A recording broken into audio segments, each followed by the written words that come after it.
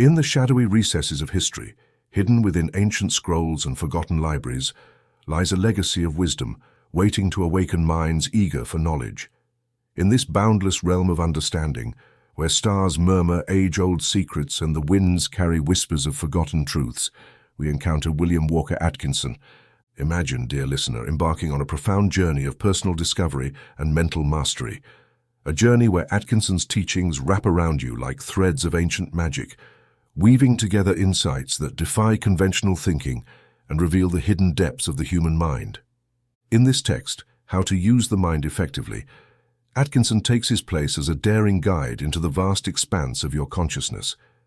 He not only shares the mind's most powerful secrets, but encourages you to explore and harness your inner strength.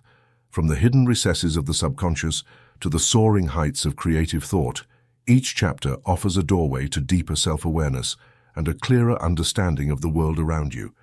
Join us on this transformative path, where words become tools, thoughts transform into power, and the mind is revealed as a masterful instrument. Discover how every thought, emotion, and action can shape your destiny and unlock doors to a future where human potential knows no bounds. Welcome to How to Use the Mind Effectively. Prepare your mind to absorb lessons that will reshape your life and uncover the mysteries of your own inner greatness. You're about to embark on a journey of enlightenment, self-realization, and the limitless power of the human spirit. Chapter 1. What is the mind? Psychology is generally regarded as the science of the mind. More specifically, it concerns itself with mental states, thoughts, feelings, and acts of will.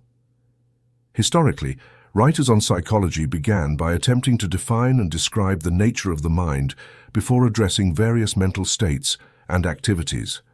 However, recent authorities have revolted against this requirement, arguing that it is no more reasonable to assert that psychology should be considered an explanation of the ultimate nature of the mind than to claim that physical science should explain the ultimate nature of matter. Attempting to explain the ultimate nature of either is futile. There is no real necessity for an explanation in either case. Physics can explain the phenomena of matter, and psychology can elucidate the phenomena of the mind without delving into the ultimate nature of each substance. Physical science has continuously progressed over the last century, even as theories regarding the ultimate nature of matter have been revolutionized during this period. The facts of material phenomena remain despite changing theories about the nature of matter itself. Science demands and clings to facts, considering theories to be at best working hypotheses.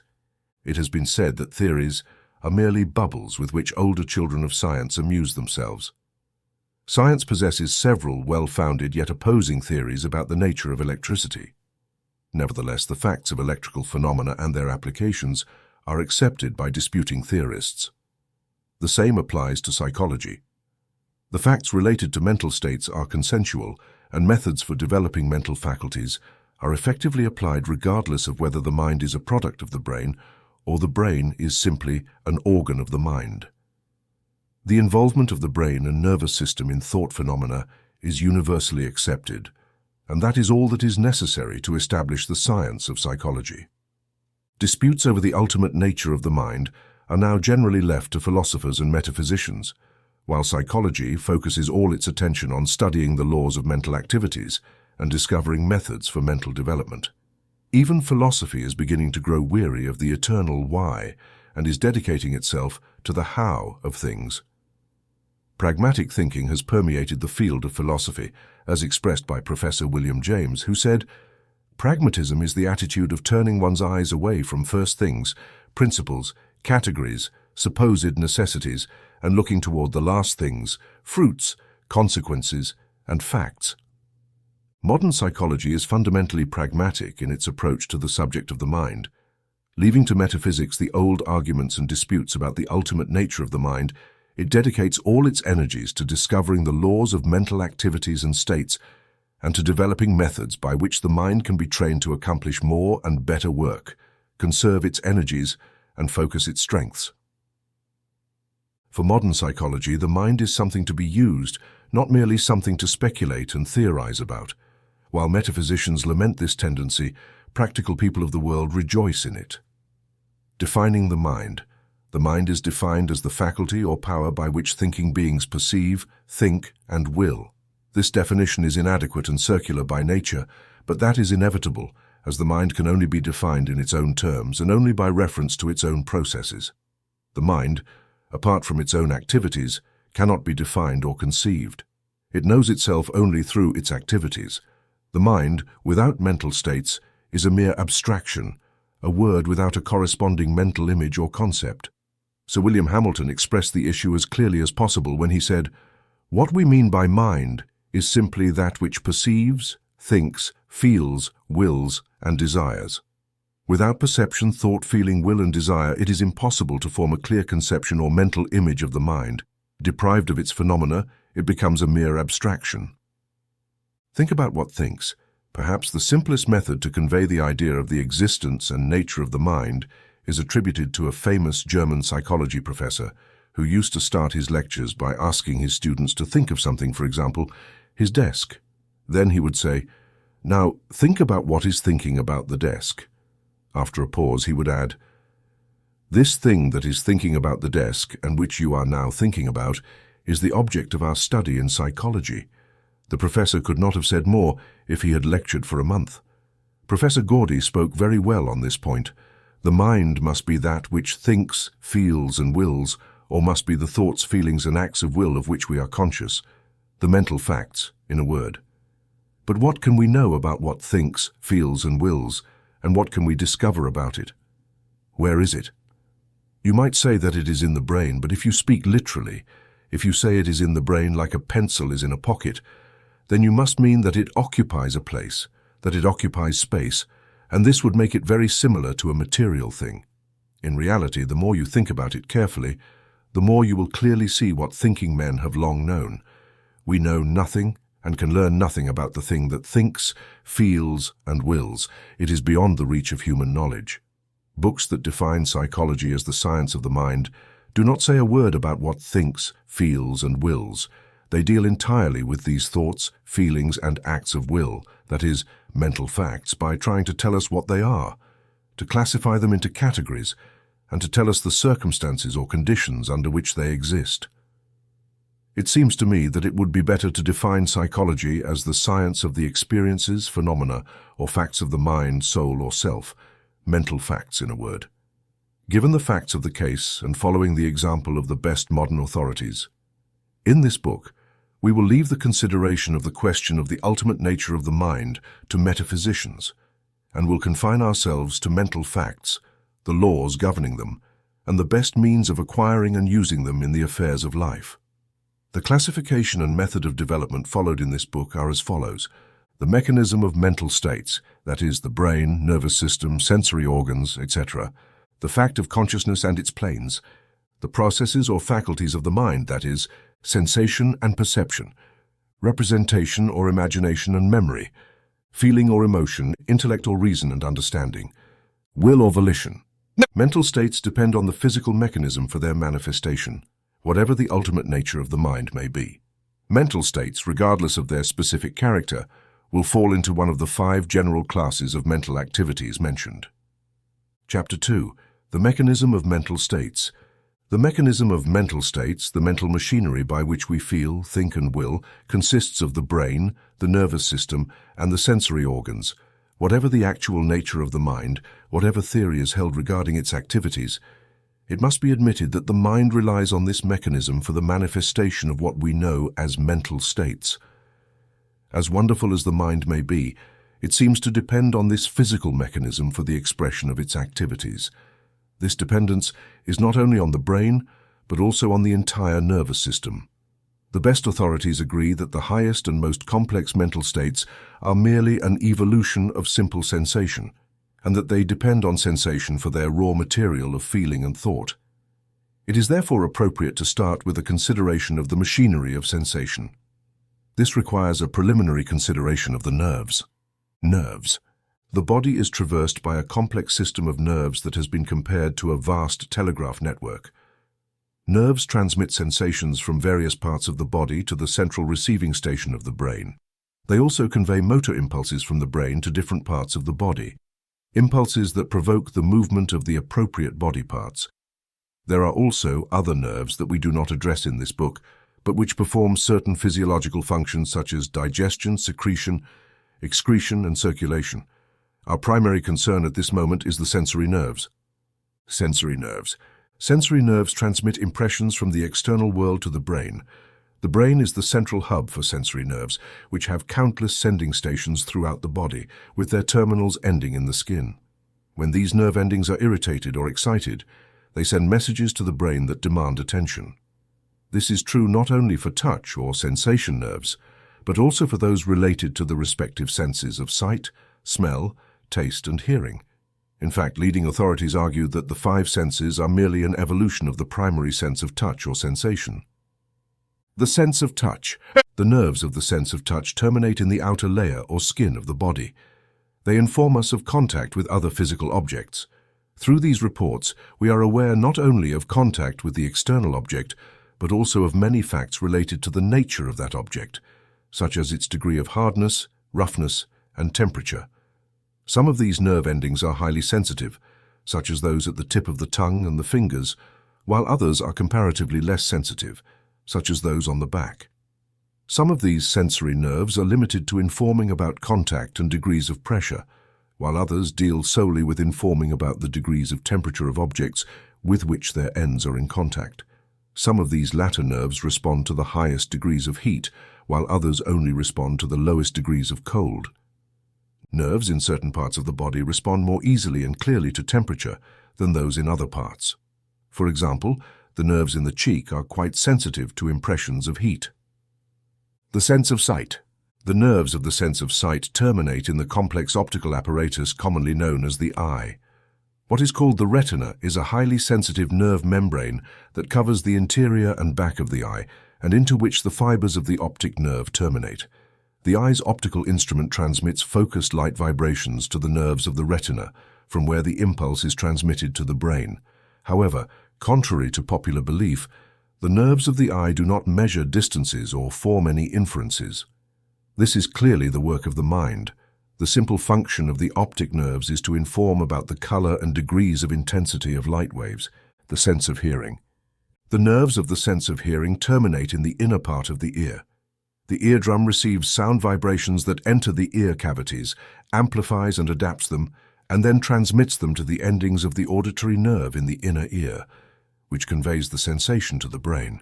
The auditory nerve informs the brain about the degrees of pitch, intensity, quality, and harmony of the sound waves that reach the eardrum. As is known, some sound vibrations are too low to be registered by the auditory nerve, and others are too high to be perceived, although both types can be detected by scientific instruments. It is also considered certain that some lower animals are aware of sound vibrations that are not registered by human auditory nerves. The sense of smell. The nerves of the sense of smell terminate in the mucous membrane of the nasal cavities. For these nerves to detect the odor of external objects, it is necessary for tiny particles of the object to come into contact with the mucous membrane of the nasal cavities. This is only possible through the passage of air containing these particles through the nasal cavities. Mere proximity to the nasal cavities is not sufficient. These particles are primarily composed of subtle gases. Some substances affect the olfactory nerves much more than others, a difference due to the chemical composition of the substance. The olfactory nerves transmit the information to the brain. The sense of taste. The nerves of the sense of taste terminate in the tongue, or more precisely, in the small cells of the tongue known as taste buds. Substances introduced into the mouth chemically affect these small cells, and an impulse is transmitted to the taste nerves, which then relay the sensation to the brain. Authorities assert that taste sensations can be reduced to 5 general classes: sweet, bitter, sour, salty, and savory. There are certain nerve centers that play crucial roles in the production and expression of mental states located in the skull and the spinal column, the brain and the spinal cord, which we will consider in the next chapter. Chapter 3. Major nerve centers. The major nerve centers that play an important role in the production and expression of mental states are those of the brain and spinal cord, respectively. The spinal cord. The spinal cord is the cord or string of nerve substance enclosed within the spinal column or backbone. It extends from the lower part of the skull and descends inside the spinal column for about 18 centimeters. However, it is continuous with the brain, and it is difficult to determine where one begins and the other ends. It consists of a mass of grey matter surrounded by a covering of white matter. Along the length of the spinal cord, 31 pairs of spinal nerves emerge, branching out on each side of the body and connecting with various smaller nerves extending to all parts of the system.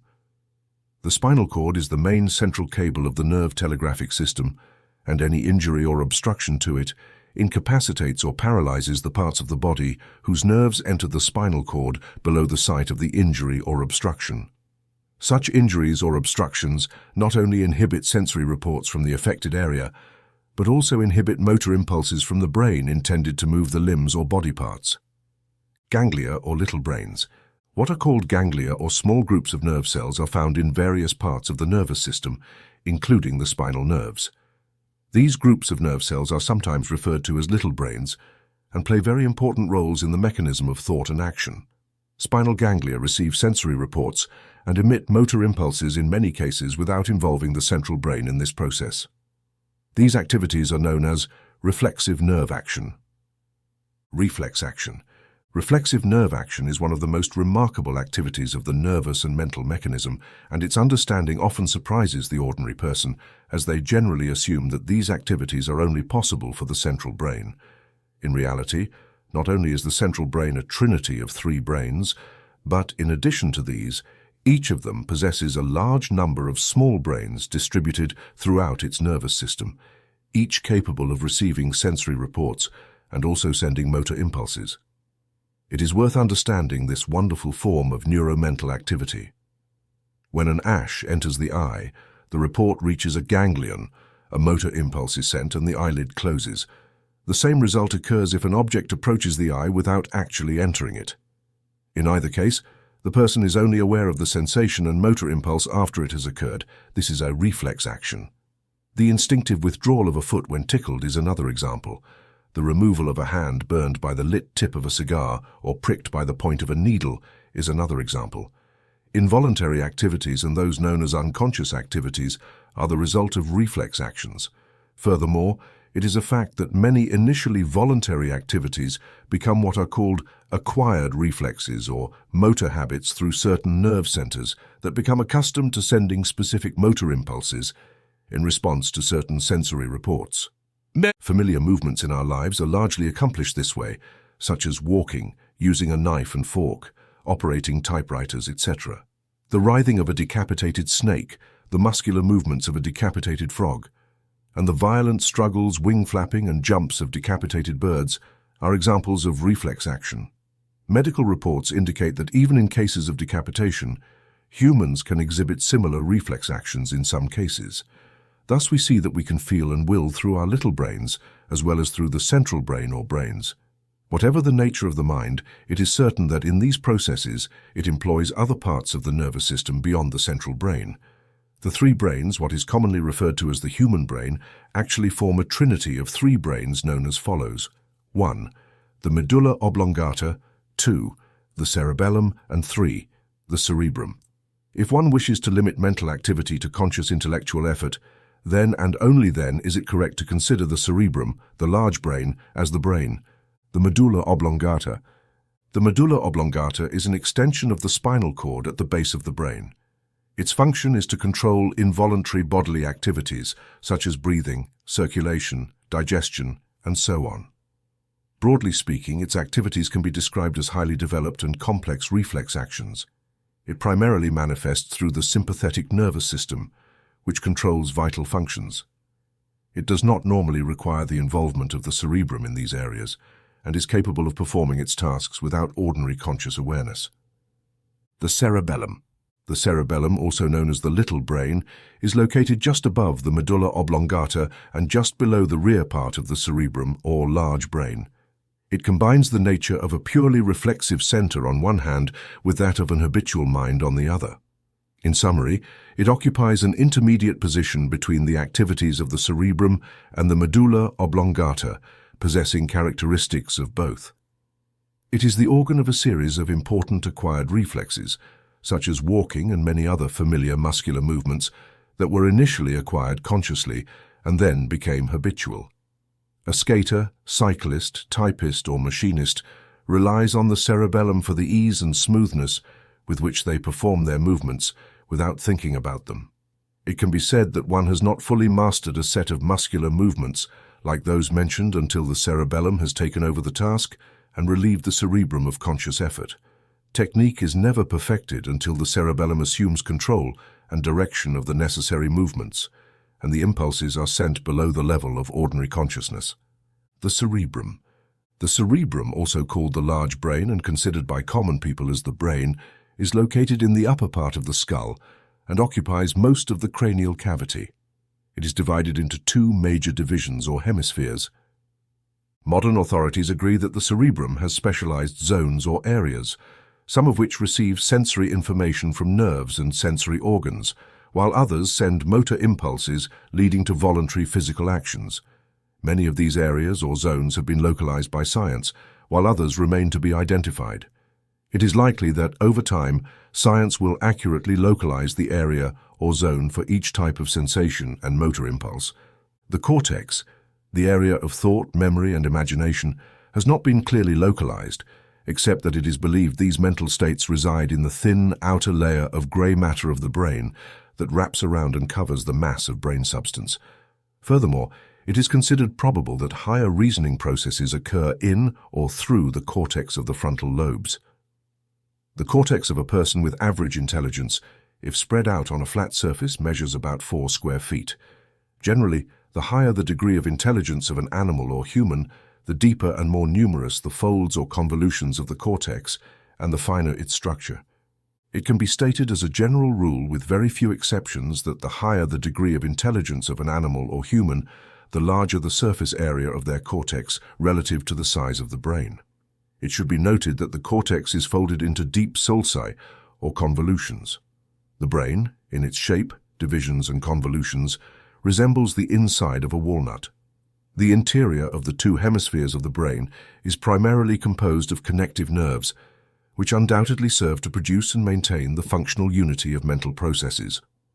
Although physiological psychology has made significant progress in discovering brain centers and explaining much of the mechanism of mental processes, it has only touched upon the most basic and simple mental processes.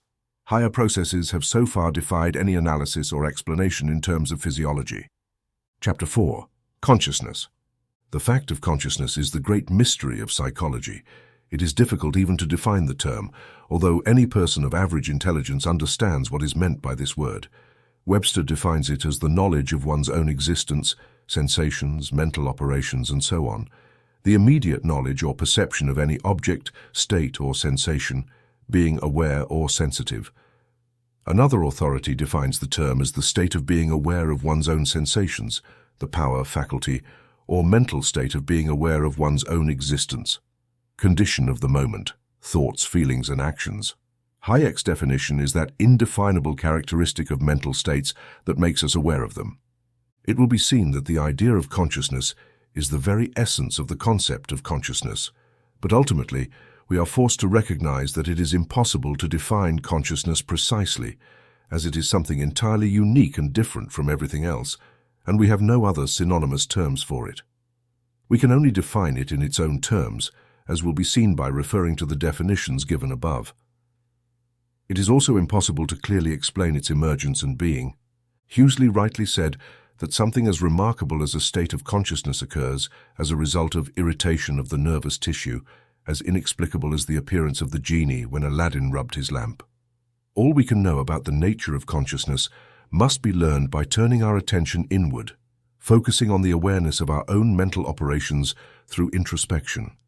By directing our conscious gaze inward, we can perceive the flow of thought from its emergence from the subconscious regions of the mind to its final disappearance into those same regions.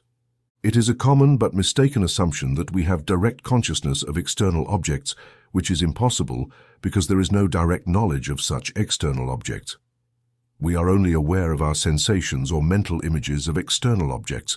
The only thing we can be directly aware of is our own experiences or mental states. We cannot be directly conscious of anything outside our own mind. For example, we are not directly aware of the tree we see. We are only directly aware of the nervous sensation resulting from the impact of light waves carrying the image of the tree.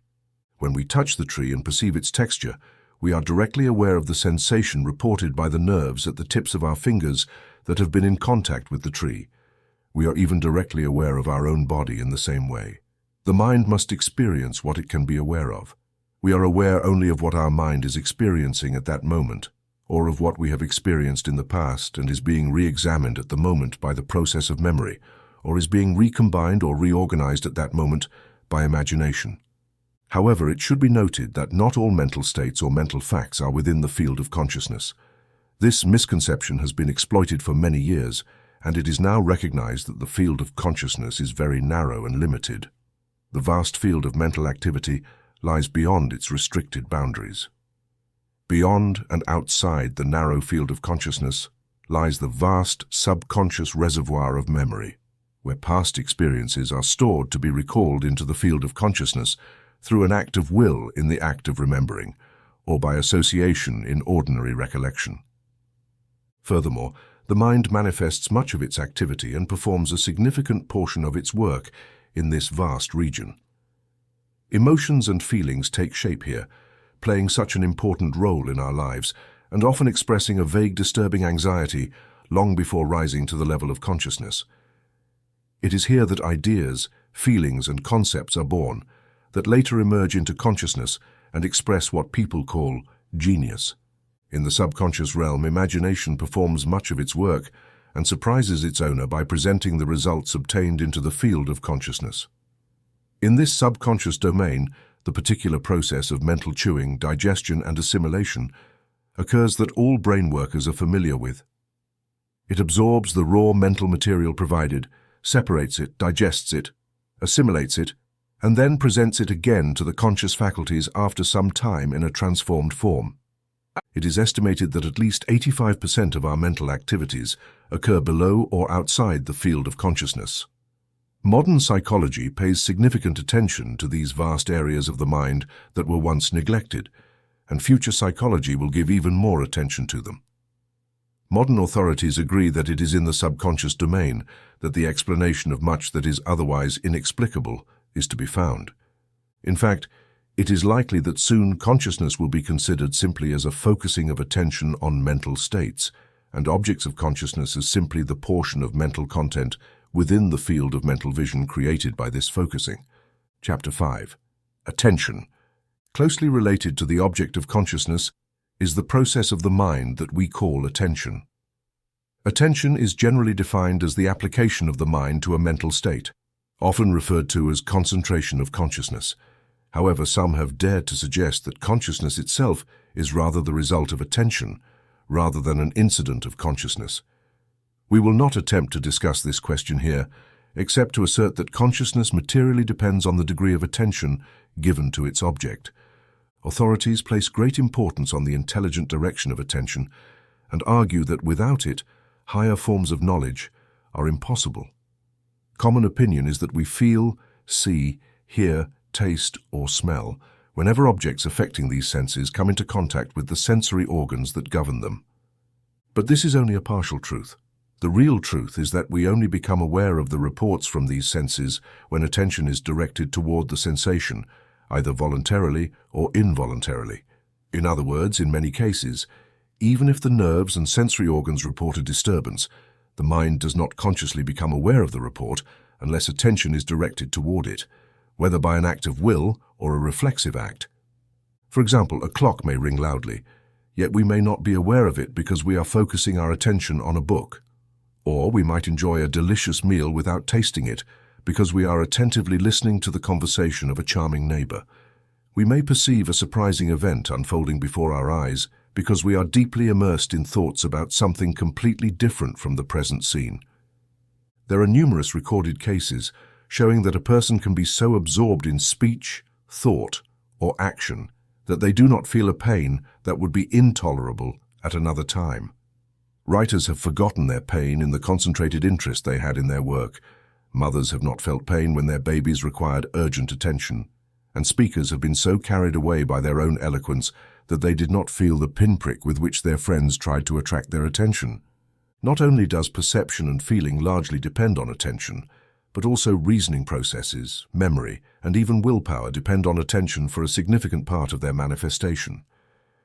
Psychologists divide attention into two general classes: voluntary attention and involuntary attention. Voluntary attention is directed by willpower towards an object of our own choice, more or less deliberately. It requires a clear effort of will to focus attention in this manner, and many people are barely aware of it, which is why they rarely express it. Voluntary attention is the result of training and practice, and it distinguishes a person with strong willpower, concentration, and character. Some authorities go so far as to say that what is commonly called strong willpower is, in reality, nothing more than a developed form of voluntary attention. The person with strong willpower keeps before them the idea they wish to achieve. Involuntary attention, often called reflexive attention, is attention triggered by a nervous response to a particular sensory stimulus. This is the common form of attention, nothing more than what children vividly display when their attention is captured by each new object, but cannot be maintained for any known or uninteresting object. It is crucial to cultivate one's power of voluntary attention. Not only does it strengthen and develop willpower, but all mental faculties benefit from it. Training voluntary attention is the first step in mental development. Training voluntary attention can be done deliberately, as demonstrated by many of the world's greatest individuals. There is only one way to train and develop any mental faculty or power: through practice and use.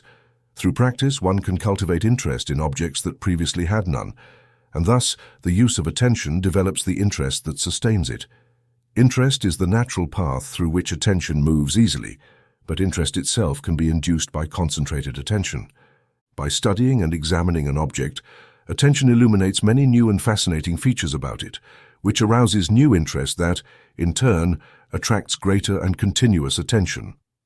There is no real path to the development of voluntary attention. The only true method is work, practice, and use.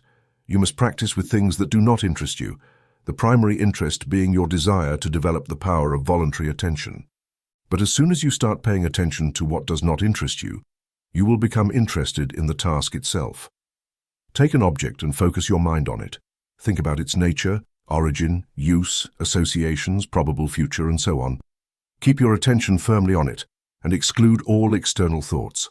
After a bit of practice, you should set the object aside for the moment and return to it the next day, trying to discover new points of interest in it. The main goal is to keep the object in mind, which can only be achieved by discovering interesting aspects about it. Attention, which loves interest, may reveal itself through this task initially and may try to wander into the green pastures on either side of the path. But you must bring the mind back to the task again and again. Over time, the mind will get used to this exercise and may even come to enjoy it. Periodically change the objects of examination to bring variety. It is not necessary for the object to always be something observable. Instead, choose a subject from history or literature and explore it, striving to highlight all related facts as much as possible. Anything can be used as a subject or object of study, but whatever is chosen must be firmly and clearly maintained in the field of conscious attention. Once you have developed the habit, you will find the practice more fascinating. You will invent new subjects or objects for investigation, research, and reflection that will reward you for your work and time. But never lose sight of the main point, the development of the power of voluntary attention. When studying methods to develop and train voluntary attention, the student should remember that any exercise aimed at developing willpower will also lead to the development of attention. Similarly, any exercise aimed at developing voluntary attention will tend to strengthen willpower.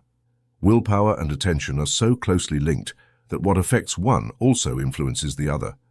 It is crucial to consider this fact and base exercises and practices on it.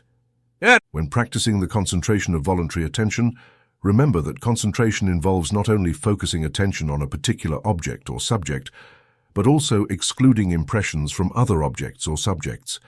Some authorities advise the student to attempt to listen to a single instrument among others in an orchestra, or to concentrate on reading a book in a room full of people talking, among other similar exercises. Anything that helps to narrow the focus of attention at a given moment tends to develop the power of voluntary attention. The study of mathematics and logic is also considered an excellent practice for concentrating voluntary attention, as these studies require close concentration and sustained attention. Attention is also developed through any study or practice that involves analyzing a whole into its parts, and then synthesizing or constructing a whole from its scattered parts. Each of the senses should play a role in the exercises, and additionally, the mind must be trained to concentrate on an idea that is maintained within itself, a mental image, or an abstract idea that exists independently of any immediate sensory report. Students often have great difficulty distinguishing between sensation and perception. A sensation is simply a report from the senses received into consciousness. Perception is the thought that arises from the sensation. Perception often combines several sensations into a single thought or concept. Through sensation, the mind feels, while through perception, one knows what is felt and recognizes the object causing the sensation. Sensation only reports external objects, while perception identifies this report with the object that caused it. Perception interprets the reports of sensation. For example, a sensation might report a flash of light coming from above, while perception interprets this light as coming from the stars, the moon, or the sun, or as the flash of a meteorite. A sensation might report a sharp, pointed, and painful contact, while perception interprets it as the prick of a pin. If a sensation reports a red spot on a green background, perception interprets it as a fence in a bush. Additionally, although we can perceive a single sensation, our perceptions often belong to a group of sensations. Perception is often used to group sensations and identify them with the object or objects causing them. In this process of identification, it draws upon any memory of past experiences that the mind might possess, including memory, imagination, feeling, and thought. Even if a child often has only a weak perception at first, with experience, they begin to manifest and form perceptions. Sensations are like letters of the alphabet, and perception is like forming words and sentences from those letters. Thus, the letters A and T symbolize sensations, while the word cat, formed from them, symbolizes the perception of the object. It is argued that all knowledge begins with sensation, that the mental history of a race or an individual starts with their first sensation. However, while this is accepted, it must be remembered that sensation merely provides the raw and elementary material of thought. The first true process of thought or knowledge begins with perception. From our perceptions, all our concepts and higher ideas are formed. Perception relies on associating sensation with other previously experienced sensations. It depends on experience, and the greater the experience, the greater the possibility of perception. If everything else is equal, when perception begins, the mind loses sight of the sensation itself, as it identifies it as a quality of the thing producing it. The sensation of light is considered a quality of the star. The sensation of a prick is considered a quality of the pin or chestnut. The sensation of smell is considered a quality of the rose.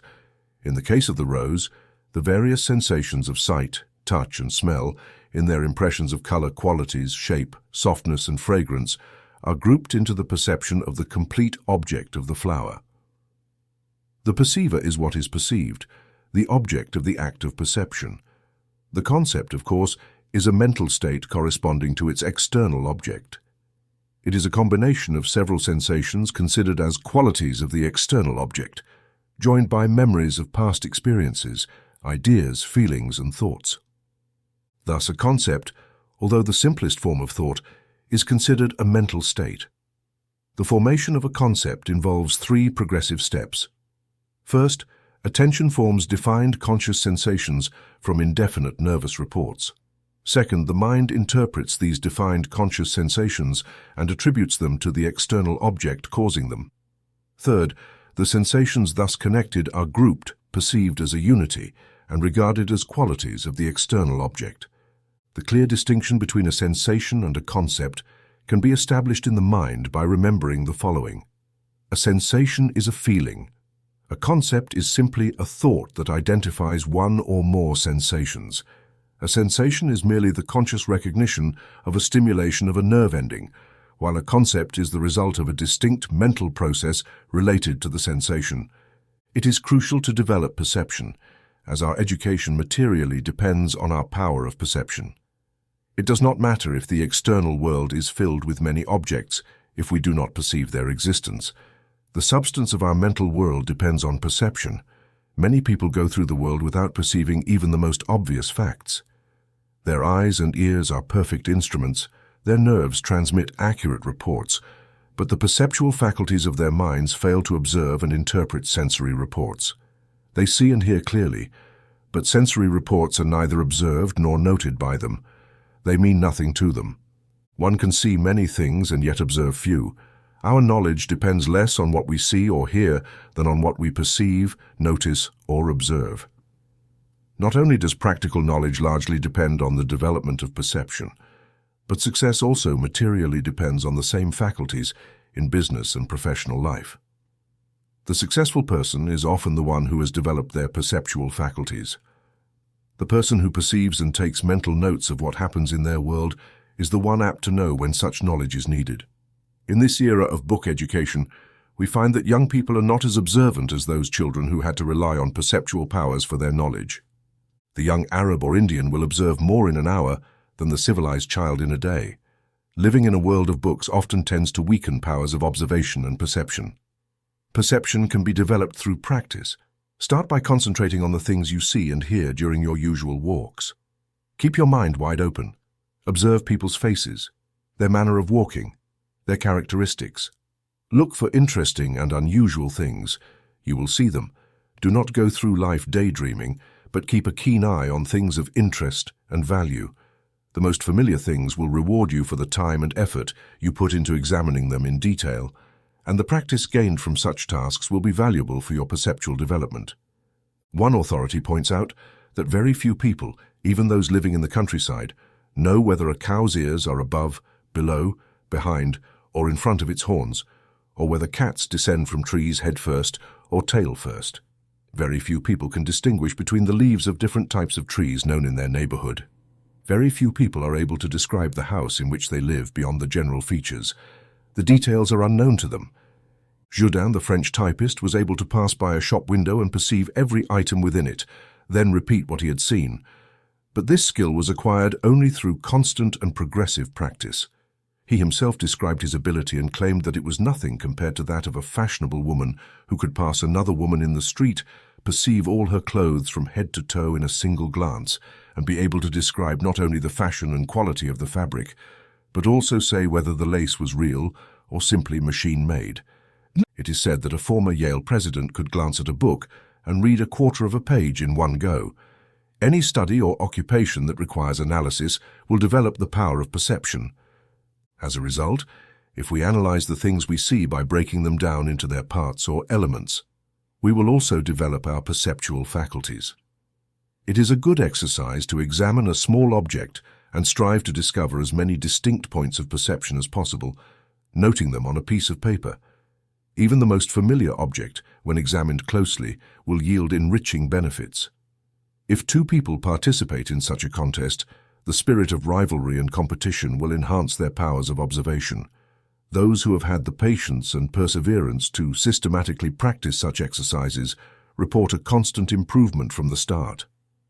Even if one is not inclined to practice in this way, there are opportunities to start noticing the details of things you see, people's facial expressions, details of their clothing, their tone of voice, the quality of items we handle, and especially the small things. Perception, like attention, follows interest. But you can also generate interest in things by observing their details, peculiarities, and characteristics. The best knowledge acquired is that which results from one's own personal perception. There is a proximity and truth in what is known in this way that is not simply due to having read or heard about it. You can make this knowledge a part of yourself. A person's knowledge depends not only on what they perceive, but also on their own character, which results from the nature of their perceptions. The influence of the environment is significant. And what is the environment but what is perceived by oneself? It is less about what is external to oneself than the part that enters oneself through perception. By directing your attention toward desirable objects and perceiving as much of them as possible, you truly build your own character at will. The world needs good observers in all areas of life, and there is a shortage of them, clamoring for their services and willing to pay a good price. The person who can voluntarily perceive and observe the details of any profession, business or trade will go far in that vocation. Children's education must actively consider the faculty of perception. The kindergarten has made some strides in this direction, but much remains to be done. Chapter 7. Memory. Psychologists classify mental processes known as memory and imagination, respectively, as representative processes. The term representation is used in psychology to indicate the processes of reappearance or recall to consciousness of what was previously presented but has gone out of focus, as Hamilton puts it. The general capacity for knowledge necessarily requires, in addition to the power to unconsciously evoke one part of our retained knowledge over another, the faculty to represent in consciousness what is thus evoked. Memory is the primary representative faculty of the mind.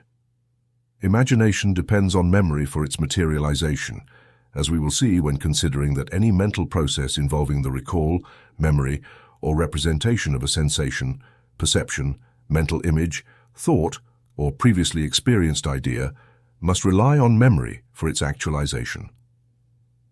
Memory is the great repository of the mind where records of past mental experiences are stored. It is part of the vast subconscious field of mental activity, and most of its work is carried out below the level of consciousness. It is only when its results move into the field of consciousness that we become aware of its existence. We know memory only through its works. Of its nature we know very little, although some of its main laws and principles have been discovered. Previously, memory was usually classified among the various faculties of the mind, but modern psychology no longer views it this way. It is now seen as a general power of the mind that manifests in relation to all other faculties of the mind. It is now considered part of the vast subconscious field of mentality, and its explanation must be sought there. It is completely inexplicable otherwise. The importance of memory cannot be overstated. Not only does it primarily depend on the character and education of a person, but their own mental being is linked to it. Without memory, a person would never progress mentally beyond the state of a newborn. They could never benefit from experience, form clear perceptions, reason or judge. The processes of thought rely on memory of past experiences to obtain material. Without this material, thought is impossible. Memory fulfills two important general functions. On the one hand, the retention of impressions and experiences, and on the other hand, the reproduction of those impressions and experiences thus retained. It was once argued that memory retained only a part of the impressions and experiences it initially recorded, but the current theory is that it retains all the impressions and experiences it records. It is true that many of these impressions are never reproduced in consciousness, but experiences tend to show that records are always present in memory, and that appropriate and sufficiently strong stimuli will nonetheless bring them back to the field of consciousness. Phenomena of somnambulism, dreams, hysteria, and near-death experiences demonstrate that the subconscious mind possesses an immense accumulation of seemingly forgotten facts, which unusual stimuli can bring back. The power of memory to reproduce retained impressions and experiences is referred to in various ways: recollection, remembrance, or memory. This power varies significantly among individuals, but it is an axiom of psychology that anyone's memory can be developed and trained through practice. The ability to remember largely depends on the clarity and depth of the initial impression, which in turn depends on the degree of attention given at the time of its occurrence. Memory is also greatly facilitated by the law of association, a principle according to which one mental fact is connected to another. The more facts are associated with a particular fact, the easier it will be to remember it. Memory is also facilitated by use and exercise. Just as fingers become skilled and efficient through use and exercise, or stiff and inefficient through lack of it, the memory cells in the brain become adept through use and exercise. In addition to the phases of retention and reproduction, there are two important aspects of memory. On one hand, the recognition of the reproduced impression or experience, and on the other hand, the localization of the impression or its reference to a more or less defined time and place. Recognition of the recalled impression is very important. It is not enough for the impression to be retained and recalled if we are not able to recognize this impression as something we have already experienced. Memory will be of little use in our thought processes otherwise. The goals of thinking require us to be able to identify the recalled impression with the original. Recognition is essentially an act of acknowledgement. It is similar to perception. The mind becomes aware of the recalled impression just as it becomes aware of a sensation, and then it recognizes the relationship between the recalled impression and the original, just as it realizes the relationship between a sensation and its object. It is also important that even if we recognize the recalled impression, it will be relatively less useful unless we are able to localize it, whether as if it occurred yesterday, last week, last month, last year, 10 years ago, or at a specific moment in the past, whether in our office, our home, on a certain street, or somewhere far away. Without the power of localization, we would not be able to connect and associate the recalled fact with the time, place, and people involved, which would render this memory less useful and valuable in our thought processes. The retention of a mental impression in memory greatly depends on the clarity and depth of the original impression, as mentioned earlier. This clarity and depth depend on the degree of attention given to the initial impression. Thus, attention is a crucial factor in the formation and recording of impressions. The rule is this: light attention leads to weak recording, while marked attention leads to clear and deep recording to anchor the fact in the mind. To understand this, the student can consider the phases of retention and reproduction in memory as akin to a phonograph recording. The diagram of the phonograph receiver represents the sensory organs, and the recording needle represents attention. The needle creates a recording on the cylinder more or less deep, depending on its condition. A loud sound can be recorded, but weakly if the needle is not well adjusted. Additionally, it should be remembered that the strength of reproduction depends almost entirely on the clarity and depth of the original impression on the cylinder, just as with a record. Thus, the quality of reproduction will be good. It is beneficial for the student to keep this phonograph symbol in mind, as it will help develop their memory capacity. In this regard, we must remember that attention largely depends on interest. Therefore, it is natural to expect that we will remember much more of interesting things than of those that lack interest. This assumption is confirmed by real experience. This explains why individuals remember some types of things better than others.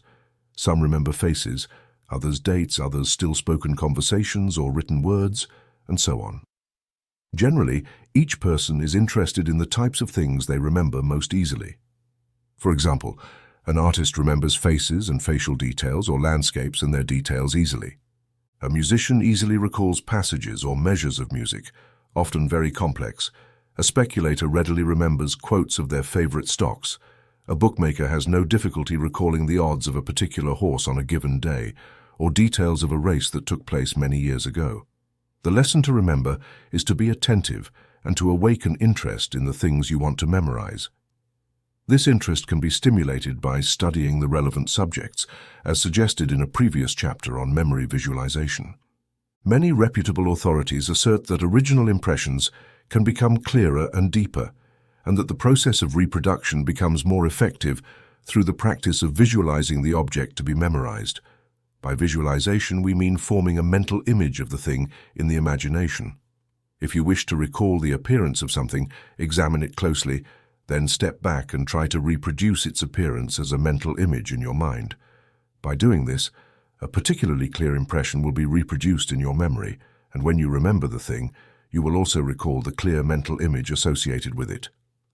Of course, the more details observed and included in the original mental image, the more details will be remembered. Memory perception requires not only attention to form clear memory records, but also attentive perception. Without clear perception, there will be a lack of details in the retained recording, and the associative element will be missing. It is not enough to remember the thing itself. One must also recall everything related to it. The practice of the perception development methods mentioned in a previous chapter tends to develop and train the powers of retention, reproduction, recognition, and localization in memory. The rule is that the higher the degree of perception given to a thing, the more significant the details of the retained impression will be, and the easier the recall, understanding, and memory will be. Another important point in acquiring impressions in memory is that the greater the understanding of the subject or object, the clearer the impressions about it will be, and the clearer the memory of it will be. This fact is demonstrated by experience and experimentation. A difficult subject to remember under ordinary circumstances will be easily retained if it is thoroughly explained to the person and accompanied by some illustrations or familiar examples. It is very difficult to remember a series of meaningless words, while a phrase that conveys a clear meaning can be easily memorized if we understand its purpose, uses, and application.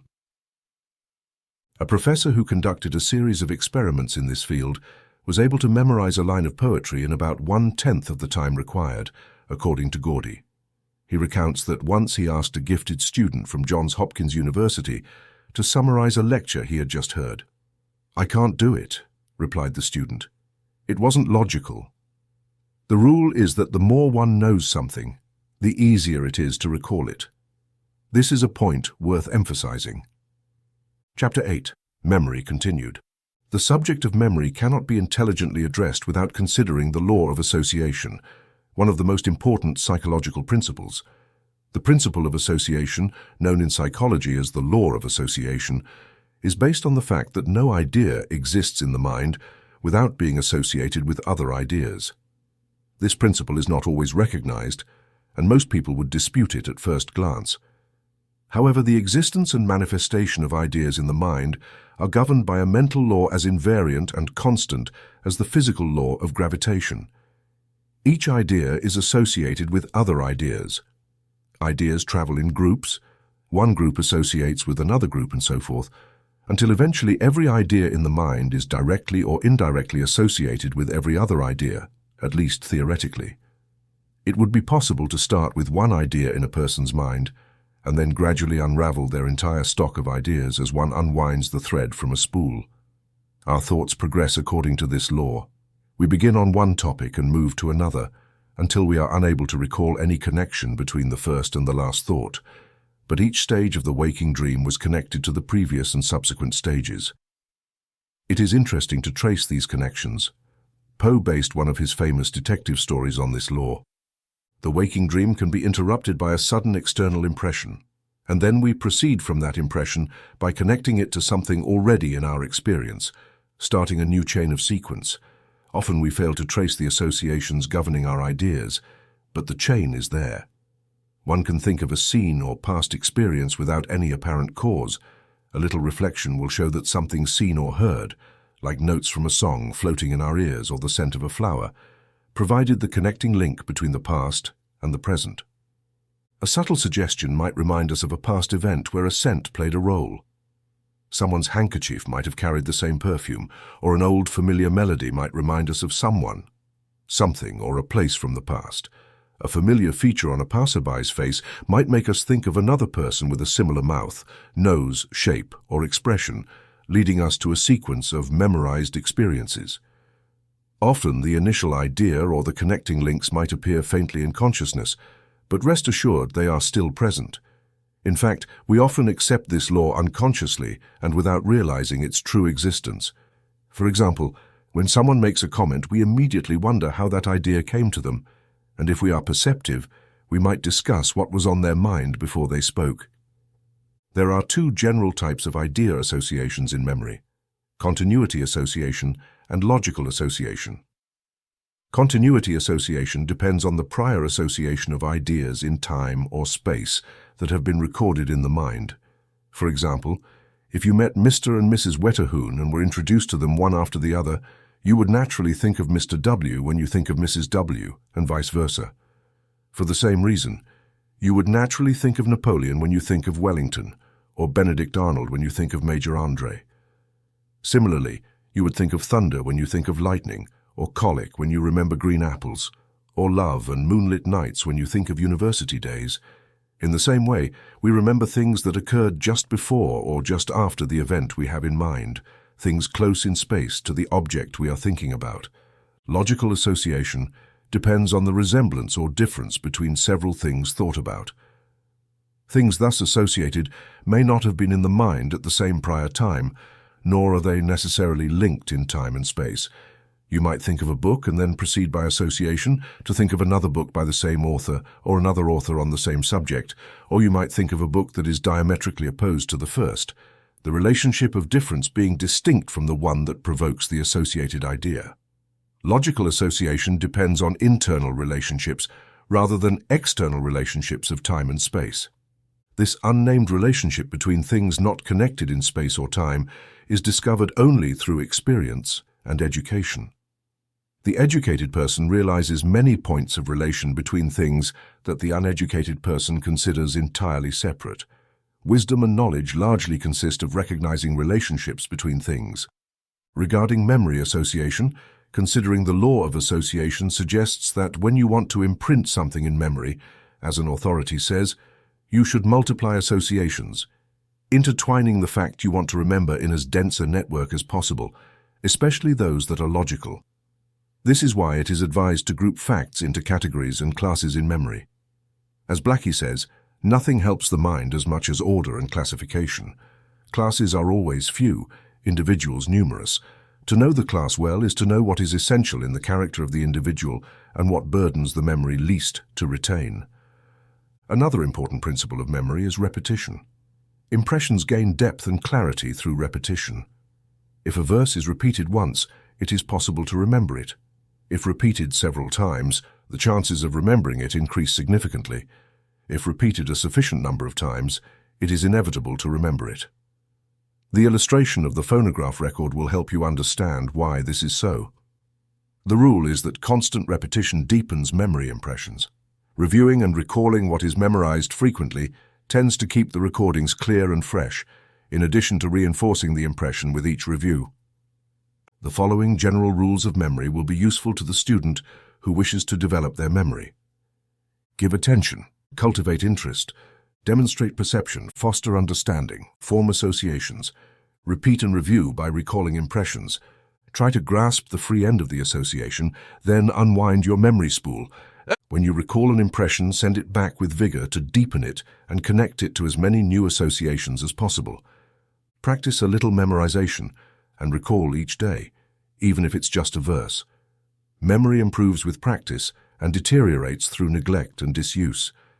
Expect good service from your memory, and it will learn to respond. Learn to trust it, and it will meet the circumstances. How can you expect your memory to serve you well if you continually abuse it and tell everyone, "What a poor memory I have. I can never remember anything"? Your memory tends to accept your statements as truth. Our mental faculties have this unfortunate habit of taking our words literally in these matters. Tell your memory what you expect from it, then trust it and avoid abusing it and giving it a bad reputation. Final advice: remember this rule for your memory. Only what you put in comes out. Place good, clear, and deep impressions, and it will only reproduce good, clear, and strong memories. Think of your memory like a phonograph record and make sure to place appropriate impressions on it. In memory, you reap what you sow. You must give to memory before you can receive from it. You can be sure that unless you take sufficient interest in the things to be memorized, you will find that memory will not take enough interest in recalling them. Memory requires interest before it will engage in the task, attention before it will lend itself, understanding before it will provide understanding, association before it will respond to association, and repetition before it will repeat. Memory is a splendid instrument, but it maintains its dignity and asserts its rights. It belongs to the old dispensation, demands compensation, and believes in giving only in the same measure as it receives. Our advice is to become familiar with your memory and make it your friend. Treat it well and it will serve you, but if you neglect it, it will turn its back on you. Chapter 9. Imagination. Imagination belongs to the general class of mental processes called representative faculties, which involve processes in which previously presented impressions to consciousness are represented or presented again. As we have indicated, imagination depends on memory for its materials, its recordings of previous impressions. But imagination is more than just the recall or memory of these previously experienced and recorded impressions. In addition to representation and recall, there is a process of organizing the recalled impressions into new forms and new combinations. Imagination not only assembles old impressions, but also creates new combinations and forms from the material thus gathered. Psychology offers many definitions and distinctions between simple reproductive imagination and memory, but these distinctions are technical and generally perplexing for the average student. In reality, there is very little difference, if any, between simple reproductive imagination and memory. Although when imagination is engaged, constructive activity enters the process, a new characteristic absent in pure memory operations. In simple reproductive imagination, there is merely the formation of a mental image of a past experience, which differs little from memory, except that the recalled image is clearer and stronger. Similarly, in ordinary memory, when a memory is manifested, there often exists the same strong and clear mental image that reproduces in reproductive imagination. The two mental processes are so closely intertwined that it is practically impossible to draw a line of demarcation between them, despite the technical differences psychologists insist on highlighting. Of course, the simple recall of a person who is present is closer to pure memory than to imagination, as the process is one of recognition. But recalling or remembering the same person when they are absent from view is practically reproductive imagination. Memory at its stage of recognition exists in the child's mind before reproductive imagination manifests. The latter is therefore considered a higher mental process. But even higher on the scale is what is called constructive imagination. This form of imagination appears at a later stage in the child's mental development and is considered a further evolution of the species' mental processes. Gordy makes the following distinction between the two phases of imagination.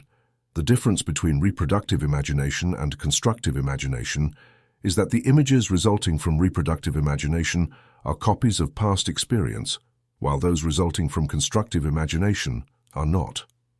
To determine whether a concrete image or a combination of images is the product of reproductive imagination or constructive imagination, one simply needs to know whether it is a copy of a past experience. Our memories are, of course, defective, and we may be uncertain about them, but apart from that, there is no need for doubt.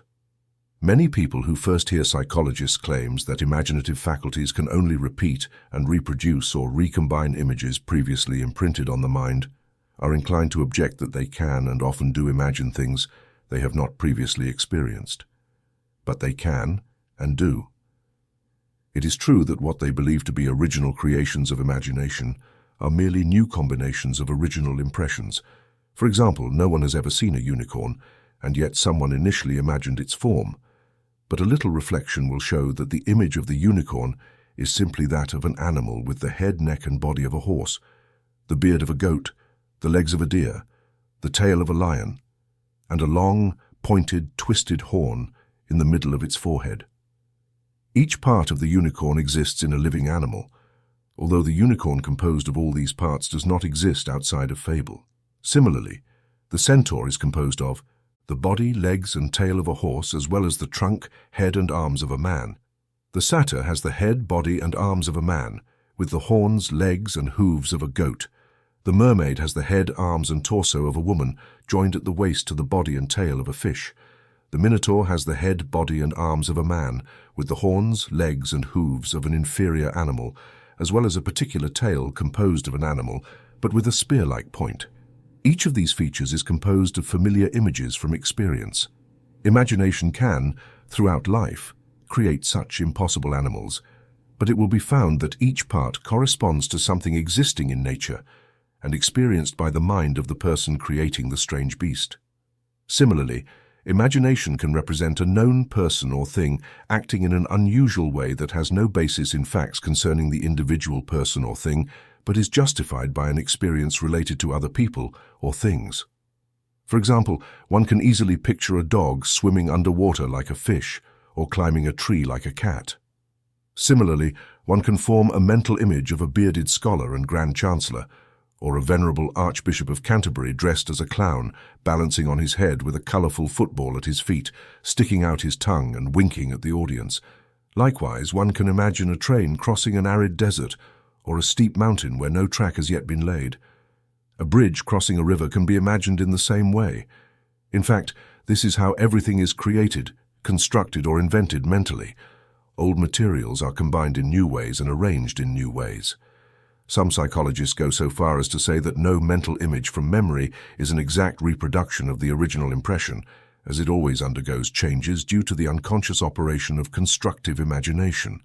Constructive imagination is capable of breaking things down in search of materials, just as it is capable of assembling them in its construction work.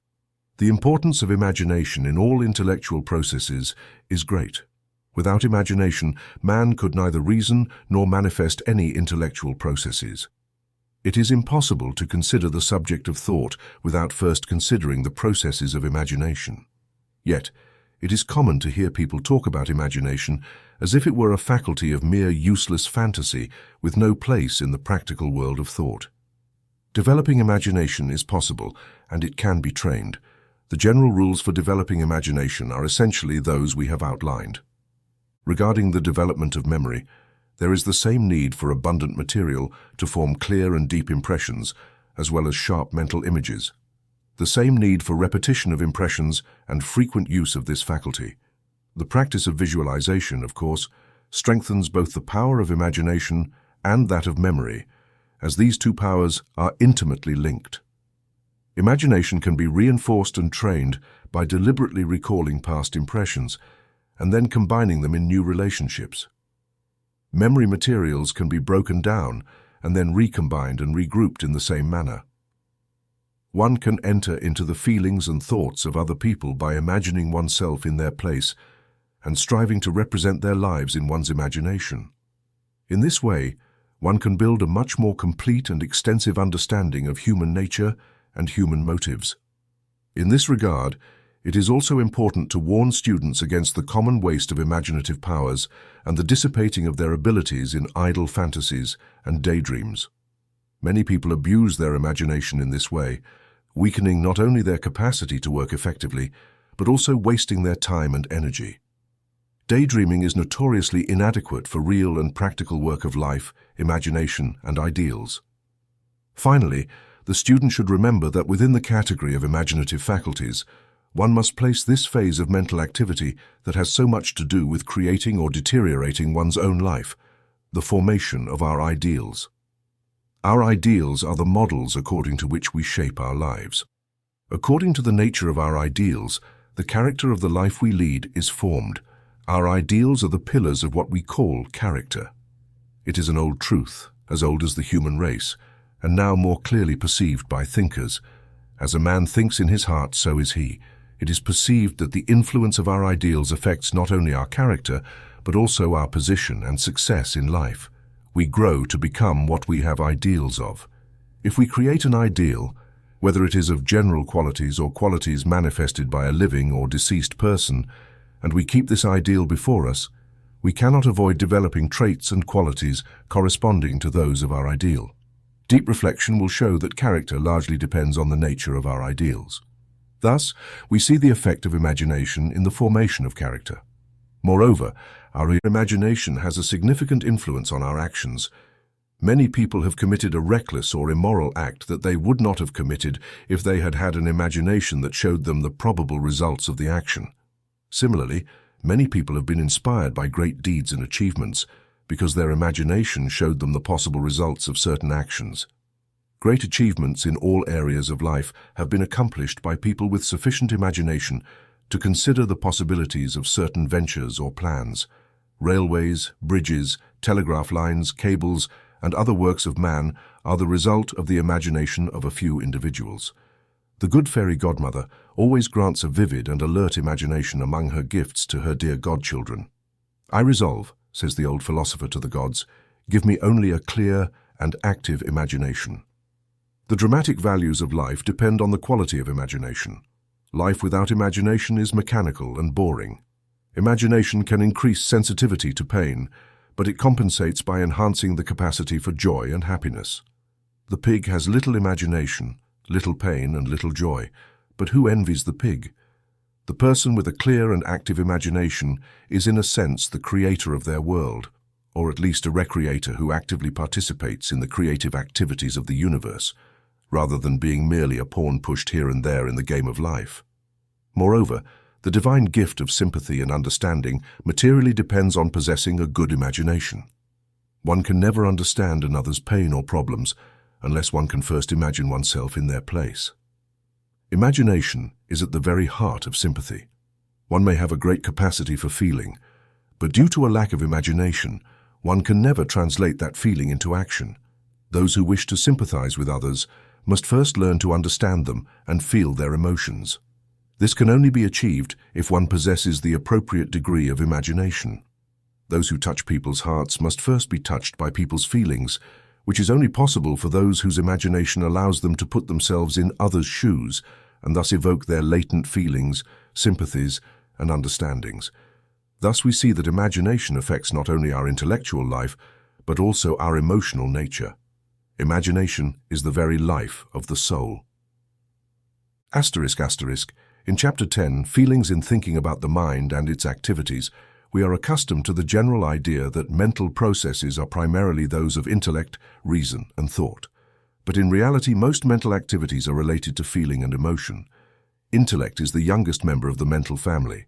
It stands out energetically, as all youngest members do, perhaps making it seem justified to consider it as the whole family. However, in reality, it plays only a relatively small part in the overall work of the mental family. Activities on the feeling side of life far surpass those on the thinking side. They are generally much stronger in their influence and effect, and in fact they unconsciously color intellectual processes in a way that builds their distinctive quality, except for a few advanced thinkers. But there is a difference between feeling and emotion as used in psychological terms. The former is the simple phase, the latter the complex one. Generally, the similarity or difference is akin to that between sensation and perception, as explained in the previous chapter. Starting from the simple and moving to the complex, let us now consider what is called simple feeling. The term feeling, as used in this sense in psychology, has been defined as the simply pleasant or unpleasant aspect of any mental state. These pleasant or unpleasant aspects of mental states are very distinct from the act of knowing that accompanies them. One can perceive and therefore know that another person is speaking and be fully aware of the words used and their usual meaning in terms of pure thought processes.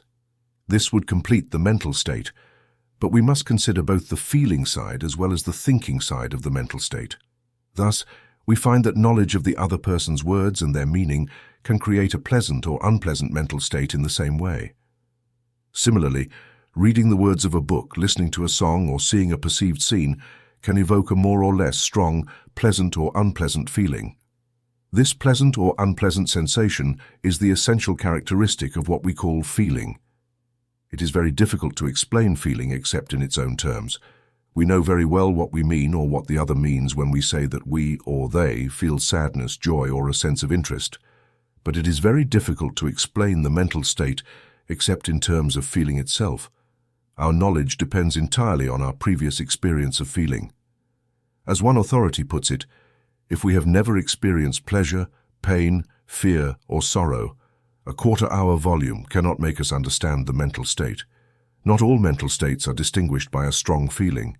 There are certain mental states that are primarily related to intellectual effort and in which any trace of feeling seems to be absent, unless, as some have claimed, the feeling of interest or its absence is a subdued form of feeling pleasure or pain. Habit can dull the feeling of a mental state to the point where it appears neutral, but there generally remains a faint sense of pleasure or displeasure. The elementary forms of feeling are closely related to simple sensations, but experiences have revealed that there is a distinction in consciousness. It has been found that one is often aware of contact with a hot object before feeling the resulting sensation or pain. Psychologists have noted another distinction. When we experience a sensation, we tend to refer it to the external object that is the cause, as when we touch the heated object. But when we experience a feeling, we instinctively refer it to ourselves, as when the heated object causes us pain. As one authority said, "My feelings belong to me, but my sensations seem to belong to the object that caused them." Another proof of the difference and distinction between sensation and feeling is the fact that the same sensation will produce different feelings in different people who experience it, even simultaneously. For example, the same sight will make one person euphoric and another depressed. The same words will produce joy in one person and sadness in another. The same sensation will produce different feelings in the same person at different times. As the authority says, if you drop your wallet and see it on the ground when you bend down to pick it up, you feel neither pleasure nor pain. But if you see it after having lost it and search for it in vain for a long time, you feel pronounced pleasure. There is a wide range of degrees and types of feelings, As Gordy states, all forms of pleasure and pain are called feelings. There is a significant difference between the pleasure of eating a peach and that of solving a difficult problem, receiving good news from a friend, or thinking about the progress of civilization, and between the pain of a cut on the hand and that of the failure of a long-nurtured plan or the death of a friend. But within a group, all are pleasures, and within another, all are pains. Regardless of the origin of pleasure or pain, it is a feeling. Similarly, there are many different types of feelings. Some arise from sensations of physical comfort or discomfort, others from purely physiological conditions, others from the satisfaction of usual tastes or dissatisfaction resulting from the stimulation of unusual tastes, and others from the presence or absence of comfort or from the presence or absence of things or people we cherish or value. Excessive indulgence often transforms the feeling of pleasure into a feeling of pain, and likewise, habit and practice can transform what once inspired an opposite feeling into a pleasant one. Feelings also differ in intensity. This means that some things make us experience pleasant feelings of greater intensity than others, and some make us experience painful feelings of greater intensity than others. These degrees of intensity depend more or less on individual habits or experience. In general, feelings can be categorized into two groups, those resulting from physical sensations and those resulting from ideas. Feelings that depend on physical sensations come from inherited tendencies or acquired habits and experiences. An axiom of the evolutionary school is that any physical activity that has been a habit of the race for a long time becomes an instinctive pleasure for the individual. For example, the race has been forced for many generations to hunt, fish, travel, swim, etc. to ensure survival.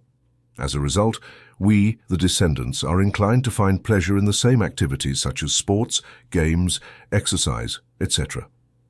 Many of our tendencies and feelings are inherited in this way, along with numerous acquired habits of physical activity that follow the same rule, that is, habit and practice impart more or less pleasant sensations. We find more pleasure in doing things that we can do easily or fairly well than in doing the opposite. Feelings that depend on ideas can also stem from heredity. Many of our mental tendencies and inclinations come from the past. There are certain feelings that arise in us undoubtedly, meaning a great capacity for such feelings that will manifest when the appropriate stimulus is present. Other mental feelings depend on our past individual experience, association, or suggestions from others, in fact, our past environment. The ideals of those around us will make us experience pleasure or pain depending on the circumstances. The power of suggestion in this sense is very strong. Not only do we experience feelings in response to present sensations, but the memory of a past experience will also evoke feelings. In fact, this type of feeling is closely related to memory and imagination. People with a vivid imagination are capable of feeling much more than others. They suffer more and enjoy more. Our sympathy, which largely depends on our imaginative power, is the cause of many such feelings. Many of the facts we generally attribute to feeling are actually part of emotional phenomena, the latter being the most complex phase of feeling. For the purposes of this consideration, we have regarded simple feeling as the raw material of emotion, comparing the relationship to that between sensation and perception. In our study of emotion, we will see the most complete manifestation of feeling and its most complex expressions. Chapter 11, Emotions. As we have seen in previous lessons, an emotion is the most complex phase of feeling. Generally, an emotion results from a series of feelings. Moreover, it is of a higher order of mental activity. As we have seen, a feeling can arise from both a physical sensation and an idea. However, an emotion generally depends on an idea for its expression, and always on an idea for its direction and continuation. Feeling is, of course, the fundamental element of all emotional states, and as one authority said, it is the thread on which emotional states are strung. As Halleck explained, when representative ideas appear, the feeling combined with them produces an emotion. After the waters of the Missouri join another current, they receive a different name, even though they continue to flow with the same volume. Suppose we compare the feeling due to sensation with the Missouri River, and the stream of representative ideas with the Mississippi before their union with the Missouri. Emotion can be compared to the Mississippi after their confluence. Once the feeling has combined with the representative ideas, the emotional current will be neither wider nor deeper than before. This analogy is used solely to clarify the distinction. Asterisk, asterisk. The student must remember that mental powers are never truly as distinct as two rivers before their confluence. The student should be careful not to think that we are done with feeling when we consider emotion, just as the waters of the Missouri continue to flow until they reach the Gulf. Thus, feeling permeates all emotional states. In the previous analogy, the term representative ideas refers to the ideas of memory and imagination, as explained in the previous chapters. There is a close relationship between emotion and its physical expression. There is a particular action and reaction between the mental state and the physical action that accompanies it. Psychologists are divided on this relationship. One school argues that physical expression is the consequence and result of the mental state. For example, we hear or see something, and from there we experience the feeling or emotion of anger. This emotional feeling reacts in the body, causing an accelerated heartbeat, tightly closed lips, furrowed brows, and clenched fists. Or we might perceive something that provokes the feeling or emotion of fear, resulting in pallor, hair standing on end, a dropped jaw, wide open eyes, trembling legs, etc. According to this school and popular belief, the mental state precedes and causes the physical expression. However, another school of psychology, with the late Professor William James as a recognized authority, argues that physical expression precedes and causes the mental state. For example, in the previously mentioned cases, the visual perception that triggers anger or fear first leads to a muscular reflex, according to inherited expressive habits of the race. This expression and muscular activity, in turn, are considered to react on the mind and provoke the feeling or emotion of anger or fear, as the case may be. Professor James, in some of his works, presents a compelling argument in favor of this theory, and his views influenced contemporary scientific thought on the subject. Others, however, have attempted to challenge his theory with equally compelling arguments, and the subject remains the focus of lively and vigorous debate in psychological circles. Without taking sides in this controversy, many psychologists work on the assumption that there is a mutual action and reaction between emotional mental states and the corresponding physical expression, each being in some way the cause and also the effect of the other. For example, in the previously mentioned cases, the visual perception that causes anger or fear fully leads to an emotional mental state of anger or fear, and the corresponding physical expression follows immediately. A series of mental and physical reactions then rapidly occurs. The mental state acts on the physical expression and intensifies it, while the physical expression, in turn, acts on the mental state and induces a more intense degree of emotional feeling, and so on, until the mental state and physical expression reach their peak and then begin to diminish due to exhaustion of energy. This intermediate view meets all the requirements of the facts and is probably more accurate than either of the two extreme theories. Darwin, in his classic work, The Expression of Emotions in Man and Animals, greatly illuminated the subject of emotional expression through physical movements. The scientist Florentino Paulo Montagazza complemented Darwin's work with his own ideas and numerous examples drawn from his experience and observations. François Delsarte's work, founder of the school of expression bearing his name, also constitutes a valuable contribution to reflection on this subject. The subject of the relationship and reaction between emotional feeling and physical expression is particularly fascinating, and we can expect interesting and valuable discoveries on this topic in the next 20 years. This relationship and reaction are interesting, not only from a theoretical standpoint, but also for their practical application in emotional development and training. It is established in psychology that each physical expression of an emotional state serves to intensify it, much like adding fuel to the fire. Likewise, it is also true that suppressing the physical expression of an emotion tends to slow down and inhibit that emotion itself. Halleck says, "If we observe an angry person, we will see that the emotion increases as they speak loudly, frown, clench their fists, and gesture wildly. Each expression of their passion reflects back on the original anger and fuels the flames. If they resolutely suppress the muscular expressions of their anger, it will not reach a great intensity and will soon die away in silence." Asterisk, asterisk. Asterisk, asterisk. It is not without reason that people who habitually restrict the expression of their emotions, never frowning or letting any feeling show in their tone, even when the situation calls for aggressive measures in response to an injustice, are referred to as cold-blooded. In this regard, we recall the well-known passage from Professor William James's work. If you refuse to express a passion, it dies. Count to 10 before expressing your anger, and the occasion will seem ridiculous. Whistling to encourage yourself is not just a figure of speech. On the other hand, if you spend the entire day in a dejected posture, sighing and speaking in a dull voice, your melancholy will persist. There is no more valuable precept in moral education than this. As all who have experience know, if we want to overcome undesirable emotional tendencies in ourselves, we must regularly and above all control with composure the external movements of those opposed dispositions we prefer to cultivate. Relax the frown, brighten the gaze, tense the back muscles rather than the abdominal muscles, and speak in a louder voice. And your heart must truly be cold not to gradually thaw. In the same spirit, Alex notes that actors often testify that emotion will arise if they perform the appropriate muscular movements while speaking as a character on stage. If they clench their fists and furrow their brows, they often find themselves genuinely angry. If they start with a feigned laugh, they often find themselves joyful. A German professor says he cannot walk with the step and attitude of a young girl without feeling frivolous. The wise student will gain great control over their emotional nature if they review and study the previous statements and quotes until they grasp their spirit and essence. In a few lines, this provides a philosophy of self-control that will be very valuable if applied in practice. It requires patience, perseverance, practice, and will, but the reward is great, even for those who do not have the persistence to apply this truth completely.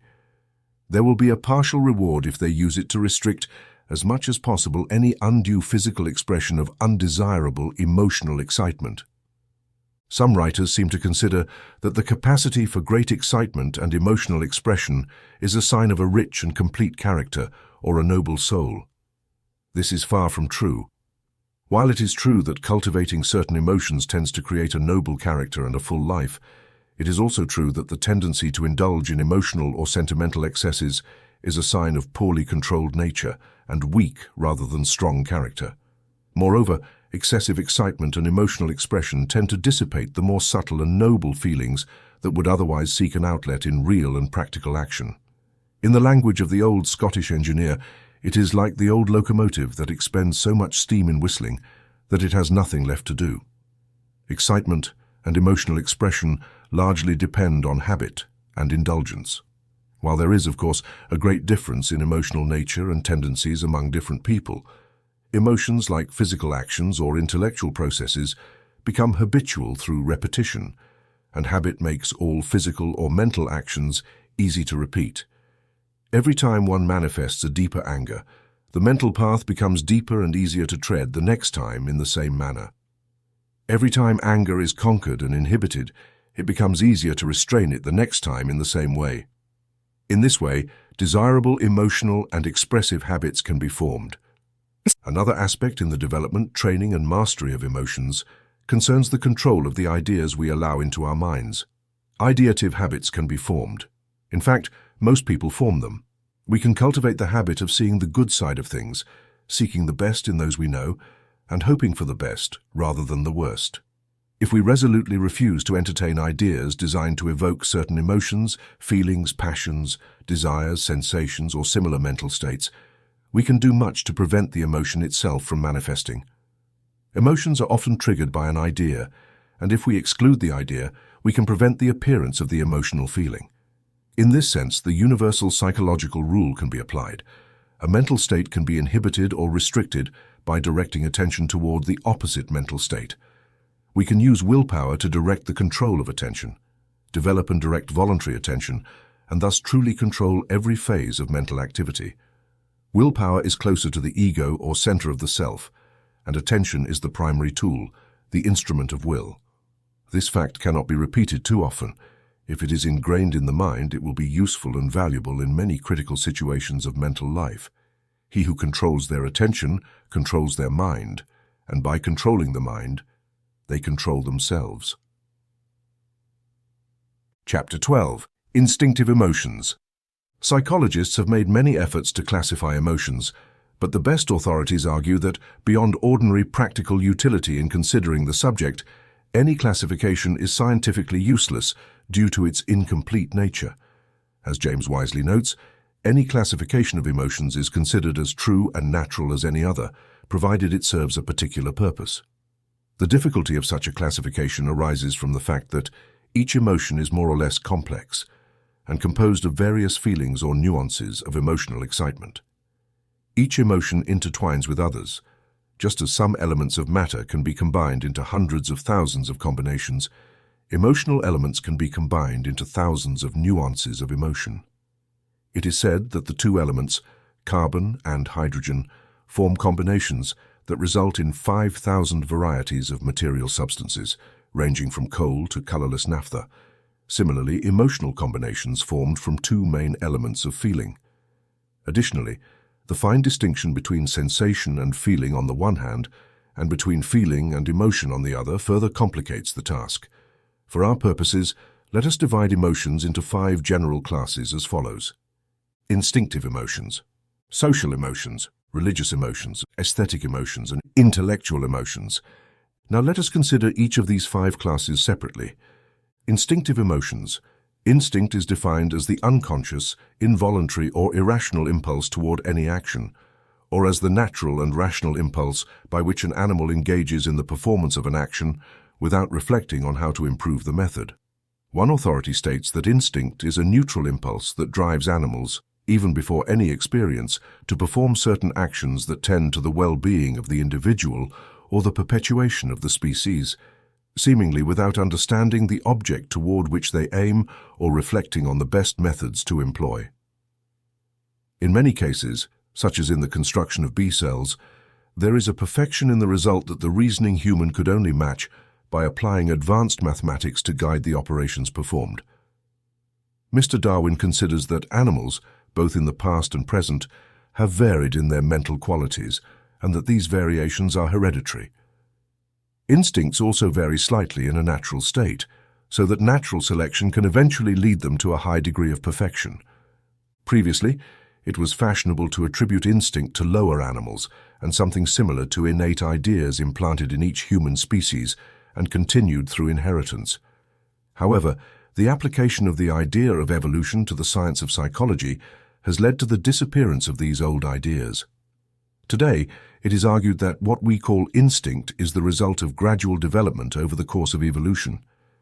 The accumulated experience of the race is stored in the racial memory, and each individual adds a bit to it through their habits and acquired experiences. Psychologists now assert that the lower forms of these racial tendencies are closely related to purely reflex actions, and the higher forms, known as instinctive emotions, are phenomena of the subconscious mind resulting from memory and racial experiences. Klott states that instinct is the higher form of the reflex act. The salmon migrates from the sea to the river. The bird builds its nest or migrates from one area to another according to an invariable route, even leaving its young to perish. The bee builds its hexagonal cell. The spider spins its web. The chick breaks out of its shell, balances itself, and picks up grains of corn. The newborn sucks its mother's breast, all this being the result of similar acts of its ancestors, which, emerging from the baby's needs and becoming progressively automatic, have not varied for long periods, transmitting the tendency to repeat them in the germ from which they emerged, namely the insect, fish, bird, and man. Snyder says, "It is a fact that people, especially in childhood, are afraid to enter a dark cave or an obscure forest. This feeling of fear arises partly from the fact that we easily suspect dangerous beasts may lurk in these places, a suspicion fueled by stories we have heard and read. But on the other hand, it is quite certain that this fear in response to certain perceptions is also directly inherited. Children who have been carefully protected from all ghost stories are nonetheless terrified and cry if taken to a dark place, especially if there are noises there. Even an adult can easily observe that an uncomfortable shyness overtakes them in a lonely forest at night, even though they are convinced there is no danger. This feeling of fear occurs in many people even in their own homes at twilight, although it is much stronger in a dark cave or forest. The fact of this instinctive fear is easily explained when we consider that our wild ancestors, through countless generations, were accustomed to encountering dangerous beasts in caves, especially bears, and were often attacked by such beasts at night and in forests. Thus, an inseparable association has occurred between perceptions of darkness, caves, forests, and fear, which has been inherited. James says, "Nothing is more common than the observation that man is distinguished from lower creatures by the almost total absence of instincts and by the assumption of their work by reason. We can confidently say that, however uncertain human relationships with their environment may sometimes appear compared to those of lower mammals, this uncertainty is probably not due to the fact that they possess certain principles of action that he does not. On the contrary, man possesses all the impulses that they have, and many more besides." Chapter 12. Instinctive emotions. Elevated places provoke a particularly pathological fear, although individuals also differ in this regard. The completely blind and instinctive nature of motor impulses is evident here, as they are almost always entirely irrational, though reason is important for suppressing them. Certain ideas of supernatural agencies associated with real circumstances produce a particular type of horror. This horror is probably inexplicable as the result of a combination of simple terrors.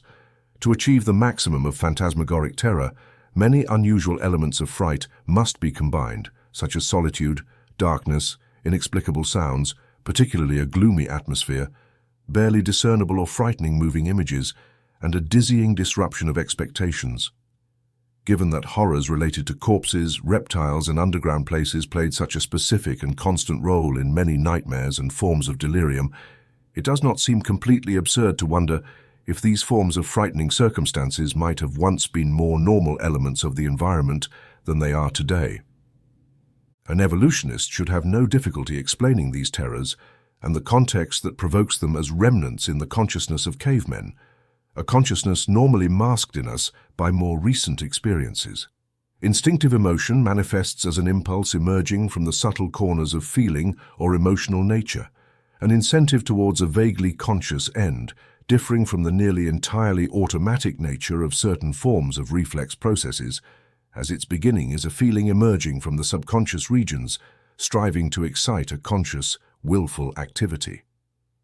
The feeling originates from the subconscious, but the activity is conscious.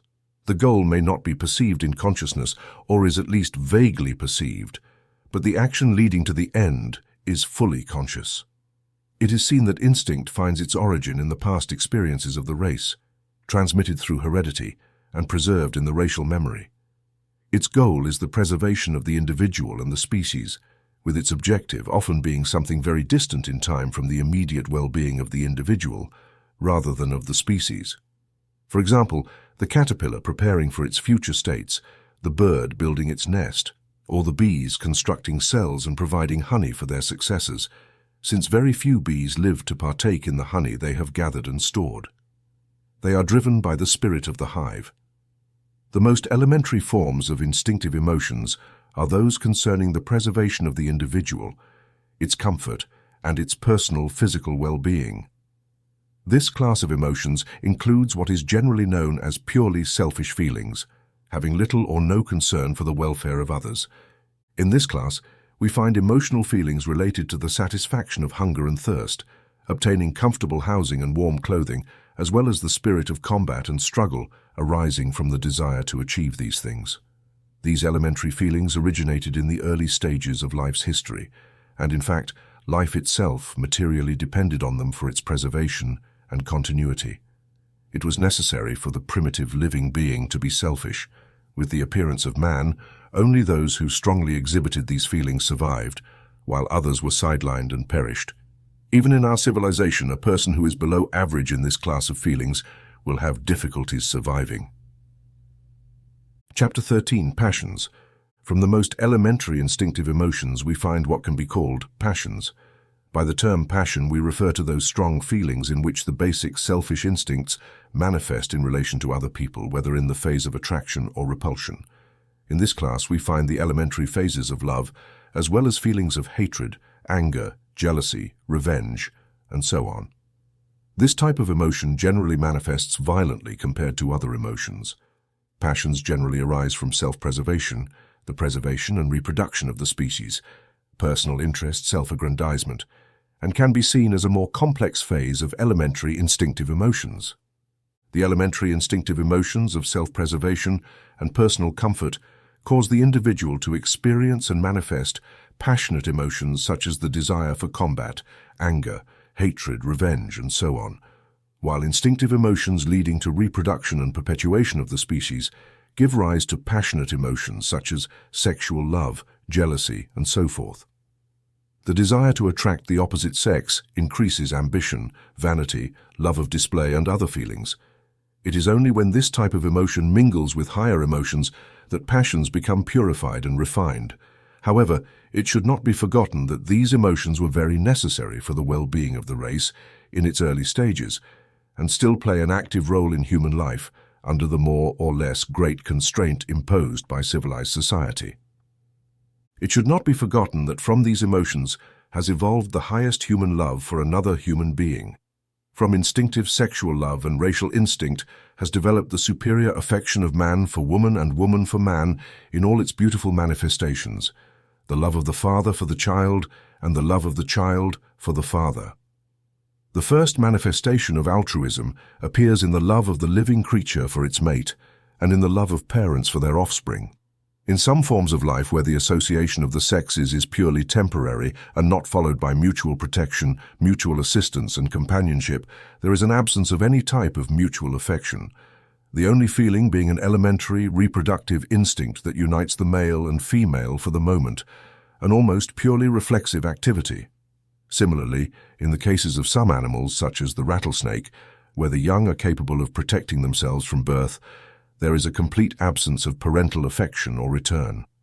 Human love between the sexes, in its higher and lower degrees, is a natural evolution of the lower-order passionate emotion due to the growth of social, ethical, moral, and aesthetic emotions arising from the needs of increasing complexity and development in human life.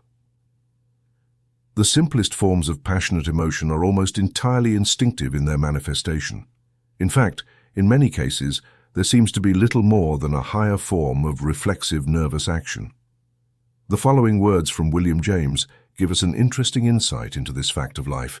The cat chases the mouse, runs or shows a combative attitude in front of the dog, avoids falling from walls and trees, flees from fire and water, not because it has any notion of life or death or self-preservation, but because it acts in each case separately, and simply because it cannot help it being so framed, that when this particular thing called a mouse appears in its line of vision, it must chase it.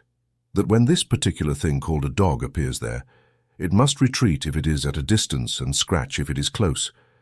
That it must withdraw its feet from the water and its face from the flames, etc.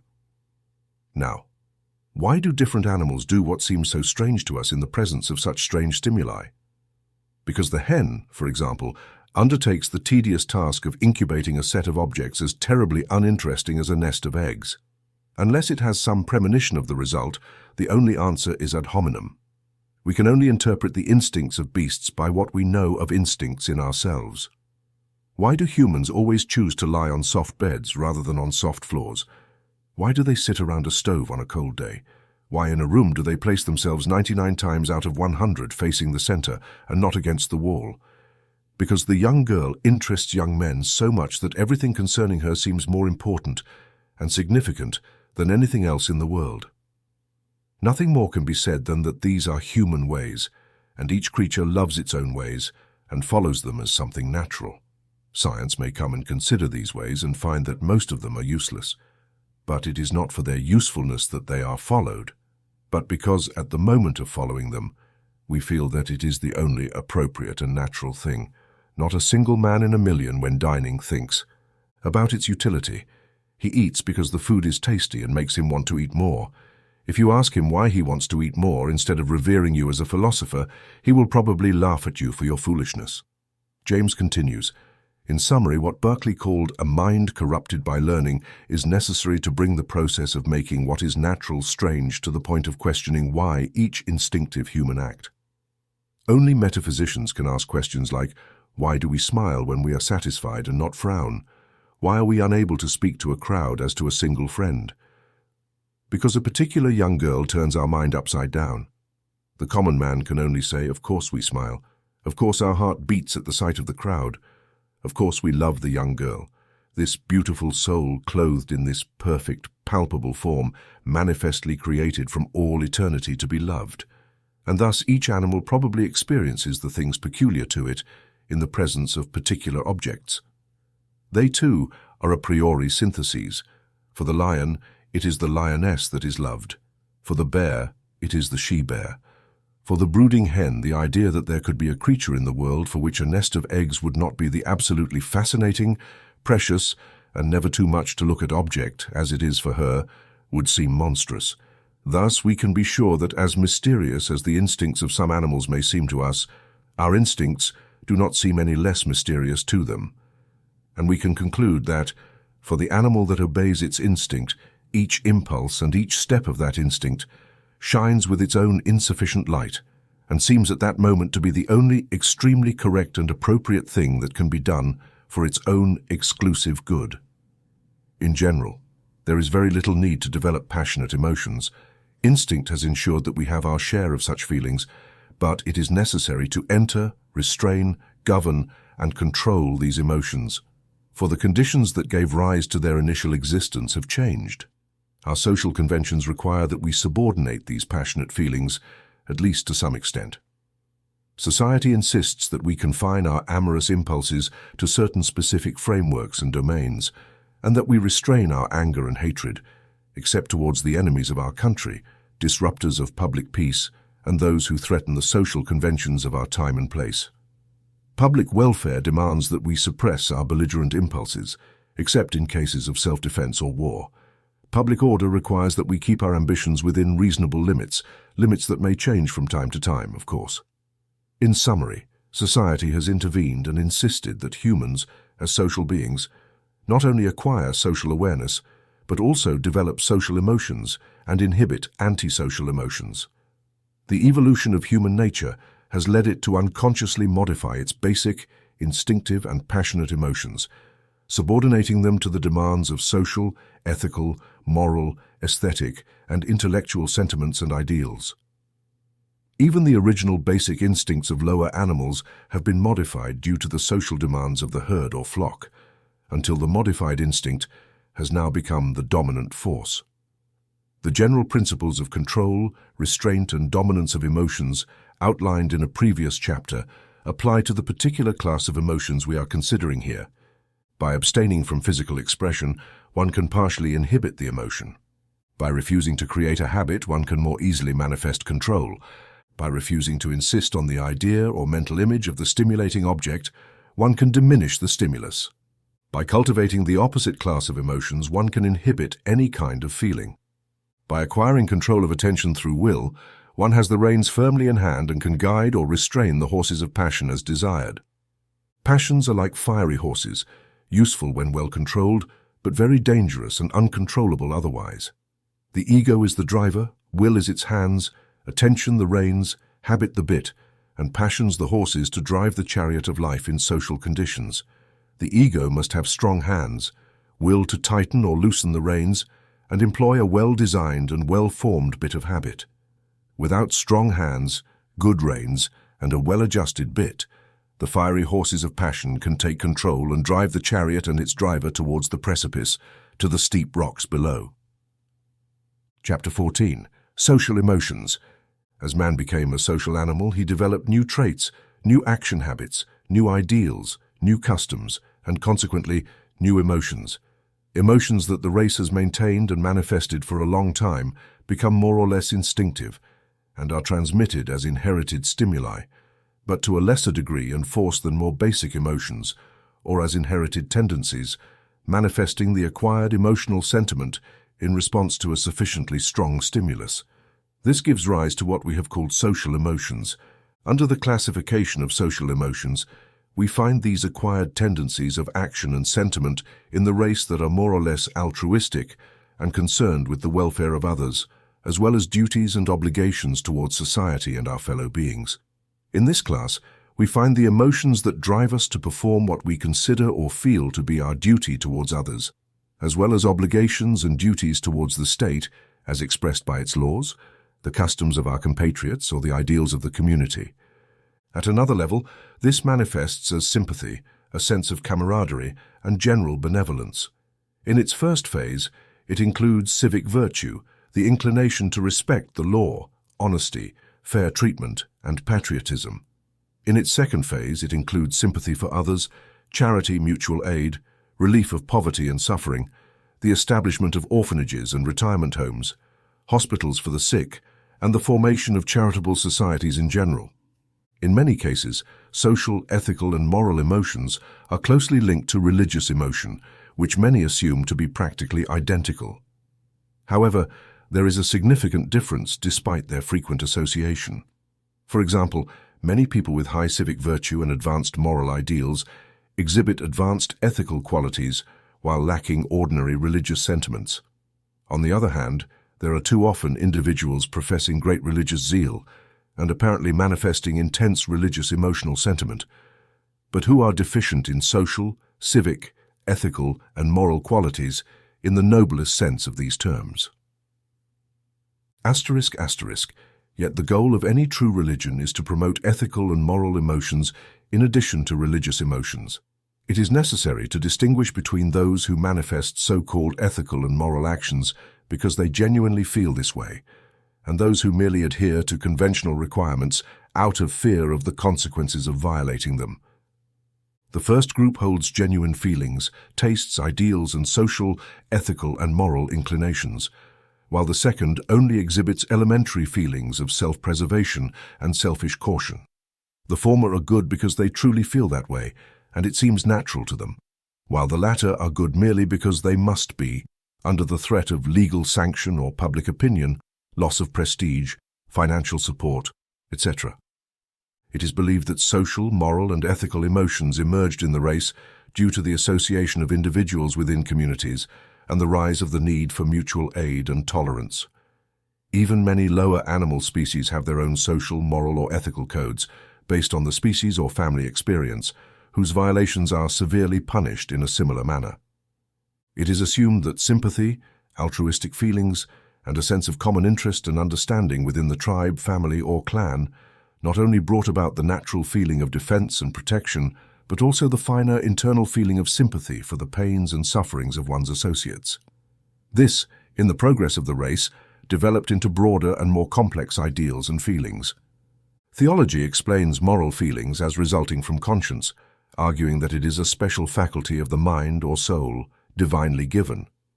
Science, although it acknowledges the existence of the state of feeling we call conscience, denies its supernatural origin, and attributes it to the result of evolution, heredity, experience, education, and suggestion.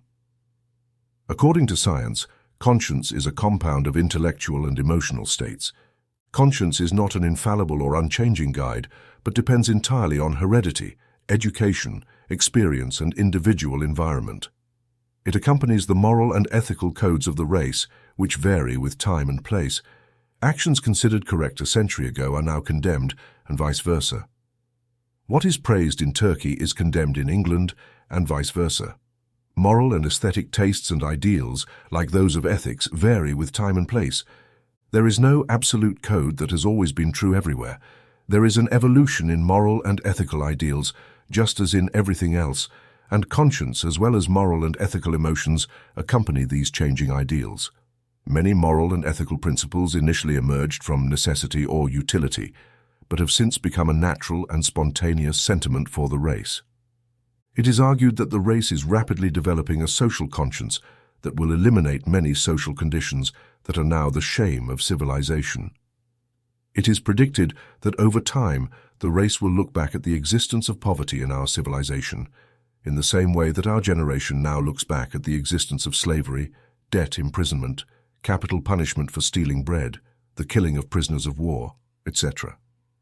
It is believed that in the future conquest wars will be considered as immoral as murder today, perpetrated by a band of pirates or bandits.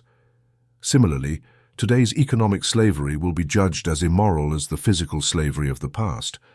In the near future, it will seem incredible that society allowed one of its members to die of hunger in the streets, from poverty or neglect in a sick house. Not only will ideals and feelings of ethical and moral responsibility change and evolve, but personal sympathy will also evolve accordingly. Such is at least the dream and prophecy of some of the world's greatest thinkers. Social, ethical and moral emotions can be developed through the study of the evolution and meaning of society on the one hand, and by perceiving the living conditions of less fortunate individuals on the other. The first will awaken new ideas about history and the true meaning of social association and mutual treatment, and develop a new sense of civic and social responsibility, vision, and pride. The second will awaken understanding, sympathy, and the desire to do what is possible to help the needy, and also to improve the overall state of affairs. The study of history, civilization, sociology, and civic education will do much in the first direction. The study of humanity, its vital problems, and its condition will do the same in the second case.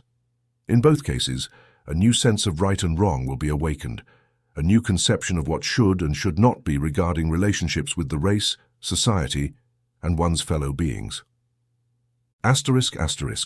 Let no one be deceived by the pretentious assumption that the race has entirely emerged from barbarism and is now at the pinnacle of civilization. The truth known to all attentive and conscientious thinkers is that we are only half civilized, if indeed we are. Many of our customs and conventions are those of a half-barbaric people. Our ideals are low, and our customs often vile. Not only do we lack high ideals, but in many cases we also exhibit a lack of common sense in our social conventions. But evolution moves us forward slowly. A better day is dawning. Signs are in the air, visible to all thoughtful individuals. Civilization is climbing the ladder, aided by the evolution of social, ethical, and moral emotions, and the development of intellect in relation to this phase of emotions. In this regard, we invite the student to consider the excellent words of Professor Davidson in his History of Greek Education. It is not enough for a man to understand the conditions of rational life in his own time. He must also love those conditions and hate everything that leads to a life of an opposite type. This is simply another way of saying that one must love the good and hate the evil, for the good is simply what leads to rational or moral life, and the evil is simply what deviates from it. This becomes perfectly evident when one emphasizes that all immoral life results from a false distribution of affection, which in turn is often due, although not always, to a lack of intellectual culture. He who attributes to anything a value greater or less than it actually possesses, in the order of things, is already in a false relation to that thing, and certainly, when he acts with reference to it, he will act immorally. Chapter 15. Religious Emotions. By religious emotions, we mean the class of emotional feelings that emerge from faith and belief, or from the awareness of the presence of supernatural beings, powers, entities, or forces. This form of emotion is considered distinct from ethical and moral emotions, although it is often connected with them. It is also independent of any specific form of intellectual belief, as it is much more fundamental and often exists without any declared credo, philosophy, or belief, with the only manifestation in such cases being a sense of the existence of supernatural beings, forces, and powers with which man has a relationship and to whom he must give obedience. For those who think this is too narrow a conception of religious emotion, we refer to the following definition of religion in dictionaries. The acts or feelings resulting from belief in a god or gods having superior control over matter, life, or destiny. Religion is subjective, referring to the feelings and actions of men in relation to God. Theology is objective, referring to the science that studies the existence, laws, and attributes of God, or objectively, the external form and incarnation that takes the inner spirit of true or false devotion. Subjectively, it is the feeling of reverence with which the worshipper regards the being he worships. Darwin, in his Descent of Man, asserts that the feeling of religious devotion is very complex and consists of love, complete submission to an exalted and mysterious superior, a strong feeling of dependence, fear, reverence, gratitude, hope for the future, and perhaps other elements. In his view, no man can experience such a complex emotion until his intellectual and moral faculties have reached at least a moderately high level. Authorities generally agree with Darwin, although more recent studies on the history of religion have shown that religious sentiment has a much more primitive origin than indicated by Darwin. It is true that lower animals are not considered capable of experiencing something approaching religious sentiment, unless there is a sentiment that approaches it in the attitude of the dog, horse, and other domestic animals towards their masters.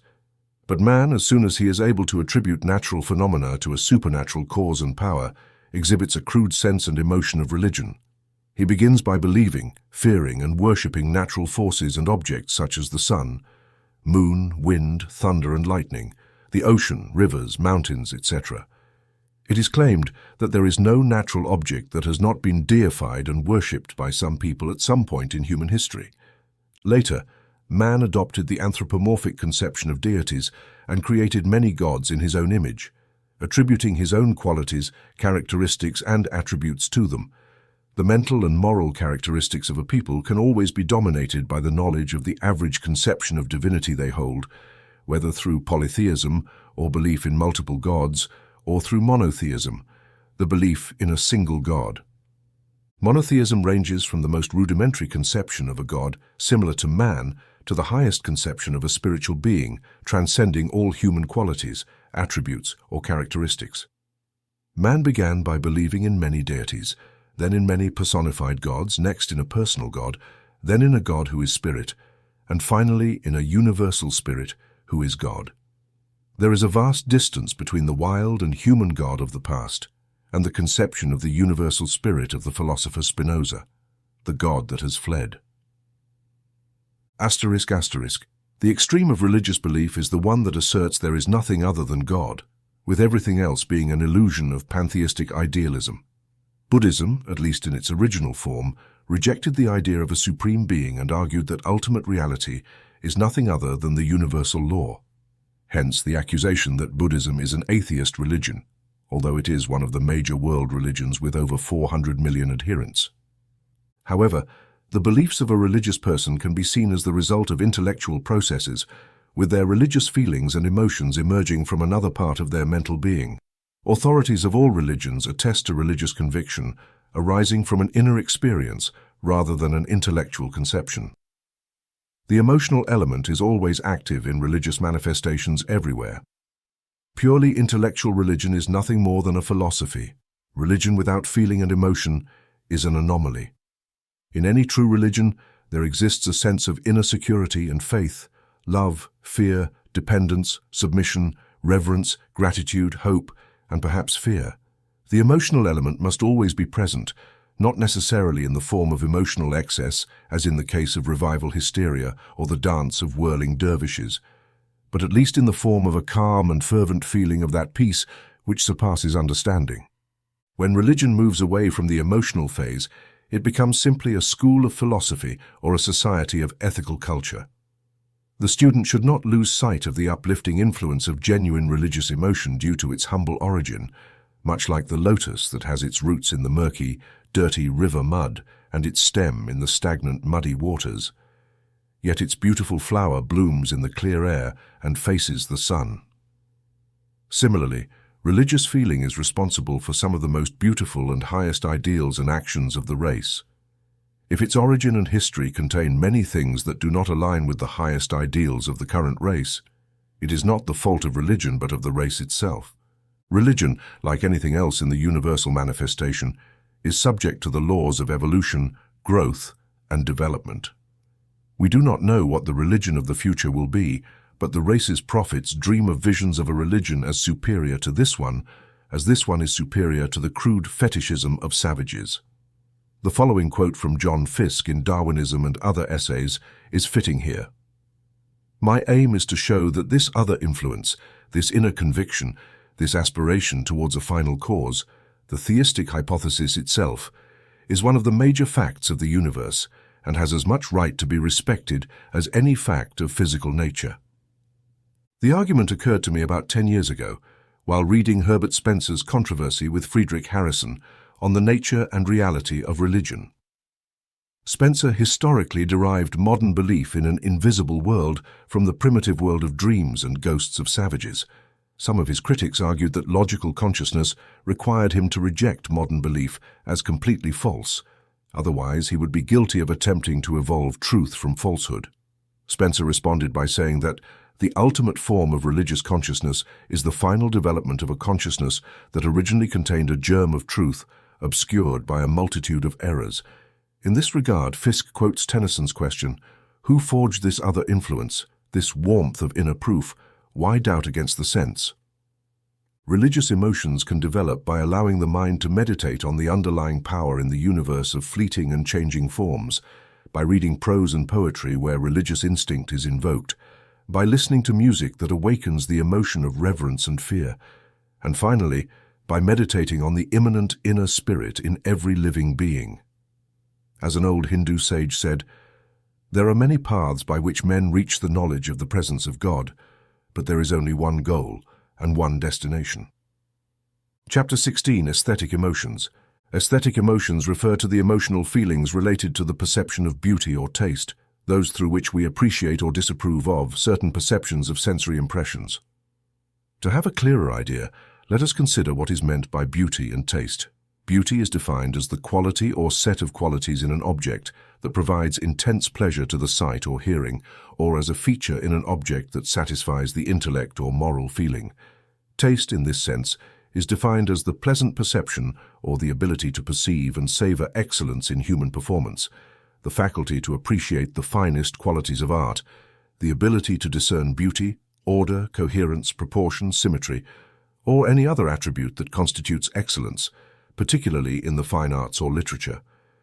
It is the faculty of the mind by which we perceive and appreciate what is beautiful or sublime in nature and art. The possession of taste ensures grace and beauty in an artist's work and avoids all that is base and petty, often the result of an innate sense of beauty or decorum as much as of artistic education. No genius can compensate for its absence. Tastes differ so greatly between individuals, nations, or at different times and conditions of civilization that it is entirely impossible to establish a standard of taste applicable to all men and all stages of societal evolution. Asterisk. Aesthetic sense, feeling, and emotion are products of the later stages of human mental evolution. However, their roots can be observed in the crude attempts at decoration and ornamentation among savages, and even further back in the tendency of some birds to decorate their nests or bushes. Furthermore, there must be some sense of beauty in lower animals, influencing their choice of mates. The bright plumage of birds and the vivid colors of insects and higher animals testify to the existence of a primitive aesthetic sense, at least as Herbert Spencer suggests. One characteristic of aesthetic feelings is that they are distinct from the vital functions necessary for maintaining life. It is only when these latter are reasonably satisfied that the former begin to manifest strongly. Authorities argue that the fundamental element involved in the manifestation of emotional aesthetic sense is the sensory term that denotes the pleasure derived from the perception of visual or auditory objects considered beautiful. There is a certain nervous satisfaction that arises from the visual perception of a beautiful thing, or from listening to a beautiful sound. It is very difficult to determine why some views are pleasant and others unpleasant, or why some sounds are pleasant and others are not. Association and habit may play a role in the beauty of a visual object, and there may be a natural harmony in colors as there is in sounds. Regarding sounds, there is undoubtedly a natural harmony between the vibrations of certain notes on the scale and a dissonance between others. Some have argued that the secret of musical pleasure lies in the natural perception of rhythm, which is an evident cosmic manifestation across all scales, from the largest to the smallest. However, these theories do not explain the differences in taste regarding color and music manifested by different individuals, races, and social classes. Grant Allen argues that large masses of color, particularly red, orange, and purple, appeal to the common people because they stimulate their coarse nervous organization. The more refined, with finer nerves but greater discernment, prefer delicate combinations of complementary colors and favor neutral tones over the brilliance of primary hues. Children and savages alike enjoy dressing in all the colors of the rainbow in the same manner. Similarly, people with a certain type of taste delight in ragtime, cheap and cheerful songs or dances, while others shudder at them and find pleasure in the classical works of great composers. The intellectual element must also be considered in aesthetic emotions. The intellect must discover beauty in certain objects before the emotion is evoked by perception. As Halecki says, whenever the mind discerns unity within diversity, order, rhythm, proportion, or symmetry, an aesthetic emotion arises. A traveler with an ordered intellect will see much more beauty than an ignorant person when looking at a cathedral. Much of aesthetic pleasure comes from seeking symmetry, comparing one part to another. Until this process is completed, the entire beauty of the structure as a whole will not be perceived. If the traveler knows something about medieval architecture before undertaking their journey in Europe, they will see much more beauty. In contrast to aesthetics, what we call ugly is the asymmetrical, the disorderly, what we cannot perceive as having rhythm, plan, or beauty. The associative suggestion element also comes into play in the manifestation of aesthetic emotional feeling. The mind accepts the suggestion of beauty in certain art styles or the excellence of certain classes of music. There are trends in art and music, just as in fashion, and what is considered beautiful today may be deemed horrible tomorrow. This does not entirely depend on the evolution of taste. As in many cases, old fashions return and are again considered beautiful. Moreover, the effect of associating the object of an emotion with certain events or people makes this association popular and therefore pleasant and beautiful for the moment. The suggestion of a story often makes the beauty of a particular scene or the harmony of a musical piece touch thousands of people. The approval of a famous person often stamps a particular work of art or musical composition as beautiful, and the crowd then deems it so. However, it should not be assumed that the crowd always distorts the sense of beauty and excellence suggested to it. On the contrary, genuine aesthetic feeling often results from discovering it in this way. There is also a style and fashion in the use of words, resulting from a fashion that generates aesthetic feelings towards them. These feelings do not arise from considering the nature of the object expressed by the word. Two words denoting the same thing can provoke repulsion, or at least passive tolerance. For example, when referring to moisture escaping from the pores of the skin, one might use either of the terms sweat or perspiration. Both mean the same thing and have equally respectable origins, but for many people, the word sweat evokes an unpleasant aesthetic emotion, while perspiration is accepted without objection. Some people are repelled by the term victuals, while meat or food is accepted without protest. Asterisk, asterisk. Often there is an unpleasant, low and vulgar association linked to certain words, which explains the displeasure with which they are received. This association is absent from more refined terms used to denote the same thing. However, in other cases, nothing more than the simple suggestion of fashion and style explains aesthetic acceptance or rejection. It is possible that a future psychologist will confirm the validity of the theory tentatively proposed today by some researchers, namely that taste and the sense of beauty depend almost entirely on the element of suggestion, manifested in the form of association, authority influence, habit, fashion, imitation, etc. It is known that the emotional nature is particularly susceptible to suggestion, and that tastes can be created or destroyed by repeated suggestion. Under the most favorable circumstances, it is believed that if we could trace them to their roots, each taste emotion would find its origin in an associative and suggestive influence related to another class of more elementary emotions. Regarding the absence of a universal standard of taste or beauty, Halecki says, "It has been said that aesthetics cannot be treated scientifically because there is no standard of taste. De gustibus non est disputandum. There is no debate about tastes, as an old proverb says. Two equally intelligent people may have different opinions about the same book. Although it is true that the standard of taste varies within certain limits, it is no more variable than that of morality. Just as nervous systems, education, and associations among people differ, we can scientifically conclude that their tastes must differ. The greater the uniformity of the factors, the less the product varies. On the other hand, within certain limits, the aesthetic standard is relatively uniform. Most intelligent people of any era and any country use it to estimate the standard by which to judge the correctness of language or literary taste. By examining the speeches of the best orators and the works of standard writers, aesthetic emotions can be developed and cultivated through exercise, practice, and especially through association and familiarity with beautiful things and those with good taste. Appreciation of beauty is more or less contagious up to a certain point of development. Thus, If one wishes to recognize, understand, and appreciate beauty, one must go where it is found and where its followers gather. Studying standard works of art, objects of nature, or the best productions of music composers will greatly contribute to the development and expression of the highest aesthetic feelings and understanding. Some of the best authorities assert that to develop the finest and highest aesthetic feelings and understanding, we must learn to find beauty and excellence in things removed from ourselves or our selfish interests. Narrow and selfish emotions kill aesthetic feelings. The two cannot coexist.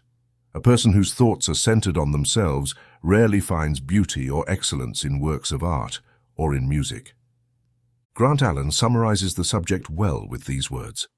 Good taste is the progressive product of the refinement and discrimination of the nerves, educated attention, elevated and noble emotional constitution, as well as growing intellectual faculties. Chapter 17, Intellectual Emotions. Intellectual emotions refer to the class of emotional feelings that result from the presence of objects of intellectual interest. This type of emotion relies for its satisfaction on the exercise of intellectual faculties, from the simplest to the most complex, including perception, memory, imagination, reason, judgment, and all logical faculties. Those accustomed to using their minds through voluntary attention, particularly in the direction of creative ideation or constructive imagination, experience these emotions to a greater or lesser degree. The exercise of perception, if we are adept at it, provides us with a pleasurable sensation, and if we manage to make an interesting or important discovery through it, we experience a strong degree of emotional satisfaction. Similarly, we experience pleasant feelings when we are able to clearly recall what might have been forgotten, or when we manage to remember something that had slipped our memory for the moment. The exercise of imagination is also a source of great pleasure, often in the direction of writing, planning, invention, or other creative processes, even in the construction of castles in the air. The exercise of logical faculties provides great pleasure to those with well-developed faculties in this regard. Alex puts it very well. Probably there has never been a happier moment in Newton's life than when he succeeded in demonstrating that the same force which made the apple fall kept the moon and the planets in their orbits. When Watts discovered that steam could be tamed like a horse, when an inventor manages to perfect a device that makes work easier whenever a darkness is dispelled, understanding the reason behind a phenomenon, and subjecting a puzzling case to a general law results in an intellectual emotion. The pleasant feelings we experience when reading a good book or discovering true poetry are forms of intellectual emotion. The same class of emotional feeling arises when we attend a good play. Among the cases of this class, we mention the perception of intelligent work of any kind, complex machinery, ingenious devices, useful improvements, or other human works that indicate the existence of thought and inventive ability in the designer or builder. To appreciate such mental work, we must have a mind developed in the same or similar line. Asterisk, asterisk. It has been said that before one can derive something from a book, one must bring something to it. A certain mindset is necessary to recognize and appreciate the work of the mind. The study of scientific subjects is a great source of pleasure for those engaged in scientific activities. Studying the latest works in one's favorite field provides a joy that nothing else can evoke. For the philosopher, the works of other philosophers from the same school offer intense satisfaction. It is claimed that the sense of humor and wit is an intellectual emotion, as it depends on detecting the ridiculous aspects of an event.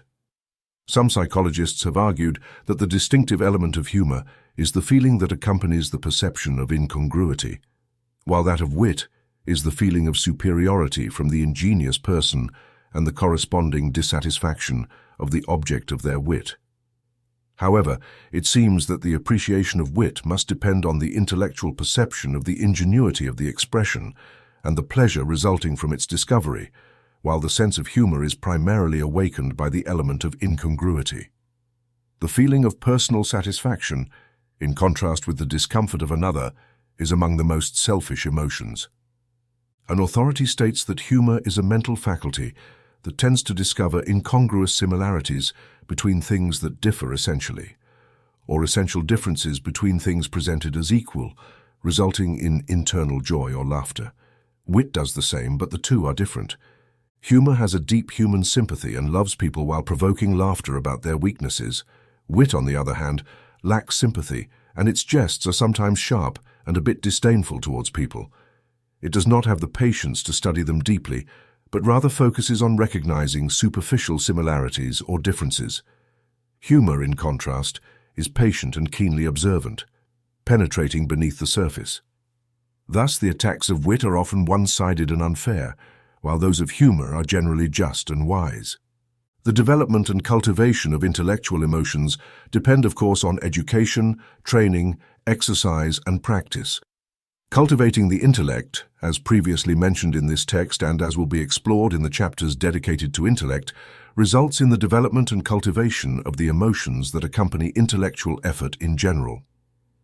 However, it is true that reading the best works of fiction, science, and philosophy will gradually evoke the highest form of intellectual pleasure and elevated sentiment. The rule is, the best produces the best.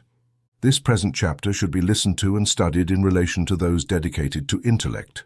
Emotions, as we said at the beginning of our consideration of the subject of emotions, are often composed of various feelings and tend to mix and combine emotional elements. For example, the emotion of sexual love certainly has its origins in instinctive feelings of the species, and its driving force is passion. However, passion is not everything in human sexual love. Beyond the plane of passion lies the social emotion of camaraderie, protection, and care, the desire for the well-being of the loved one. There is also the blend of parental love with that of a partner. Human love manifests many altruistic emotions during its course. The well-being of the loved one becomes the primary concern of life, often even stronger than self-preservation. The joy of the beloved becomes the greatest joy, far surpassing the most selfish forms of happiness. Then come the aesthetic feelings, finding satisfaction in the fact that both love the same things, with sympathy and shared feelings being the bond of union.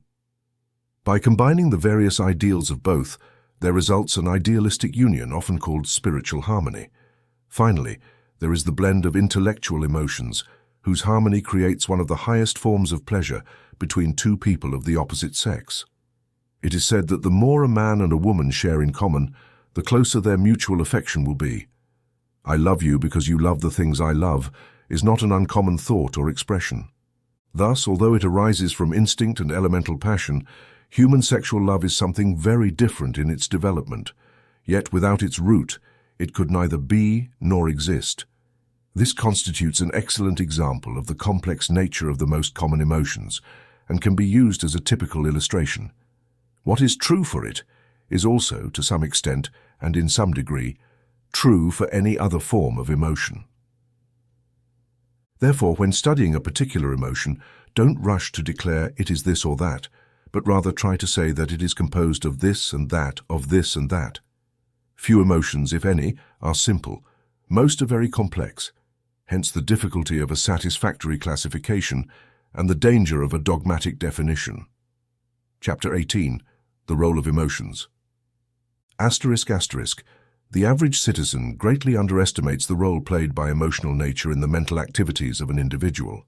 They tend to believe that, except for occasional displays of strong emotional feelings, most people go through life using only reasoning and reflection to solve problems and guide their mental actions. Nothing could be further from the truth concerning mental activities. Rather than being subordinate to the intellect, emotional nature often dominates reasoning faculties. Very few people are capable of detaching themselves even slightly from their feelings to decide coldly by pure reason or intellectual effort. Moreover, there are very few people whose will is guided by pure reason. Feelings are the motivation behind the majority of acts of will. Even when the intellect is used, it is generally employed to satisfy feelings and desires.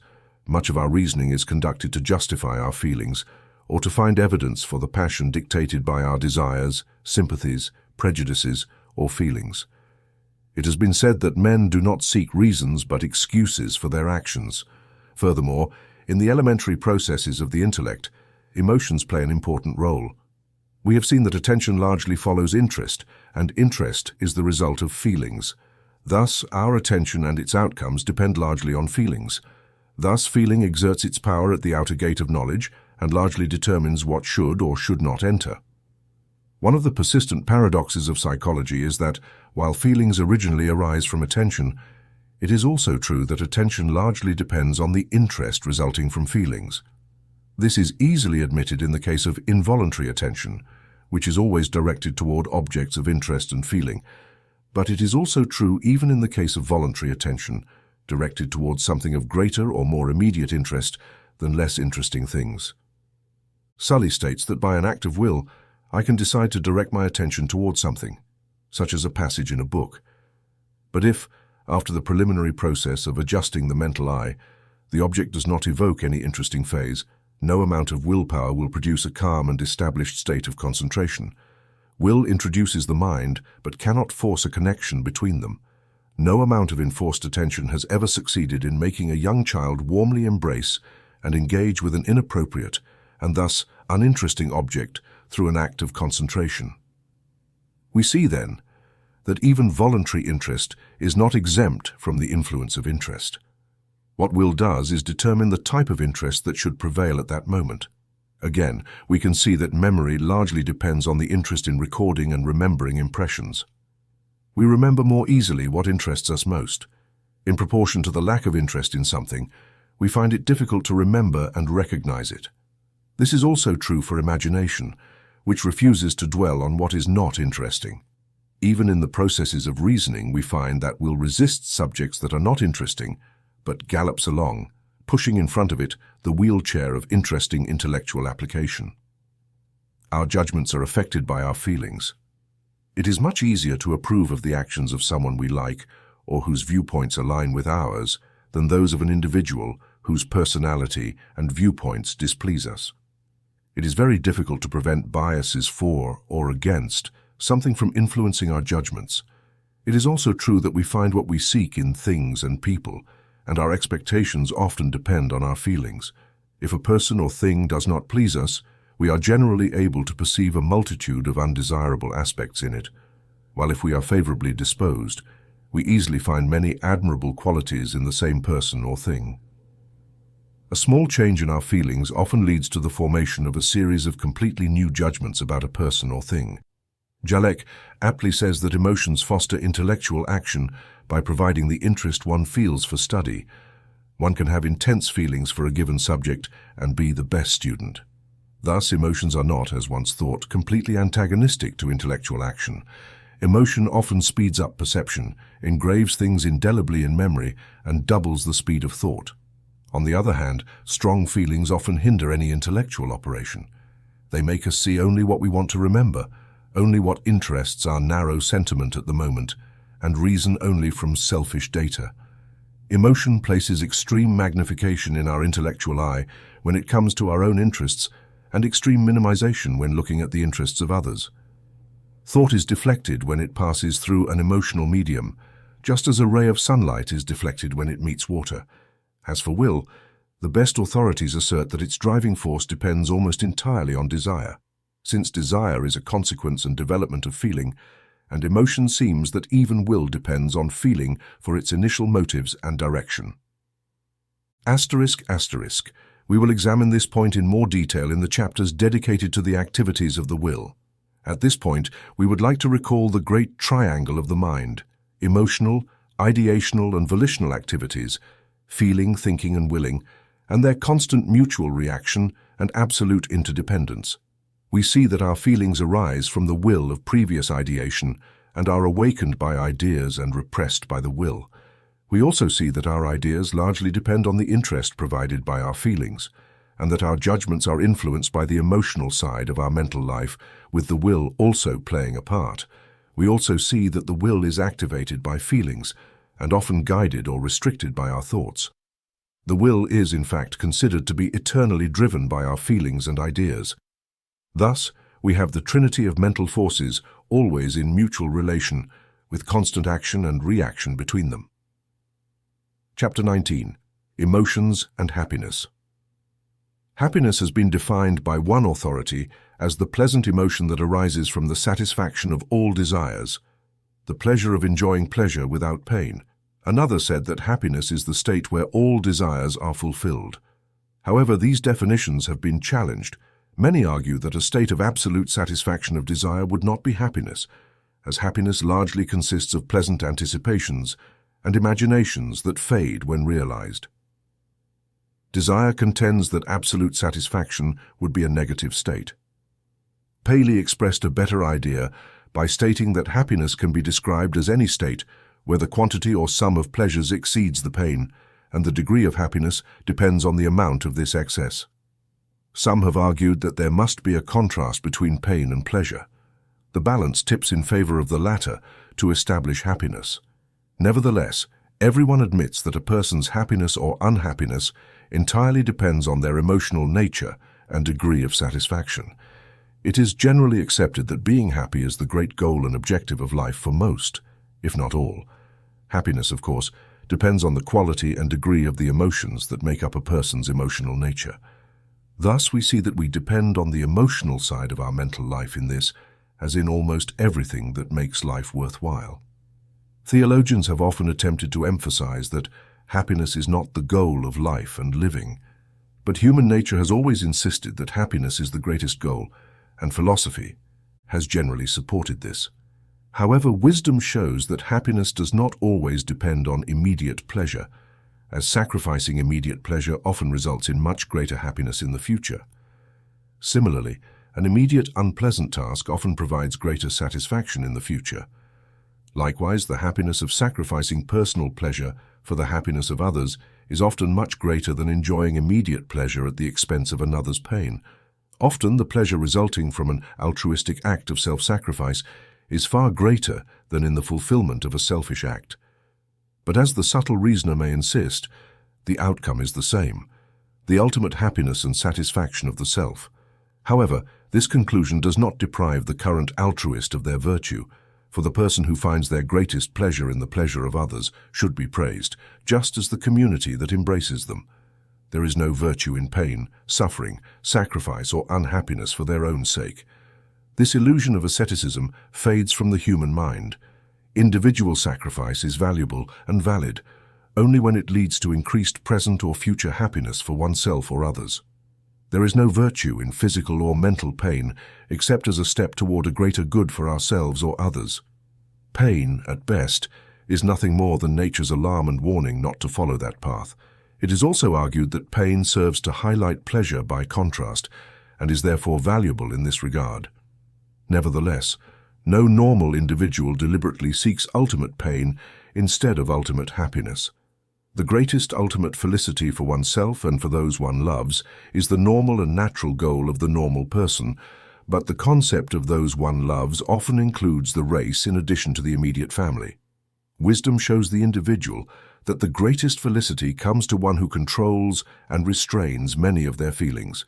Dissipation ultimately leads to pain and unhappiness. The doctrine of indulgence and reflection is little philosophical and contradicts common experience. Furthermore, wisdom shows that the greatest felicity does not come only from indulgence in physical feelings or in excess, but from the cultivation, development, and expression of higher feelings, social, aesthetic, and intellectual emotions. Superior pleasures in life, such as literature, art, music, science, invention, constructive imagination, etc., produce a sharper and more lasting satisfaction and happiness than lower forms of feelings. However, human beings should not disdain any part of their emotional being. Each part has its uses that are good and its abuses that are bad. Every part of the mental and physical being is good to use, but nowhere is it well used if the individual uses it, instead of letting it be used itself. A recent writer argued that the purpose and goal of life should not be the pursuit of happiness, but the building of character. The obvious response is that the two are identical in spirit, for the person who appreciates the value of character finds in it their greatest felicity. The wise teach that the greatest felicity comes to one who possesses a well-developed and complete character. Another writer stated that the purpose of life should be personal improvement while considering the interests of others. This merely suggests that the greatest felicity for the wise person lies in this path. Anyone wise or great enough to make these ends the purpose and goal of life will find in them the greatest felicity. Arnold Bennett proposes joy, kindness, and righteousness as a good life philosophy. Can one doubt that this path would bring great ultimate felicity? Asterisk asterisk. Happiness resides in what inhabits the mind, and it entirely depends on the character of the feelings and emotions one has, as they are weighed in the balance of reason and subjected to judgment and the sense of right action. The highest degree of happiness, or at least the greatest proportion of pleasure over pain, is achieved through the careful and intelligent cultivation of one's emotional side, in connection with the cultivation of the intellect and the mastery of the will. Being able to maximize the capacity for enjoyment, to choose wisely what will bring the greatest ultimate felicity according to correct action, and finally to use the will to maintain what is good and reject what is bad. This is the power to create happiness, feelings, intellect, and will. Here, as always, these elements combine to manifest the result. Finally, it must be remembered that all human happiness consists partly in the ability to endure pain and suffering. There must be a touch of stoicism in the wise Epicurean. One must learn to extract from pain, suffering, and unhappiness the secret drop of honey that lies in the heart, which consists in the knowledge of the meaning and use of pain, and the means by which it can be transmuted into knowledge and experience, which can then be distilled into happiness. Capitalizing on pain, transmuting suffering into joy, and transforming present unhappiness into greater future felicity is the privilege of the philosopher. The mental states or activities known as desires are a direct development of the emotional and sentimental phase of the mind and constitute the driving force of the will. In fact, it can be said that desire is composed of feeling on one side and will on the other, but the influence of the intellect or reasoning faculties plays an extremely important role in the evolution of feeling into desire and in the subsequent action of the will through the presentation and weighing of conflicting desires. Therefore, the logical place for the consideration of intellectual activities is at this stage between emotion and will. Consequently, we will leave the subject of feeling and emotion for now and revisit it in relation to the theme of desire after examining the intellectual processes of the mind. As previously indicated, we will see the presence and influence of feelings and emotions even in intellectual activities. Chapter 20. The intellect. The class of mental states or processes grouped under the name of intellectual processes constitutes the second major division of mental states, the other two being feeling and will, respectively. The intellect has been defined as follows: the part or faculty of the human mind by which it knows, as opposed to the power of feeling and willing. The faculty of thinking, also understood as this faculty of the human mind by which it receives or comprehends ideas communicated to it by the senses or perception or other means, as opposed to the power of feeling and willing. The power or faculty of perceiving objects in their relationships, the power to judge and understand, and also the ability to form higher knowledge as opposed to the power to perceive and imagine. In the previous chapters, we have seen that the individual is capable of experiencing sensations in consciousness and is capable of mental perception, which is the first step of intellectual activity. We have also seen that he is capable of reproducing perception through memory and imagination, and that through the latter, he is able to recombine and reorganize objects of perception. We have also seen that he possesses what are called feelings that depend on his past experience and that of his parents. Until now, the mind has been considered simply as an instrument of reception and reproduction, with the addition of the power to recombine through imagination. Up to this point, the mind can be compared to a phonograph with an attachment capable of recombining its recorded impressions. Impressions are received and perceived, stored, reproduced, and through the use of imagination, recombined.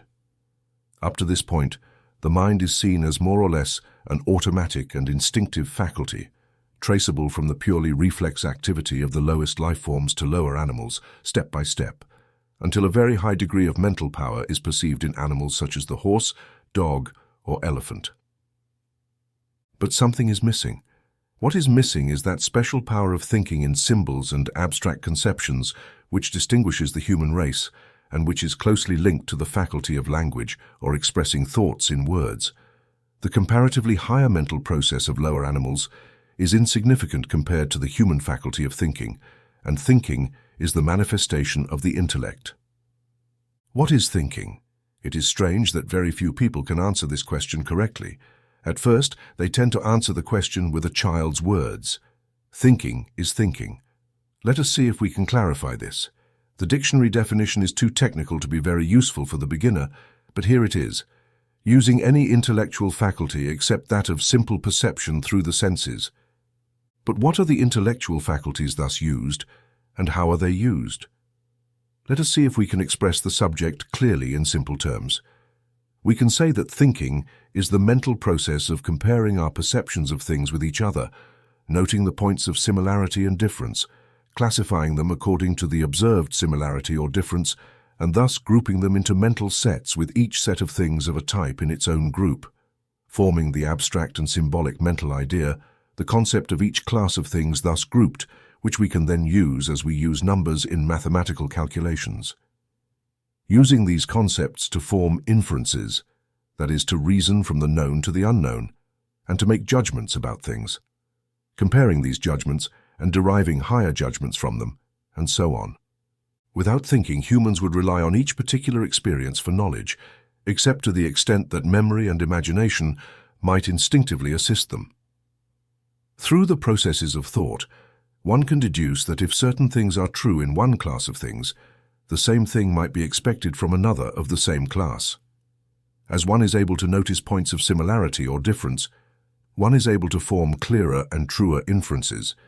Moreover, one is able to apply constructive imagination to the reorganization and recombination of things whose nature has been discovered, thus advancing in material achievements as well as knowledge. However, it must be remembered that the intellect depends entirely on perception, which in turn receives its raw material from the senses. The intellect is limited to grouping the material of perception, making inferences, drawing conclusions, and, in the case of constructive imagination, recombining them into effective forms and arrangements. The intellect is the last in the order of mental evolution, appearing last in the child's mind, but often persisting into old age after feelings have faded and memory has weakened. The concept, what is called a concept, is the first fruit of the elementary processes of thought. Various images of external objects are perceived, then grouped according to their similarities and differences, and the result is the production of concepts. It is difficult to define a concept in a way that conveys a clear meaning to the beginner. For example, dictionaries define it as an abstract and general idea or notion formed in the mind. This is not very clear, is it? Perhaps we can better understand by saying that terms like dog, cat, man, horse, house, etc. each express a concept. Each term expresses a concept. Each general name of a thing or quality is a term applied to the concept. We will see this a bit more clearly as we proceed. We form a concept as follows. 1. We perceive a number of things. 2. Then, we notice certain qualities that the things have, certain attributes or characteristics that make the thing what it is. 3. Then, we compare these qualities of the thing with those of other things, and see that there is a similarity in some cases to varying degrees, and a difference in other cases to varying degrees. 4. Then, we generalize or classify the perceived things according to their observed similarities and differences. 5. Finally, we form a general idea or concept that embodies all kinds of things, and we give this concept a term or name that is a symbol. The concept is a general idea of a class of things. The term is the expression of that general idea. The concept is the idea of a class of things. The term is the label put on the thing to illustrate this particular distinction. Let us take the concept and term bird as an example. Through perception, comparison, and classification of the qualities of living beings, we have come to the conclusion that there is a large general class whose qualities can be stated as follows: warm-blooded with feathers, wings, egg-laying, vertebrates. To this general class of animals that possess these qualities, we apply the English term bird. The name is just a simple symbol. In German, the term is Vogel, in Latin avis, but in all cases it refers to the general idea or concept mentioned earlier, that is warm-blooded, with feathers, wings, egg-laying, vertebrates. If something is found to possess all these particular qualities, then we know it must be what we call a bird, and everything we call a bird must have these qualities. The term bird is the symbol of that particular combination of qualities which exist in a thing. There is a difference between a mental image from the imagination and a concept. The mental image must always be a particular thing, whereas the concept is always an idea of a general class of things that cannot be clearly represented in the mind. For example, imagination can form a mental image of any known bird, or even an imaginary bird, but the latter will always be a distinct and particular bird. Try to form a mental image of the general class of birds. How would you do it? You realize the difficulty. This image would have to include the characteristics of large birds like the eagle, ostrich, and condor, and small ones like the wren and hummingbird. It would need to be a composition of the shape of all birds, from the ostrich, swan, eagle, crane, sparrow, swallow, to the hummingbird. It would need to represent the particular characteristics of birds of prey, waterfowl, domestic birds, as well as those that feed on grains. It should show all the colors present in the lives of birds, from the brightest reds and greens to dark grays and browns. A little reflection will show that a clear mental image of such a concept is impossible. Most of us, when we think of a bird, imagine a vague, flying form with dull colors. But when we stop to think that the term must also include the mallard duck and the scratching farm hen, we see that our mental image is defective. The problem is that the term bird really means any bird, and we cannot imagine an all-encompassing bird due to the very nature of the case. Our terms are thus like mathematical figures or algebraic symbols used for ease, speed, and clarity of thought. The problem does not end here. Concepts not only include the general idea of things, but also the general idea of qualities of things.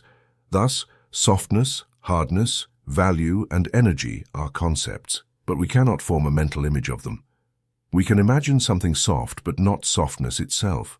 Therefore, we see that a concept is a purely abstract mental idea, a symbol similar to the numbers 1, 2, 3, etc., used in the same way to represent general classes of things. A term is the verbal and written expression of the general idea or concept.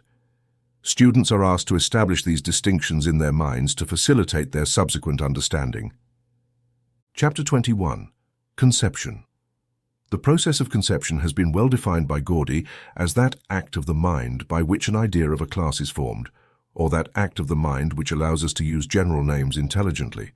He adds, by class, of course, is meant an indefinite number of individuals that resemble each other by certain particularities. Perception, the first step of conception as we have seen, is the easy perception of the nature of our intellectual processes, materially dependent on the variety, clarity, and accuracy of our perceptions. Therefore, once again, we refer our students to the chapter where we discuss the importance of clear perception. Memory. The subsequent stages of conception are materially dependent on the clarity of memory, since we can only classify objects by recalling their qualities beyond the immediate moment of actual and original perception. Therefore, memory must be strengthened for this and for other objects. Abstraction. The second step of conception is the mental abstraction of the qualities of the observed thing. That is, we must first perceive, then mentally separate the observed qualities from the thing. For example, man first perceived the existence of certain qualities in things, observed that a number of things possessed certain of these qualities in common, while others possessed different qualities in a similar manner. Thus, classification by comparison was born, but comparison and classification are only possible through abstraction, or the perception of the quality as a thing. Thus, the abstraction of the idea of the quality of sweetness from the idea of sugar is more of a quality than a thing in itself. It is something that sugar possesses and that contributes to sugar being what it is. Color, shape, size, mental qualities, and action habits are some of the qualities first observed in things and abstracted from them in thought. Redness, softness, hardness, sweetness, size, smallness, fragrance, speed, slowness, ferocity, warmth, coldness, etc. are abstract qualities of things. Of course, these qualities are never separated from things, but the mind separates them to facilitate thinking. An authority says that animals are incapable of making abstractions, which is why they cannot develop formal thought. Abstract thinking is identical to rational thinking, which is the distinctive feature of the thought of speaking beings. This is why abstract thinking is an exclusive property of humans on Earth and why animals are incapable of abstract thought. Names establish the mental independence of the named objects. The processes of abstraction depend on focused attention directed towards the qualities of a thing, aiming to abstract these qualities in the thought of the thing itself. As the saying goes, Abstraction is primarily the result of attention. Hamilton asserts that attention and abstraction are merely the same process seen under different relationships. Cultivating the power of abstraction means primarily cultivating attention. Any mental activity that tends towards the analysis or separation of a thing into its parts, qualities, or elements will serve to cultivate and develop the power of abstraction. The habit of transforming qualities into concepts is acquired by converting adjectival terms into their corresponding noun forms. For example, a colored candy possesses qualities of being round, hard, red, sweet, etc. By transforming these adjectival qualities into noun terms, we obtain the concepts of roundness, hardness, redness, and sweetness, respectively. The third stage of conception is comparison, where we examine the qualities of several things in search of similarities and differences. We find many qualities where different things differ and some where there is similarity. Classes are formed from similarities or resemblances, while individuals are distinguished from classes mainly by detecting differences. Finally, we discover that separate things, although they have many points of difference indicating their individuality, nonetheless have some points of similarity indicating that they belong to the same family or general class. Detecting similarities and differences in the qualities of several things is an important mental process. Many of the higher processes of thought largely depend on the ability to compare things adequately. The development of attention and perception tends to develop the power of comparison, classification, or generalization. The fourth stage in conception is classification or generalization, through which we place individual things into a mental set or class, then this class with other sets into a higher class, and so on. This is how we group all individual small birds with certain characteristics into a species, then several related species into a larger family, and this family in turn into an even larger one, until eventually we group all bird families into the large family we call birds, with the simple term bird expressing the general concept. Jevons says that we group things together whenever we observe that they resemble each other in some aspect, and therefore think of them together. In classifying a collection of objects, we do not just group those that resemble each other, but we also divide each class into smaller ones where the similarities are more complete. For example, the class of white substances can be divided into those that are solid and those that are fluid, resulting in the two subclasses of solid and fluid white substances. It is desirable to have names that show that one class is contained within another, so we call the class that divides into two or more smaller classes genus, and the smaller classes into which each genus divides are called species. Each species is a small family of individuals that make it up, and at the same time an individual species of the genus just above. The genus, in turn, is a family of several species, and at the same time an individual genus within the larger family or genus above.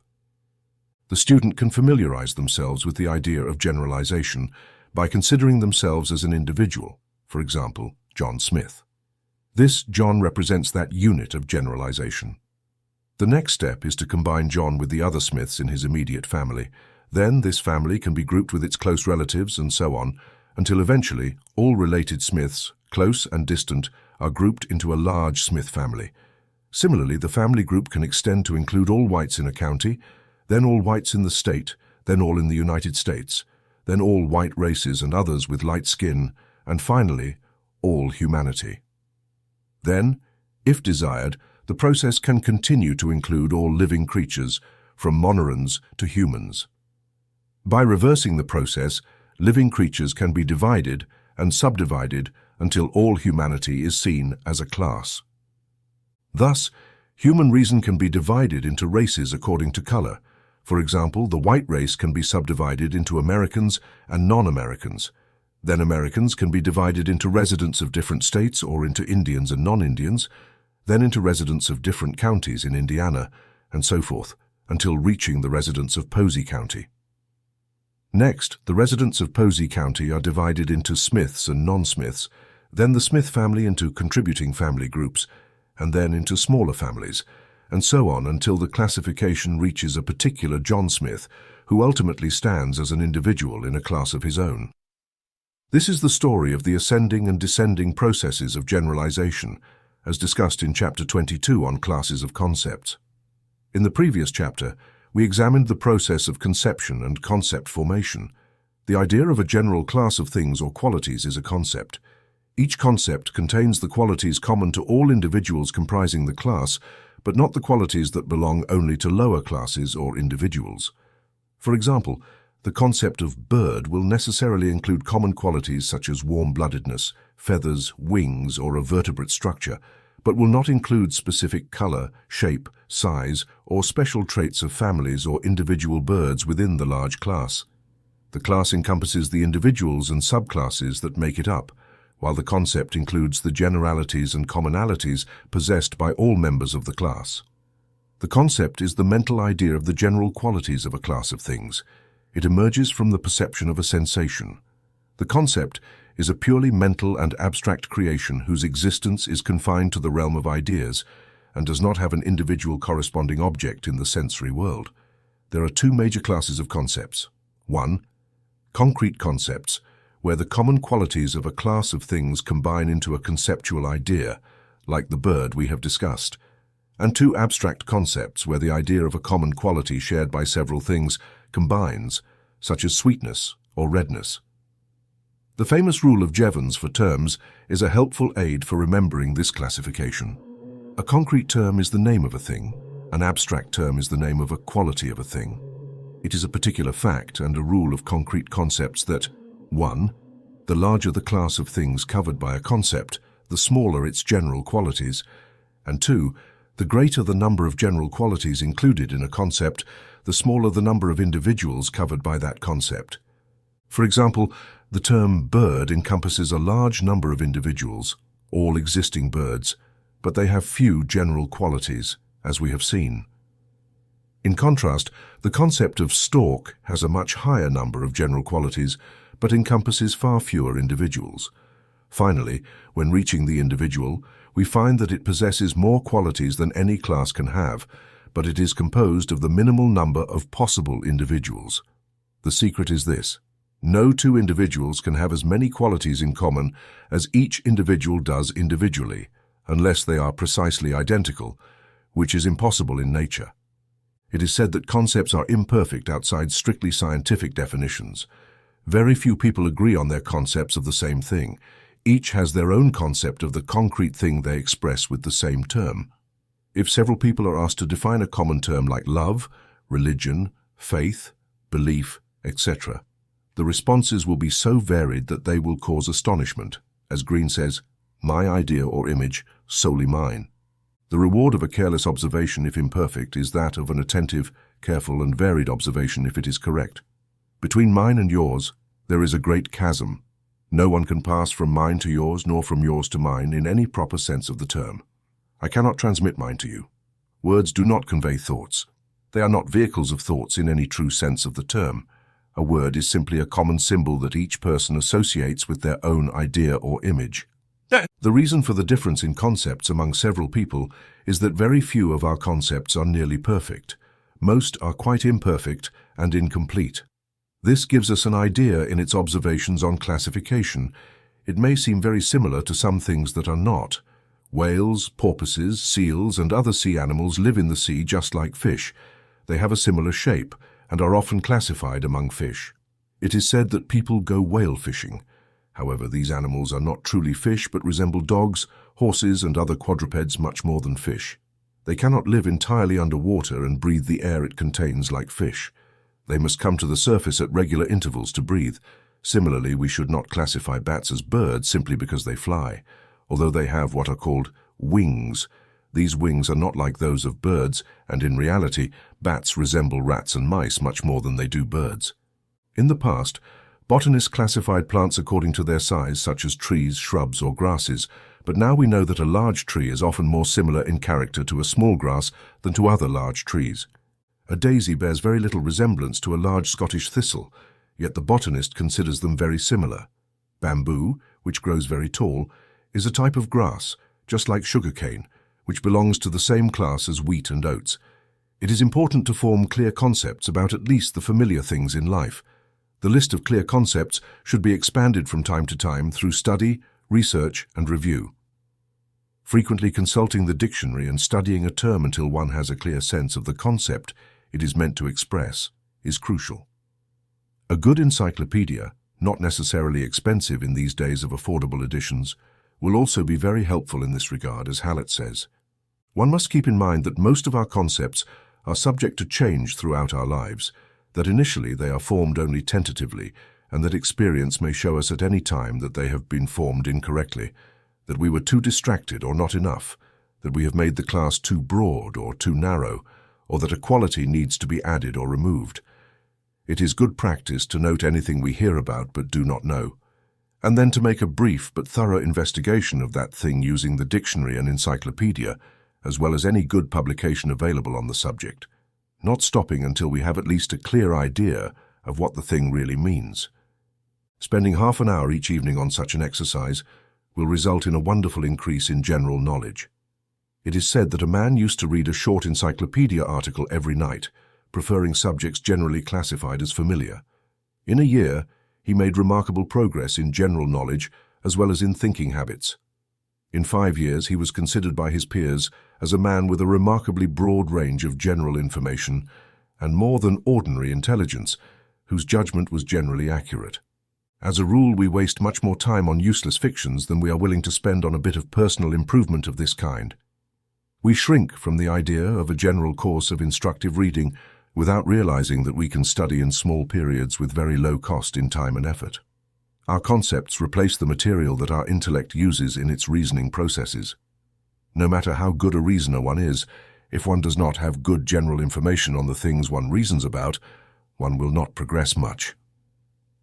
We must start with the basics and build a solid foundation on which the intellect can erect its structure.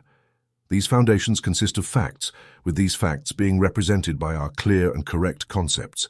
Chapter 23. Judgments. We have seen the various stages of the mental process by which simple sensations transform into perceptions and then into concepts or general ideas. The formation of the concept is considered the first major step in thought. The second major step in thought is the formation of judgment. The definition of judgment, as used in the term in logic, is the comparison in the mind of two ideas or things, and the determination of their agreement or disagreement, or whether one belongs to the other. Judgment is therefore affirmative, A or negative B, such as snow is white, A or all white men are Europeans, B. What is called a proposition in logic is the expression in words of a logical judgment. Hislop defined the term proposition as follows: any affirmation or negation of an agreement between two conceptions. For example, we compare the concepts of sparrow and bird and find an agreement, with the former belonging to the latter. This mental process is a judgment. We then announce this judgment in the proposition, the sparrow is a bird. In the same way, we compare the concepts of bat and bird, find a disagreement, and form the judgment that neither belongs to the other, which we express in the proposition, the bat is not a bird. Or we can form the judgment that sweetness is a quality of sugar, which we express in the proposition, sugar is sweet. Similarly, we can form the judgment leading to the proposition, vinegar is not sweet. Although the process of judgment is generally considered the second major step in thought, coming after the formation of the concept and not consisting merely of comparing concepts, it is important to remember that the act of judging is much more fundamental than that, as it is even further upstream in the history of thought processes. According to the particular paradoxical law found everywhere and operating in mental processes, the same process of forming judgments used in comparing concepts has also been used in forming these concepts themselves at the stage of comparing facts. The result of any comparison, high or low, must be a judgment. Judgment is necessary to form concepts. When we say that a quality is not common to a class, we are actually making a judgment. This is another proof of the complexity and unified action of the mind. Brooks says, "The power of judgment is of great value in its productions. It is involved in every act of the intellect or accompanies it, and thus it is fundamental to all intellectual activity. It operates directly in every act of understanding and even helps other mental faculties to perform their activities and processes. In a strict sense, every intelligent act of the mind is accompanied by judgment. To know is to discriminate and therefore to judge. Every sensation or cognition involves knowledge and thus judgment, as the mind cannot think at all without judging. To think is to judge. Even in forming the notions that judgment compares, the mind judges each notion or concept, involving a prior act of judgment, to form it. In forming a concept, we compare common attributes before uniting them, and the comparison is a judgment. Thus, it is true that every concept is a contracted judgment, and every judgment is an extended concept. It goes without saying that since judgments are at the base of our thinking and appear in every part of its higher structure, the importance of correct judgment in thinking cannot be overstated. However, it is often very difficult to form a correct judgment even about the most familiar things around us. Alex says, "In real life, things appear to us with their qualities disguised or obscured by other conflicting qualities. For a long time, men saw burning substances and formed a concept. A hard, black, stony substance had been often observed, and a concept had been formed. But this concept was imperfect. It is very rare that in real life we encounter perfect and well-defined concepts. Thus, it happened that for a long time, the concept of a burning substance was never associated by judgment with the concept of charcoal. The combustible quality of charcoal was overshadowed by its stony attributes. Of course, stone doesn't burn, people said. We do not know how much human development has been delayed for this same reason. Today, England would not produce goods for the rest of the world if someone had not judged that coal is a combustible substance. Judgment always works silently, comparing things that in the past seemed different, and it constantly abstracts and sets aside those qualities that merely serve to obscure the point in question. Gordy says that children's gullibility is proverbial, but if we obtain our data first-hand, if we study the living child who learns and plays, we will see that he is just as remarkable for his incredulity as for his gullibility. The explanation is simple. He tends to believe the first suggestion that comes to mind, regardless of the source, and since his belief is not the result of a rational process, he cannot be made to believe rationally.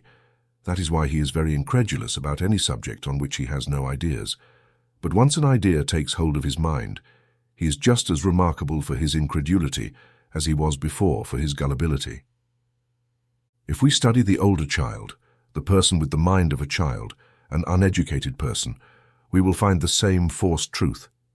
If men's beliefs were to result from reasoning processes where they have not reasoned, they would not believe. But we find that this is so. It is not true that those who have the most assertive opinions on the greatest variety of subjects, insofar as they have heard about them, are precisely those who have the least right to these opinions. Socrates, we remember, was considered the wisest man in Athens, but he alone resisted his natural tendency to believe in the absence of evidence. He alone was deceived by the presumption of knowledge without reality, and it would hardly be an exaggeration to say that the intellectual strength of men is in direct proportion to the number of things they are absolutely certain about. I do not, of course, suggest that we should not have opinions on subjects we have not personally investigated. We take and must take the advice of some people on law, others on medicine, and others on particular sciences, etc. But we must clearly understand the difference between having an opinion based on trust and having it as a result of our own research. Brooks says, one of the main goals of educating young people should be to lead them to acquire the habit of forming opinions. They should not only be led to see things, but also to have opinions about them. They should be trained to see things in their relationships and to express these relationships in defined propositions. Their ideas about objects should become thoughts about these objects. The best teaching methods are those that tend to foster a reflective mental habit that perceives similarities and differences between objects and strives to read the thoughts they embody and of which they are symbols. The study of logic, geometry, and natural sciences is recommended to exercise and develop the faculty of judgment. Study and practice, even in the lower branches of mathematics, are also useful in this regard. Many authorities recommend games of checkers or chess. Some have advocated the practice of solving puzzles, problems, refutations, etc., as exercises for this faculty of the mind. The development of the mental attitude of why and answering one's own questions is also useful, if not carried to excess. Doubting Thomas is not always a term of reproach in these days of scientific thinking habits, and the man from Missouri has many warm admirers. Chapter 24, Primary Laws of Thought. In relation to this subject, we draw the student's attention to the well-known primary laws of thought, which have been recognized as valid since the time of the ancient Greek logicians. These laws are evident and indisputable. They are axiomatic. Bones says of them, "Students are rarely able to see all their meaning and importance from the beginning. All arguments can be explained when these self-evident laws are admitted, and it is not an exaggeration to say that all technology will be clear to those who constantly use these laws as their key." Here are the three primary laws of thought. Law of identity: everything that is, is. Law of non-contradiction: nothing can both be and not be at the same time. Law of the excluded middle: everything must either be or not be. There is no middle ground. The first of these laws, known as the law of identity, tells us that a thing is always itself, regardless of the appearance or form it is perceived or presented in. An animal is always a bird if it possesses the general characteristics of a bird, regardless of whether it has the specific features of an eagle, a wren, a stork, or a hummingbird. Similarly, a whale is a mammal because it possesses the general characteristics of a mammal, even though it swims in water like a fish. Likewise, sweetness is always sweetness, whether it is manifested in sugar, honey, flowers, or coal tar products. If a thing is this thing, then it is, and one cannot logically say that it is not. The second of these laws, known as the law of non-contradiction, informs us that the same quality or class cannot be affirmed and denied at the same time and in the same place. One cannot say that a sparrow is a bird and not a bird at the same time. Similarly, one cannot say that sugar is sweet and not sweet at the same time. A piece of iron can be hot at one end and not hot at the other, but it cannot be hot and not hot at the same place and at the same moment. The third of these laws, known as the law of the excluded middle, tells us that a certain quality or class must be affirmed or denied for everything at a given time and place. Everything must belong to a certain class or not possess a certain quality. There is no other alternative or middle way. It is axiomatic that every assertion must be either true or false for a certain thing at a given time and place. There is no escaping this. Everything must be black or not black, a bird or not a bird, living or not living, at all times and in all places. It cannot be and not be at the same time and in the same place. As we have seen, therefore, it must be or not be what is asserted of it. Judgment must decide which alternative, but it only has two possible options. However, the student should not confuse opposing qualities or things. A thing can be black or not black, but it does not need to be white to not be non-black, as blue is also non-black, just as it is non-white. Forgetting this fact is a frequent cause of error. We must always affirm the existence or non-existence of a quality in a thing, but this is very different from affirming or denying the existence of the opposite quality. Thus, a thing may not be hard, and yet it does not follow that it is soft. It may be neither hard nor soft. An erroneous application exists in what are called false applications of these primary laws. A false application is an argument or conclusion that is weak. For example, because it is discovered that a particular man is a liar. It is fallacious to assume that all men are liars, as lying is a particular quality of the individual and not a general quality of the human race. Similarly, the fact that a stork has long legs and a long beak does not imply that all birds must have these characteristics. It is simply because the stork is a bird that it is erroneous to extend an individual quality to a class, but it is reasonable to assume that a class quality must be possessed by all individuals of that class. It is a very different proposition to assert that some birds are black from asserting that all birds are black. The same rule, of course, applies to negative propositions. Another false application is the one that assumes that, because the affirmative or negative proposition has not been or cannot be proved, it follows that the opposing proposition must be true. Truth is simply unproven. Another erroneous judgment is the one that attributes an absolute quality to what is only relative or comparative. For example, the terms hot and cold are relative and comparative, and they only denote someone's relative opinion about a fixed and determined degree of temperature. Truth is the degree of temperature, say 75 degrees Fahrenheit. From this, we can logically assert that it is either 75 degrees Fahrenheit or it is not at a given time and place. It may seem hot to one person and cold to another, and both are right in their judgments concerning their own relative sensations. But neither can absolutely assert that it is hot or cold. Therefore, it is a mistake to attribute an absolute quality to a relative one. Absolute fact falls into the law of the excluded middle, but a personal opinion is not an absolute fact. There are other errors that will be considered in other chapters of this text, under their corresponding titles. Chapter 25, Reasoning. Reasoning is the third major step in thinking. It can be said to consist of discovering new truths from the old ones, new judgments from the old ones, unknown facts from the known ones, in short, proceeding logically from the known to the unknown, using the known as the foundation for the unknown one, seeks to understand. Here is an excellent definition of the term. Reasoning is the act of moving from the known to the unknown through other beliefs, of basing judgment on judgments to arrive at beliefs through beliefs. Reasoning is therefore seen as a process of constructing a structure of judgments, each one supported by the other, with the culmination being the final judgment, but together constituting a building of judgments. This can be seen more clearly when considering the different forms of reasoning. Immediate reasoning is the simplest form, where two judgments are compared directly without the intervention of a third judgment, which is present in more formal classes of reasoning. This form of reasoning largely depends on the application of the three primary laws of thought mentioned in a previous chapter. We will see that if a thing is always itself, then everything included within it must partake of its nature. Thus, the family of birds has certain class characteristics, so by immediate reasoning, we know that every member of this family must possess these class characteristics, regardless of the specific characteristics it may have in addition. We also know that we cannot automatically attribute specific characteristics to other members of the class. Thus, although sparrows are birds, it is not true that all birds are sparrows. All cookies are bread, but not all bread is a cookie. Similarly, we know that a thing cannot be both a bird and a mammal, because mammals form a different family from birds. We also know that everything must be either a bird or not a bird, but not being a bird does not mean being a mammal, as there are many other things that are not birds, but are also not mammals.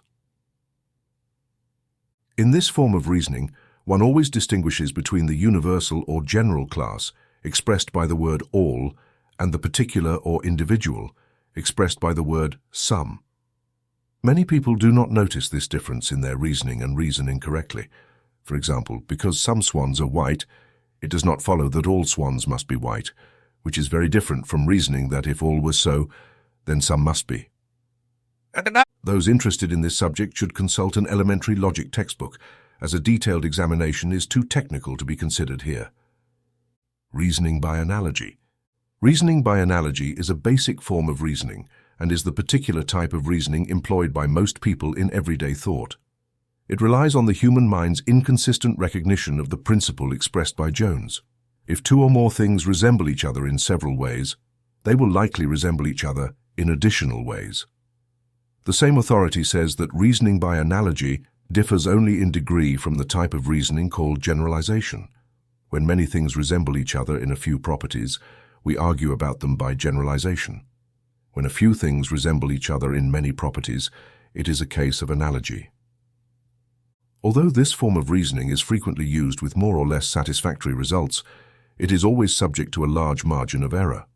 For example, people have been poisoned by mushrooms due to faulty analogical reasoning, assuming that because some mushrooms are edible, mushrooms that resemble them must also be safe to eat.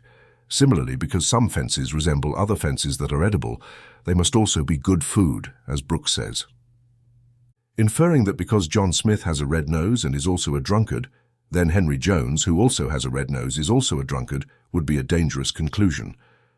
Conclusions of this type drawn from analogy are often risky. Alex says that many false analogies are created, and it is excellent practice for thinking to expose them. Most people swallow these analogies as easily as young robins swallow the small pebbles placed in their mouths. One of the leading authorities in the field says that there is no real way to ensure that we are reasoning safely by analogy. The only rule that can be given is that the more two things resemble each other, the more likely it is that they are similar in other aspects, particularly in points closely related to those observed. Indeed, to clarify our conclusions, we should never be content with analogy alone, but should try to discover the general laws governing the case. We find that it is not possible to rely on reasoning by analogy, unless we conduct such an investigation into the causes and laws of the things in question that we actually use inductive and deductive reasoning, which are higher forms of reasoning. The two higher forms of reasoning are known respectively as inductive reasoning, or inference from specific facts to general laws, and deductive reasoning, or inference from general truths to specific truths.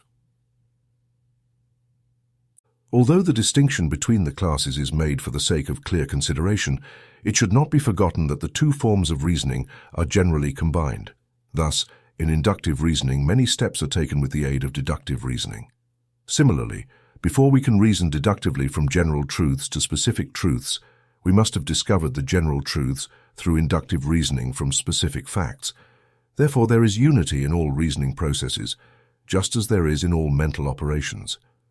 Inductive reasoning is a synthetic process, while deductive reasoning is analytical. In the former, we combine and construct, whereas in the latter, we dissect and separate. Chapter 26, Inductive Reasoning. Inductive reasoning relies on the axiom that what is true for many is true for all. This axiom is based on man's belief in the uniformity of nature. Inductive reasoning is a mental ladder by which we ascend from specific facts to general laws.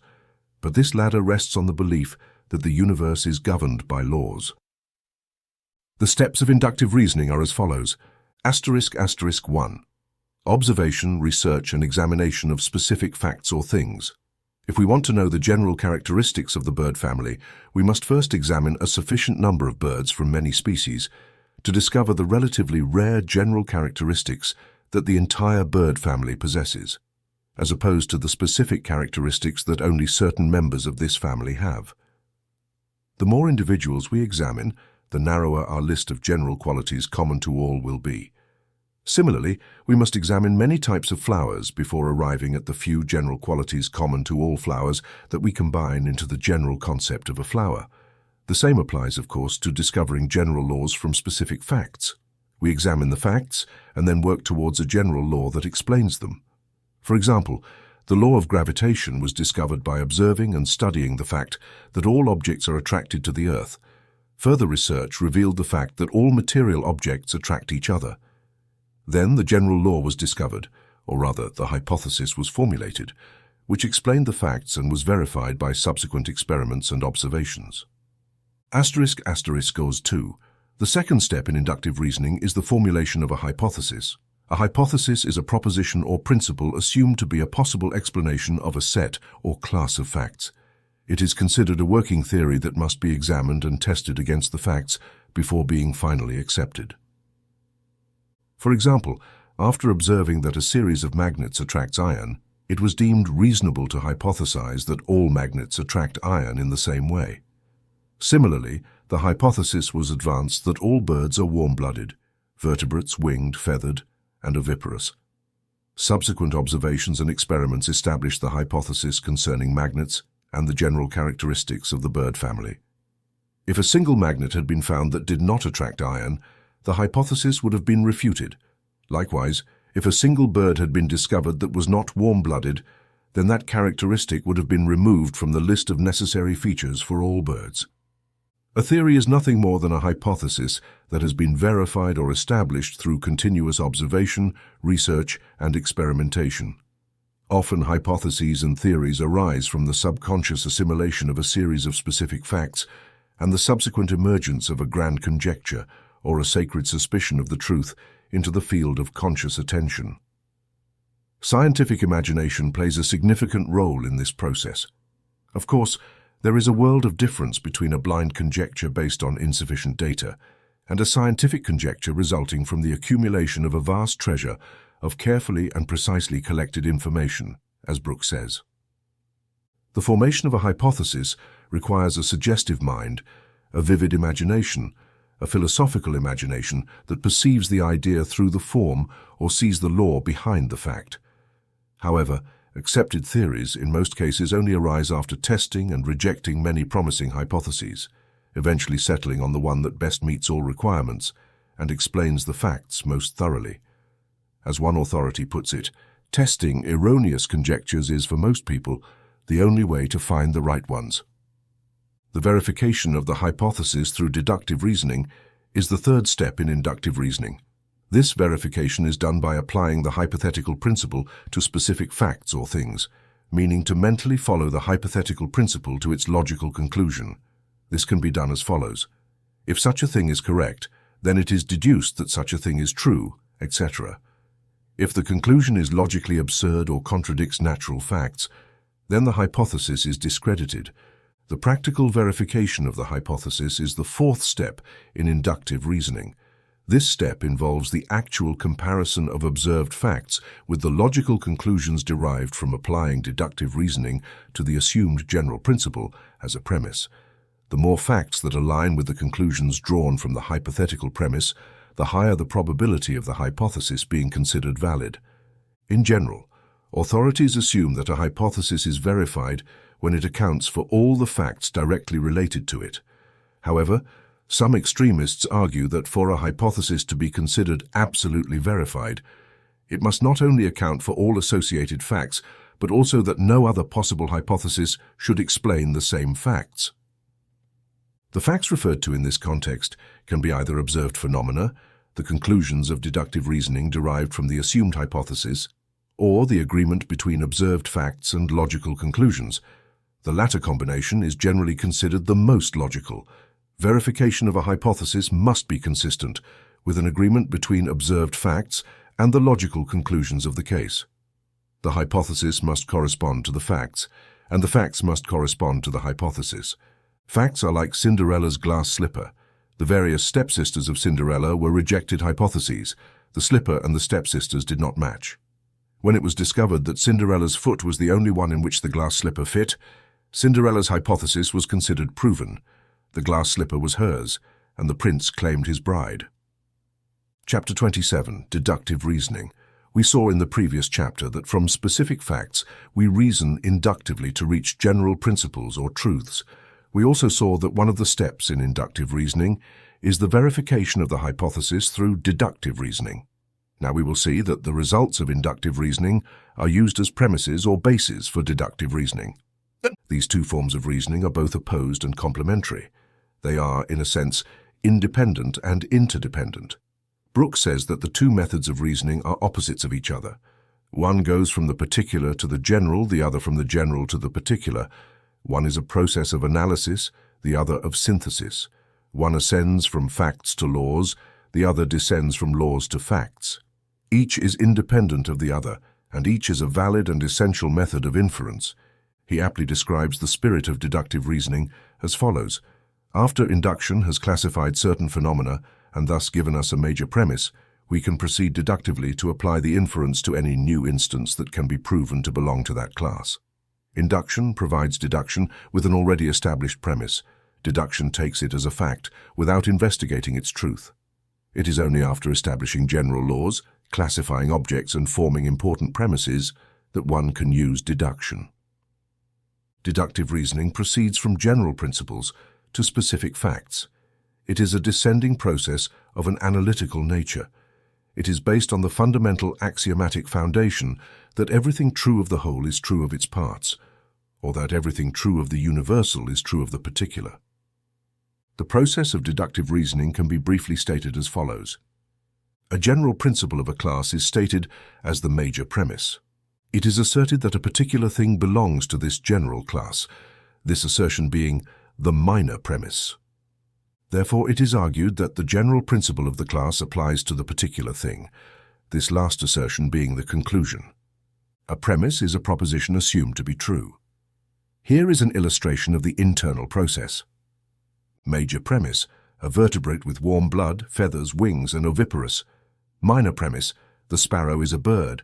Conclusion, the sparrow is a vertebrate with warm blood, feathers, wings, and oviparous. Or major premise, rattlesnakes tend to bite when they are angry, and their bite is venomous. Minor premise, this snake in front of me is a rattlesnake. Conclusion, this snake in front of me may bite when it is angry, and its bite will be venomous. The average citizen might object that they are not aware of going through this complex process when reasoning about sparrows or rattlesnakes, but they do so nonetheless. They are not aware of the steps, because mental habit has accustomed them to the process and makes it more or less automatic. However, These three steps are present in all deductive reasoning processes, even the simplest ones. The average person is like the character from the French play who discovered after 40 years that she had been speaking in prose without knowing it. Similarly, most people are surprised when they discover that they have used logical forms more or less correctly without realizing it. Many, even among educated individuals, do not have a clear idea of what logic is. However, in some way, everyone must have been a logician since they began to speak. There are many technical rules and principles of logic that we cannot cover here. However, some fundamental principles of correct reasoning should be included. What is called a syllogism is the expression in words of the different parts of the complete reasoning or argument process. Whatley defines it as follows: a syllogism is an argument expressed in a strict logical form, so that its conclusive character is manifested solely by the structure of the expression, regardless of the meaning of the term. In summary, if the two premises are accepted as correct, it is deduced that there can be only one true logical conclusion resulting from theoretical abstract reasoning. It is assumed that the word therefore precedes each of the two premises, and consequently before the conclusion that results from the therefore. Of course, the general rules of the syllogism are as follows. Every syllogism must consist of three propositions, no more, namely, major premise, minor premise, conclusion. The conclusion must naturally follow from the premises, otherwise the syllogism is invalid and constitutes a sophism or fallacy. At least one premise must be affirmative. If a premise is negative, the conclusion must be negative. At least one premise must be universal or general. If a premise is particular, the conclusion must also be particular. The last two rules, 5 and 6, contain the essential principles of all the rules related to syllogisms. Any syllogism that violates them will also violate other rules, some of which are too technical to be addressed here. These two rules can be proven by constructing syllogisms that violate their principles. Here is the reason why. Rule 5. No conclusion can be drawn from two particular premises. For example, some men are mortal and John is a man do not allow us to conclude that John is mortal. The major premise should state all men. Rule 6. A universal conclusion can only be deduced from two universal premises. An example is not necessary here as the conclusion is evident. The development of reasoning faculties has no real shortcut. There is only the old and well-known rule of practice, exercise, and use. However, there are certain studies that tend to develop these faculties. The study of arithmetic, especially mental arithmetic, tends to develop good habits of reasoning from one truth to another, from cause to effect. Even better is the study of geometry, and of course the best of all is the study of logic and the practice of solving its problems and examples. The study of philosophy and psychology is also useful in this regard. Many lawyers and educators have practiced geometry solely to develop their capacity for logical reasoning. Brooks says that geometry is such a valuable discipline that many lawyers and others review their geometry each year to keep their minds trained in logical thinking habits. The study of logic will help develop deductive reasoning power by first showing the method by which we reason. Knowing how we reason, seeing the laws that govern the reasoning process, analyzing the syllogism, and seeing its conformity with the laws of thought, is not only a reasoning exercise, but also provides knowledge of the process that will be both a stimulus and a guide for thought. No one can trace the principles and processes of thought without gaining some momentum. Secondly, the study of logic is probably even more valuable because it provides practice in deductive thinking. This might be its main value, as the mind reasons instinctively without knowing how it reasons. One can think without knowledge of the science of thought, just as one can use language correctly without knowing grammar. However, just as studying grammar improves speech, the study of logic can only improve thinking, according to the opinion of the writer. One of the best, albeit simple, methods for cultivating reasoning faculties is to become deeply familiar with fallacies or the most common forms of faulty reasoning, so as not only to detect faulty reasoning immediately, but also to easily understand the reason for its falsity. Understanding erroneous forms of reasoning alerts us to them, and by being vigilant about them, we tend to eliminate them from our thought processes. If we eliminate the false, only the true remains in its place. Therefore, we recommend clearing the logical garden of common fallacies so that the flowers of pure reason can bloom in their place. Consequently, we think it is beneficial to highlight the most common fallacies and the reasons for their falsity in the next chapter. Chapter 28. Fallacious Reasoning. A fallacy is defined as an argument or a manner of arguing that is weak, and although it seems decisive on a question, is not actually so, or a fallacious statement or proposition where the error is not immediately obvious. When a fallacy is used to deceive others, it is called a sophism. It is important for students to understand the nature of fallacies and recognize their most common forms. As Jeff Bones says, learning to do what is right is always desirable while being informed of the ways we are likely to be mistaken. When we describe to a person the path they should follow, we must point out not only the turns they should take, but also those they should avoid. Similarly, a useful part of logic is that which teaches us the paths and turns by which people tend to err in their reasoning. In presenting this brief exposition on the most common forms of fallacies, we omit as much technical detail as possible that belongs to logic textbooks. Fallacies. The collective truth but particular falsehood. An example of this fallacy is the argument that because the French race, collectively, is excitable, therefore a particular French person must be excitable. Or that because the Jewish race collectively is good in business, therefore a particular Jew must be a good businessman. This is as fallacious as arguing that because a person can drown in the ocean, they must avoid bathing in a bathtub or a glass of water. There is a significant difference between the whole of something and its separate parts. Nitric acid and glycerin separately are not explosive, but combined they form nitroglycerin, a very dangerous and powerful explosive. Reversing this form of illustration, one recalls the old saying, "Salad is a good thing, but one does not want to be pickled." Irrelevant. Conclusion. This fallacy involves introducing material into the conclusion that is not contained in the premises or confusing the issue. For example, all men are sinners. Juan Perez is his name, therefore Juan Perez is a horse thief. This might seem absurd, but many arguments are as fallacious as this one for the same reason, or another more subtle form. All thieves are liars. Juan Perez is a liar, therefore Juan Perez is a thief. The first example arises from introducing a new topic, the latter from confusing the issue. False cause. This fallacy involves attributing a cause to something that is merely concomitant or preceding the effect. For example, the rooster crows just before or at sunrise. Therefore, the rooster's crowing is the cause of the sunrise. Or, poor crops occurred after the election of a Whig president. Therefore, the Whig party is the cause of the poor crops. Or, where civilization is higher, there are more tall hats. Therefore, tall hats are the cause of civilization. Circular reasoning. In this form of fallacy, the person reasoning or arguing tries to explain or prove something by itself or in its own terms. For example, the YC party is honest because it upholds honest principles. The Whig principles are honest because they are upheld by an honest party. A common form of this fallacy in its sophistic phase is the use of synonyms in such a way that they seem to express more than the original concept, whereas they are actually just different terms for the same thing. A historical example of circular reasoning is, the Church of England is the true church because it was established by God. It must have been established by God because it is the true church.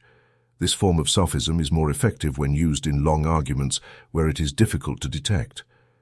Avoiding the question, this fallacy arises from using a false premise or at least a premise whose truth is not accepted by the opponent.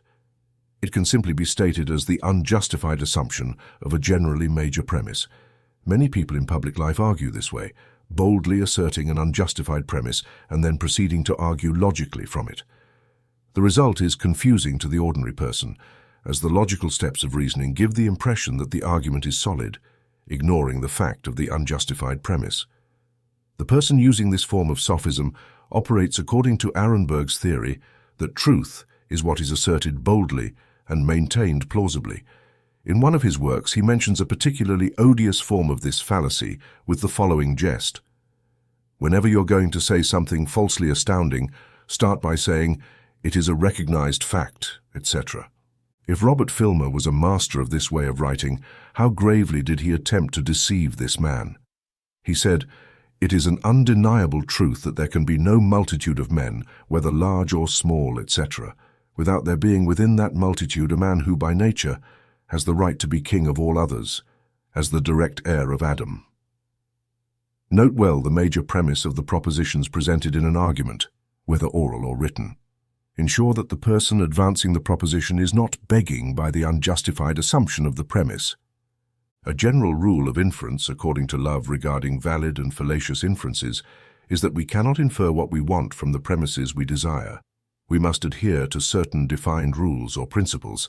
Any violation of these rules will be a fallacy. There are two simple rules that must not be violated.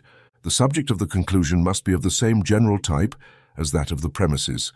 The facts constituting the premises must be accepted and not fictitious. Strict adherence to these rules will allow us to detect and avoid the main forms of fallacious reasoning and argumentative sophistry. There are a whole range of deceptive practices that people resort to in arguments, which are fallacious in their intent and result, which we do not consider here in detail as they barely pertain to the specific subject of this text. However, a brief mention is permitted in the interest of general information. Here are the main ones: arguing that a proposition is true because the opponent cannot prove the contrary. The fallacy appears when one realizes that the statement, "the moon is made of green cheese," is not proven because we cannot prove the contrary. The failure to refute a proposition does not actually prove it, and the failure to prove a proposition does not actually refute it. As a general rule, the burden of proof lies with the person advancing the proposition, and their opponent is not obliged to refute it or consider it proven. The old adage, "you cannot prove that it is not the case," is based on a fallacious conception: abuse of the opponent, their party, or their cause. This is not a real argument or reasoning. It is like proving a point by hitting the opponent on the head. Arguing that the speaker does not live according to their principles is not an argument against the principles they uphold. A person may advocate the principle of temperance and yet drink excessively. This merely shows that they preach better than they practice, but the truth of the principle of temperance is in no way affected by this. Therefore, proving this cannot change the nature of the principle. The argument from authority is not based on logic. Authority is valuable when it is genuinely worthy, but it is only a confirmation to add weight, not a logical argument in itself. Only the reasons given by the authority constitute a real argument. The abuse of this form of argumentation is illustrated by the earlier reference to Beijing, the questions, in the quote from Vulgar 5. Appealing to prejudice or public opinion is not a valid argument because public opinion is often mistaken, and prejudices are generally unjustified and at best irrelevant to the subject. From a logical perspective, the abuse of testimony and alleged evidence also deserves examination. But we cannot address this topic here. Perhaps the most dangerous of all fallacies in the quest for truth for most of us is that which results from the following: the tendency to reason from what we feel and wish to be true, rather than from the actual facts of the case, leading us unconsciously to adopt a mental attitude whereby if the facts align with our favorite tastes and theories, all is well. Otherwise, so much the worse for the facts. The tendency in each of us to perceive only the facts that align with our theories and ignore others. We find what we seek and silence what does not interest us. Our discoveries follow our interest, and our interest follows our desires and beliefs. The intelligent individual recognizes these tendencies of human nature and strives to avoid them in their own reasoning, but they are very aware of them in the arguments and reasoning of others. Failure to observe and protect oneself against these tendencies leads to fanaticism, intolerance, narrow-mindedness, and intellectual astigmatism. Chapter 29. The Will. The activities of the will constitute the third major class of mental processes. Psychologists have always differed significantly in their conception of what these activities are. Even today, it is difficult to find a definition of the will in a dictionary that aligns with the best opinion on the subject. Dictionaries adhere to the old classification and conception that viewed the will as that faculty of the mind or soul by which it chooses or decides. However, with the evolution of the idea that the will acts according to the strongest motive, and that this motive is provided by an average of momentary desires under the supervision of the intellect, the conception of the will as the faculty of choosing and deciding is losing ground. Instead, the more recent conception supports that the will primarily concerns action. It is difficult to place the will in the category of mental processes but it is generally accepted that it resides at the very core of the mental being and is closely associated with what is called the self or ego. The will seems to have at least three general phases, namely, the will includes at least three general phases of its activities. The desire phase. The first phase of the will, called desire, is itself something complex. At its base, it touches and merges with feeling and emotion. Its center consists of a state of tension similar to that of a stretched spring or a cat ready to pounce. At its peak, it touches, penetrates, and mingles with the other phases of the will we have mentioned. Desire is defined as a feeling, emotion, or excitement of the mind directed towards obtaining, enjoying, or possessing an object from which one hopes to gain pleasure, benefit, or gratification. Halleck provides an excellent conception of the impulse of desire. Desire is directed towards something that will bring pleasure or relieve immediate or deferred pain for the individual or someone dear to them. Aversion or avoidance of something is merely the negative aspect of desire. In the previously cited statement by Halleck, we have the explanation of the role that intellect plays in the activities of the will.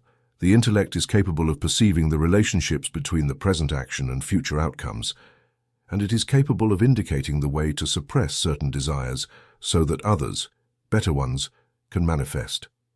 It also serves to regulate the compromise between conflicting desires.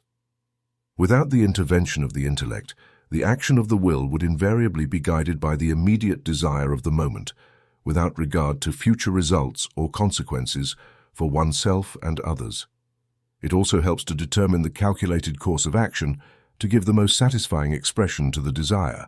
And although it is true that the action of the will depends almost entirely on the driving force of desire, it is also true that desire can be created, regulated, suppressed, or even extinguished by the action of the will.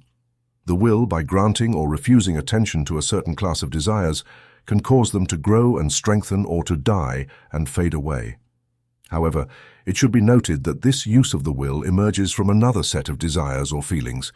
Desire is awakened by feelings or emotions that arise from the subconscious planes of the mind and seek expression and manifestation. We have examined the nature of feelings and emotions in previous chapters, which should be understood in relation to the present. It is important to remember that the feeling or emotional side of desire emerges either from inherited racial memories that exist as instincts or from the memory of past experiences of the individual. In some cases, the feeling first manifests as a vague unease caused by subconscious impulses and excitements. Then the imagination visualizes the object of the feeling or certain related images from memory, and thus desire manifests on the level of consciousness. The entry of the feeling of desire into consciousness is accompanied by a particular tension that marks the second phase of desire. This tension, when strong enough, progresses to the third phase of desire, where desire merges with the action of the will. In this phase, desire demands that the will express itself and act, and thus the mere feeling and the cessation of the feeling become a call to action. But before it finds expression and action, the second phase of the will must manifest, if only for a moment. This second phase is known as deliberation, or weighing and balancing of desires. Deliberation. The second phase of the will, known as deliberation, is more than the purely intellectual process that the term might suggest. The intellect plays an important role, it is true, but there is also a nearly instinctive and automatic weighing and balancing of desires. Rarely does a single desire present itself to the will at one time. It sometimes happens that an emotional desire of such power and force arises that it eclipses all others during deliberation. But such cases are rare, and generally there is a multitude of rival claimants, each insisting on its rights in the matter at hand. With a weak, undeveloped, and untrained intellect, the struggle is often little more than a brief contest among several desires, won by the strongest at the moment. But with the development of the intellect, new factors emerge and new forces come into play. Furthermore, the more complex the emotional nature and the greater the development of higher forms of feeling, the more intense the struggle of deliberation or desires becomes. We see in Halleck's definition that desire aims not only to produce pleasure or relieve pain for the individual, but also adds the additional element of the well-being of someone they care about, an element that is often decisive. This element, of course, comes from the development and cultivation of one's own emotional nature. Similarly, we see that it is not only the immediate well-being of oneself or those one cares about, but also the long-term well-being. This consideration of future well-being depends on the intellect and the imagination cultivated under its control. Moreover, a trained intellect is capable of discovering a potentially greater satisfaction in a certain course of action than in one driven by the tumultuous desire of the moment. This explains why the judgment and action of an intelligent person are generally very different from those of a less intelligent person, and also why a cultured person tends toward different actions than an uncultured one, as well as why a person with broad sympathies and high ideals acts differently from someone with the opposite traits. But the principle remains the same. Feelings manifest in desire, seeking the greatest apparent final satisfaction at the moment, and the strongest desires prevail. Halleck's commentary on this point is interesting. He says that desire is not always proportional to the idea of personal selfish pleasure. Many people, after becoming aware of the immense amount of earthly distress, desire to alleviate it, and this desire manifests in action, as evidenced by benevolent societies in all cities. Here, individual pleasure is not diminished, but it is secondary as it comes from the happiness of others. The desire for loved ones is often stronger than for strangers. A child often prefers an immediate gratification, even if it is only 1/10 of what they might have in a year. Similarly, a student often desires leisure today more than future success, even though they are encouraged to study, wasting their time and thus missing out on an incomparably greater future pleasure. When relegated to the background in the struggle for existence, the result of this weighing and balancing of desire is or should be the decision and choice that then moves into action. However, many people seem incapable of deciding on their own and need a nudge or external impulse before acting. Others decide without making good use of their intellect, which they call impulse but is actually impatience. Some are like the donkey in the fable who starved to death, placed equidistant between two equally attractive meadows and could not decide which one to go to. Others follow the example of Jeppe in the comedy. When given a coin to buy a piece of soap for his wife, he remained at the street corner, deliberating whether to obey the orders or buy a drink with the money. He wants the drink, but realizes his wife will hit him if he comes back without soap. "My stomach says drink, my back says soap," says Jeppe, but he finally concludes, "It is not a man's stomach that matters, but his back." The final decision depends on the balance between desires, the weighing of the desire for and against, the desire for this and the desire for that. The strength of the various desires depends on the immediacy and current interest that arise from the attention given to inherited feelings and emotions, the environment, experience, and education that shape character, as well as the degree of intellectual clarity and the power to form correct judgments between desires. However, it should be remembered that the intellect does not appear as an adversary of the principle of desire satisfaction, but simply as a tool to determine which course of action will bring the greatest final satisfaction, direct or indirect, present or future. Ultimately, each individual acts to achieve the greatest immediate or future satisfaction, direct or indirect, whether personally or through the well-being of others, according to what seems best to them at the precise moment of deliberation. We will find that this is the spirit of all decisions, although the motive is often hidden and difficult to find, even by the individual themselves, as many of the strongest movements originate in the subconscious planes of the mind. Action. The third and final phase of will is what is called action, the voluntary act through which the idea of desire is expressed in physical or mental activity. The old conception of will held that the decisive phase of will was its characteristic and final phase, overlooking the fact that the very essence or spirit of will is linked to action. Even those familiar with the more recent conception often assume that the act of decision is the final phase of will, ignoring the fact that we often decide to do something and yet might never realize that intention and decision. The act of wanting is not complete if it is not expressed through action. There must be the manifestation of the driving element or phase of will, otherwise the will process is incomplete. A weakness in this final phase of will affects the entire will and renders its processes ineffective.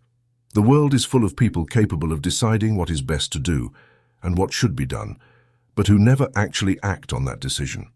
The few who promptly follow their decision with vigorous action are those who move work forward in the world. Without the full manifestation of this third phase of will, the other two are useless. So far, we have only considered the highest type of will, the one accompanied by conscious deliberation, where the intellect takes an active role. In this process, not only do conflicting feelings present opposing claims for recognition, but the intellect is active in examining the case and offering valuable testimony on the comparative merits of different claimants and the effect of certain courses of action on the individual. However, there are several lower forms of will manifestation that we must briefly consider. Reflex action is a manifestation of will motivated by the reflex activities of the nervous system, as mentioned in previous chapters of this text. In this general type, we find unconscious reflex action, such as when someone touches a sleeping person and they withdraw, or when a frog's leg moves when its terminal nerve is stimulated. We also find conscious reflex action, such as blinking or performing a habitual physical movement while walking, using a sewing or typing machine, or playing the piano, etc. Impulsive action. Will is often prompted to action by a weak idea, a faint sense of purpose or impulse. The action is almost instinctive, although there is a vague perception of purpose. For example, we might feel an impulse to turn toward the source of a strange sound or sight, or another source of interest or curiosity. We may experience an impulse from the subconscious level of our mind, sparking a vaguely conscious idea of movement or action to relieve attention. For instance, one might feel the urge to exercise or seek fresh air in green fields, even if these thoughts did not come to mind at that moment. These impulses arise from a subconscious sense of fatigue or a desire for change, combined with a fleeting idea that produces the impulse. Unless such an impulse is inhibited by the activities of will, inspired by other desires, habits, ideas, or ideals, we act on it exactly as a young child or an animal would. Hofdin refers to this type of action by noting that the psychological condition of the impulse is that, with the momentary feeling and sensation, a more or less clear idea of something that could increase pleasure or decrease pain at that moment is combined. Instinctive action. Will is often driven to action by an instinctive stimulus. This form of will activity is very similar to the last mentioned form, and it is often impossible to distinguish between the two. Activities of the bee in building its hive and storing its honey, the work of the silkworm and caterpillar in building their resting places, are examples of this form of action. In fact, even the bird's construction of a nest can be classified this way. In these cases, there is intelligent action towards a defined end, but the animal is unconscious of that end. The experiences of the distant ancestors of these creatures have recorded their impressions in the subconscious mind of the species, and these are transmitted in some way to the entire species. The nervous system of every living being is a recording cylinder of the experiences of its early ancestors, and these cylinders tend to reproduce these impressions on appropriate occasions. In previous chapters, we have shown that even humans are under the influence of instinct much more than they themselves imagine. Chapter 30. The formation of will. The formation of will is crucial for an individual to develop, cultivate, and train their will so that it is influenced by the higher part of their mental and moral being. Although will is used more effectively to develop and train the intellect and to build character, it must itself be trained to be habitually guided by the intellect and influenced by what we call character. The influence of trained will on various mental faculties is very significant. There are no faculties that cannot be cultivated by will. The primary and major task of will in this regard is the control and direction of attention. A determined will is the type of interest that should prevail at all times, and this type of interest largely determines a person's character, tastes, feelings, thoughts, and actions. Gordy says that by cooperating with a pre-existing influence, will can make a weaker influence prevail over a stronger one and determine which of the pre-existing influences will control the mind.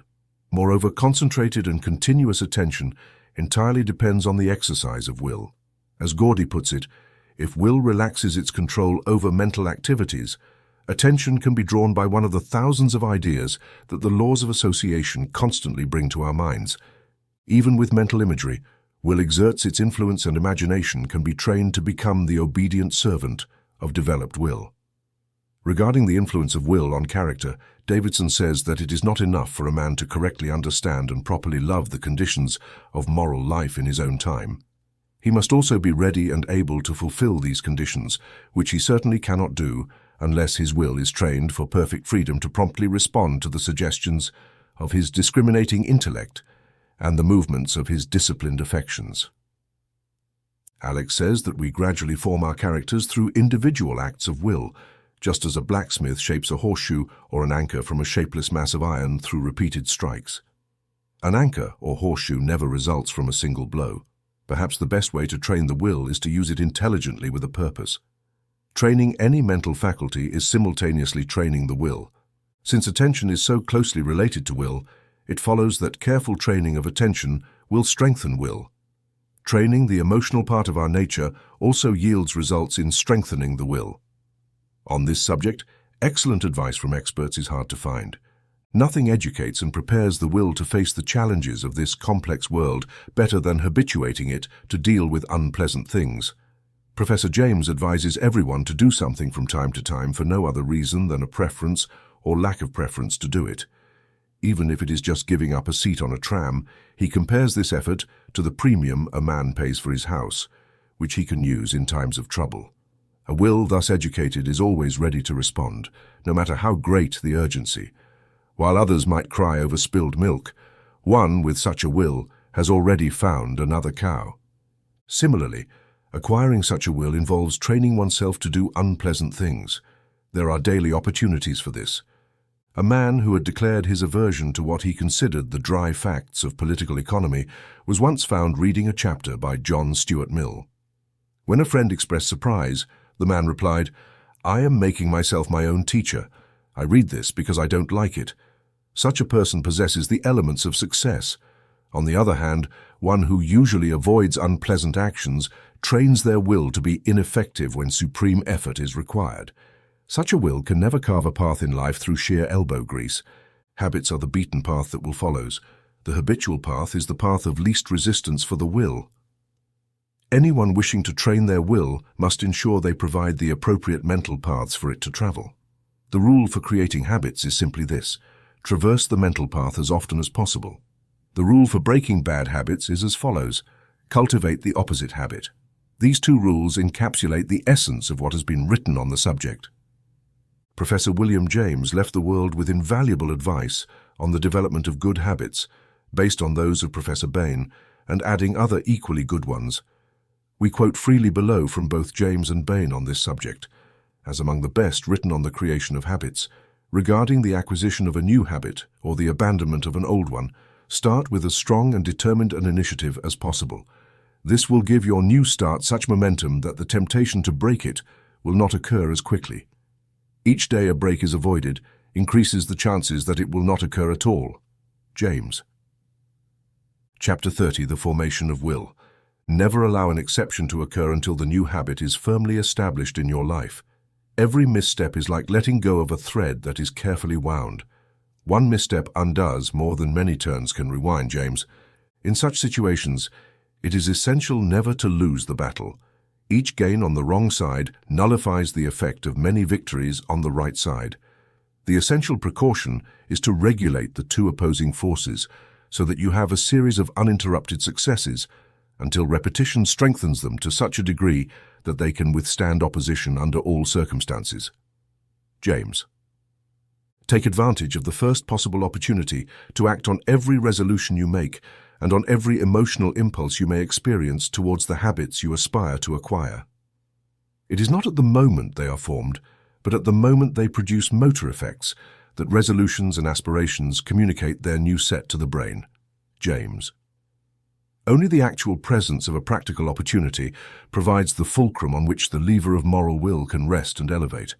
One who lacks a solid support against which to lean will never rise above the stage of futile gestures. James. Keep the faculty alive within you by engaging in a small act of discipline each day. That is, be systematically ascetic or heroic over small, insignificant matters. Do something every day for no other reason than to prefer not to do it, so that when the hour of extreme necessity approaches, you may find yourself without nervousness and untrained to endure the test. The man who has daily accustomed himself to habits of focused attention, energetic will, and the denial of unnecessary things will stand like a tower when everything around him falters, and when his gentler mortal companions are swept away like chaff in the storm. James chapter 31, the tonic of will. In addition to the general rules for developing and training will given in the previous chapter, we advise you to tone and strengthen the will through the inspiration drawn from the words of some of the world's great thinkers and actors. In these words, there is a vital statement of recognition, realization, and manifestation of that inner thing we call will. It is truly a dormant soul that is not inspired by the contagion of the idea. These expressions are milestones on the path to realization laid down by those who have preceded us on the journey. We present these quotes without comment as they speak for themselves. The words of the wise may, who believes he can. Character is a perfectly educated will. Nothing can withstand the will of a man who knows the truth and desires good in all faculties. He advances and desires because within you is a power, a living force that, the more you trust and learn to use it, will annihilate the opposition of matter. The star of unconquerable will rises in my chest, serene and resolute, calm and untroubled mistress of itself. So close is the greatness of our dust, so close is God to man, when duty whispers softly. You must do it, the young man responds. I can. The more I live, the more I am sure that the great difference between men, between the weak and the powerful, the great and the insignificant, is energy, invincible determination, a purpose once set, then death or victory. This quality does everything that can be done in this world, and no talent, no circumstance, no opportunity will make a bipedal creature a man without it. Human will, that invisible force, the offspring of an immortal soul, can carve a path to any goal, even if granite walls stand in its way. Be what you want to do. Let failure find its content false in this humble environment of words, but the spirit scorns it and is free. It dominates time, conquers space, it deserves it. The boasting impostor, chance, and demands of the tyrant the circumstance, makes itself noticed and takes the place of a servant. Determination is what makes a man manifest, not the insignificant resolution, not the coarse decisions, not the wandering aim, but this strong and untiring will that crushes difficulties and danger, like a child walking on the icy lands of winter, lighting up his eye and his brain with a pulsating pride toward the inaccessible. Will makes men giants. Donald, there is neither chance nor destiny nor luck that can evade, obstruct, or control the firm resolution of a determined soul. Gifts count for nothing. Only will is great. Everything yields to it sooner or later. What obstacle can stop the powerful force of the river seeking the sea in its course, or make delay the rising orb of the day? Every well-born soul must earn what it deserves. Let fools talk of luck. The fortunate is he whose serious purpose never deviates, whose every action or inaction serves the one great design. For even death itself sometimes pauses and waits for such a will. Ella Wheeler Wilcox. I have convinced myself through long meditation that a human being with a set purpose must accomplish it, and that nothing can withstand a will that bets even on its own achievement. Lord Beaverbrook. A passionate desire and an untiring will can accomplish impossibilities, or what may seem impossible to the cold and the weak. Sir John Simpson. It is wonderful to see how even the chances of life seem to bow before a mind that does not bow before them, and yield to serve a purpose that, at their first apparent tendency, they might threaten to thwart. John Foster. The best thing about General Grant is the cold persistence of his purpose. He is not easily excited and has the grip of a bulldog. Once he has sunk his teeth in, nothing can shake him. Abraham Lincoln. I am greater than anything that could happen to me. All these things are outside my door, and I have the key. Charles F. Lummis. Fate, circumstances, chance, these are all external, and if you cannot change them, you can always overcome them. Charles F. Lummis. The truest wisdom is a resolute determination. Impossible is a word only found in the dictionary of fools. Napoleon Bonaparte. What turns most easily into a habit within us is willpower. Therefore, learn to will with strength and determination. Thus, fix your drifting life, and do not let it be tossed about like a withered leaf by every wind that blows. Horizon Sweet Marden. Man owes his growth mainly to this active effort of will, this confrontation we call effort, and it is amazing how often results that seem impossible thus become possible. Horizon Sweet Marden. It is willpower, the strength of will, that enables a man to do or be what he proposes to be or do. Horizon Sweet Marden. A strong, challenging goal has many hands and clings to everything within reach that may be useful. It has a magnetic purpose that attracts everything similar to it. Yorkshire proverb. A talent with willpower behind it will accomplish more than 10 without it. Horizon Sweet Marden. Willpower may not endow a man with talents or abilities, but it accomplishes something very important. It enables him to make the best use of his powers. Gilbert K. Chesterton. Stroke a nettle with a tender hand and it will prick you for your pains. Grasp it firmly like a name of temple, and it will remain as soft as down. Do not shrink, do not weaken, but hit the line with force. Theodore Roosevelt. The more one encounters difficulties within and without, the more significant and inspiring life will be. Theodore Roosevelt.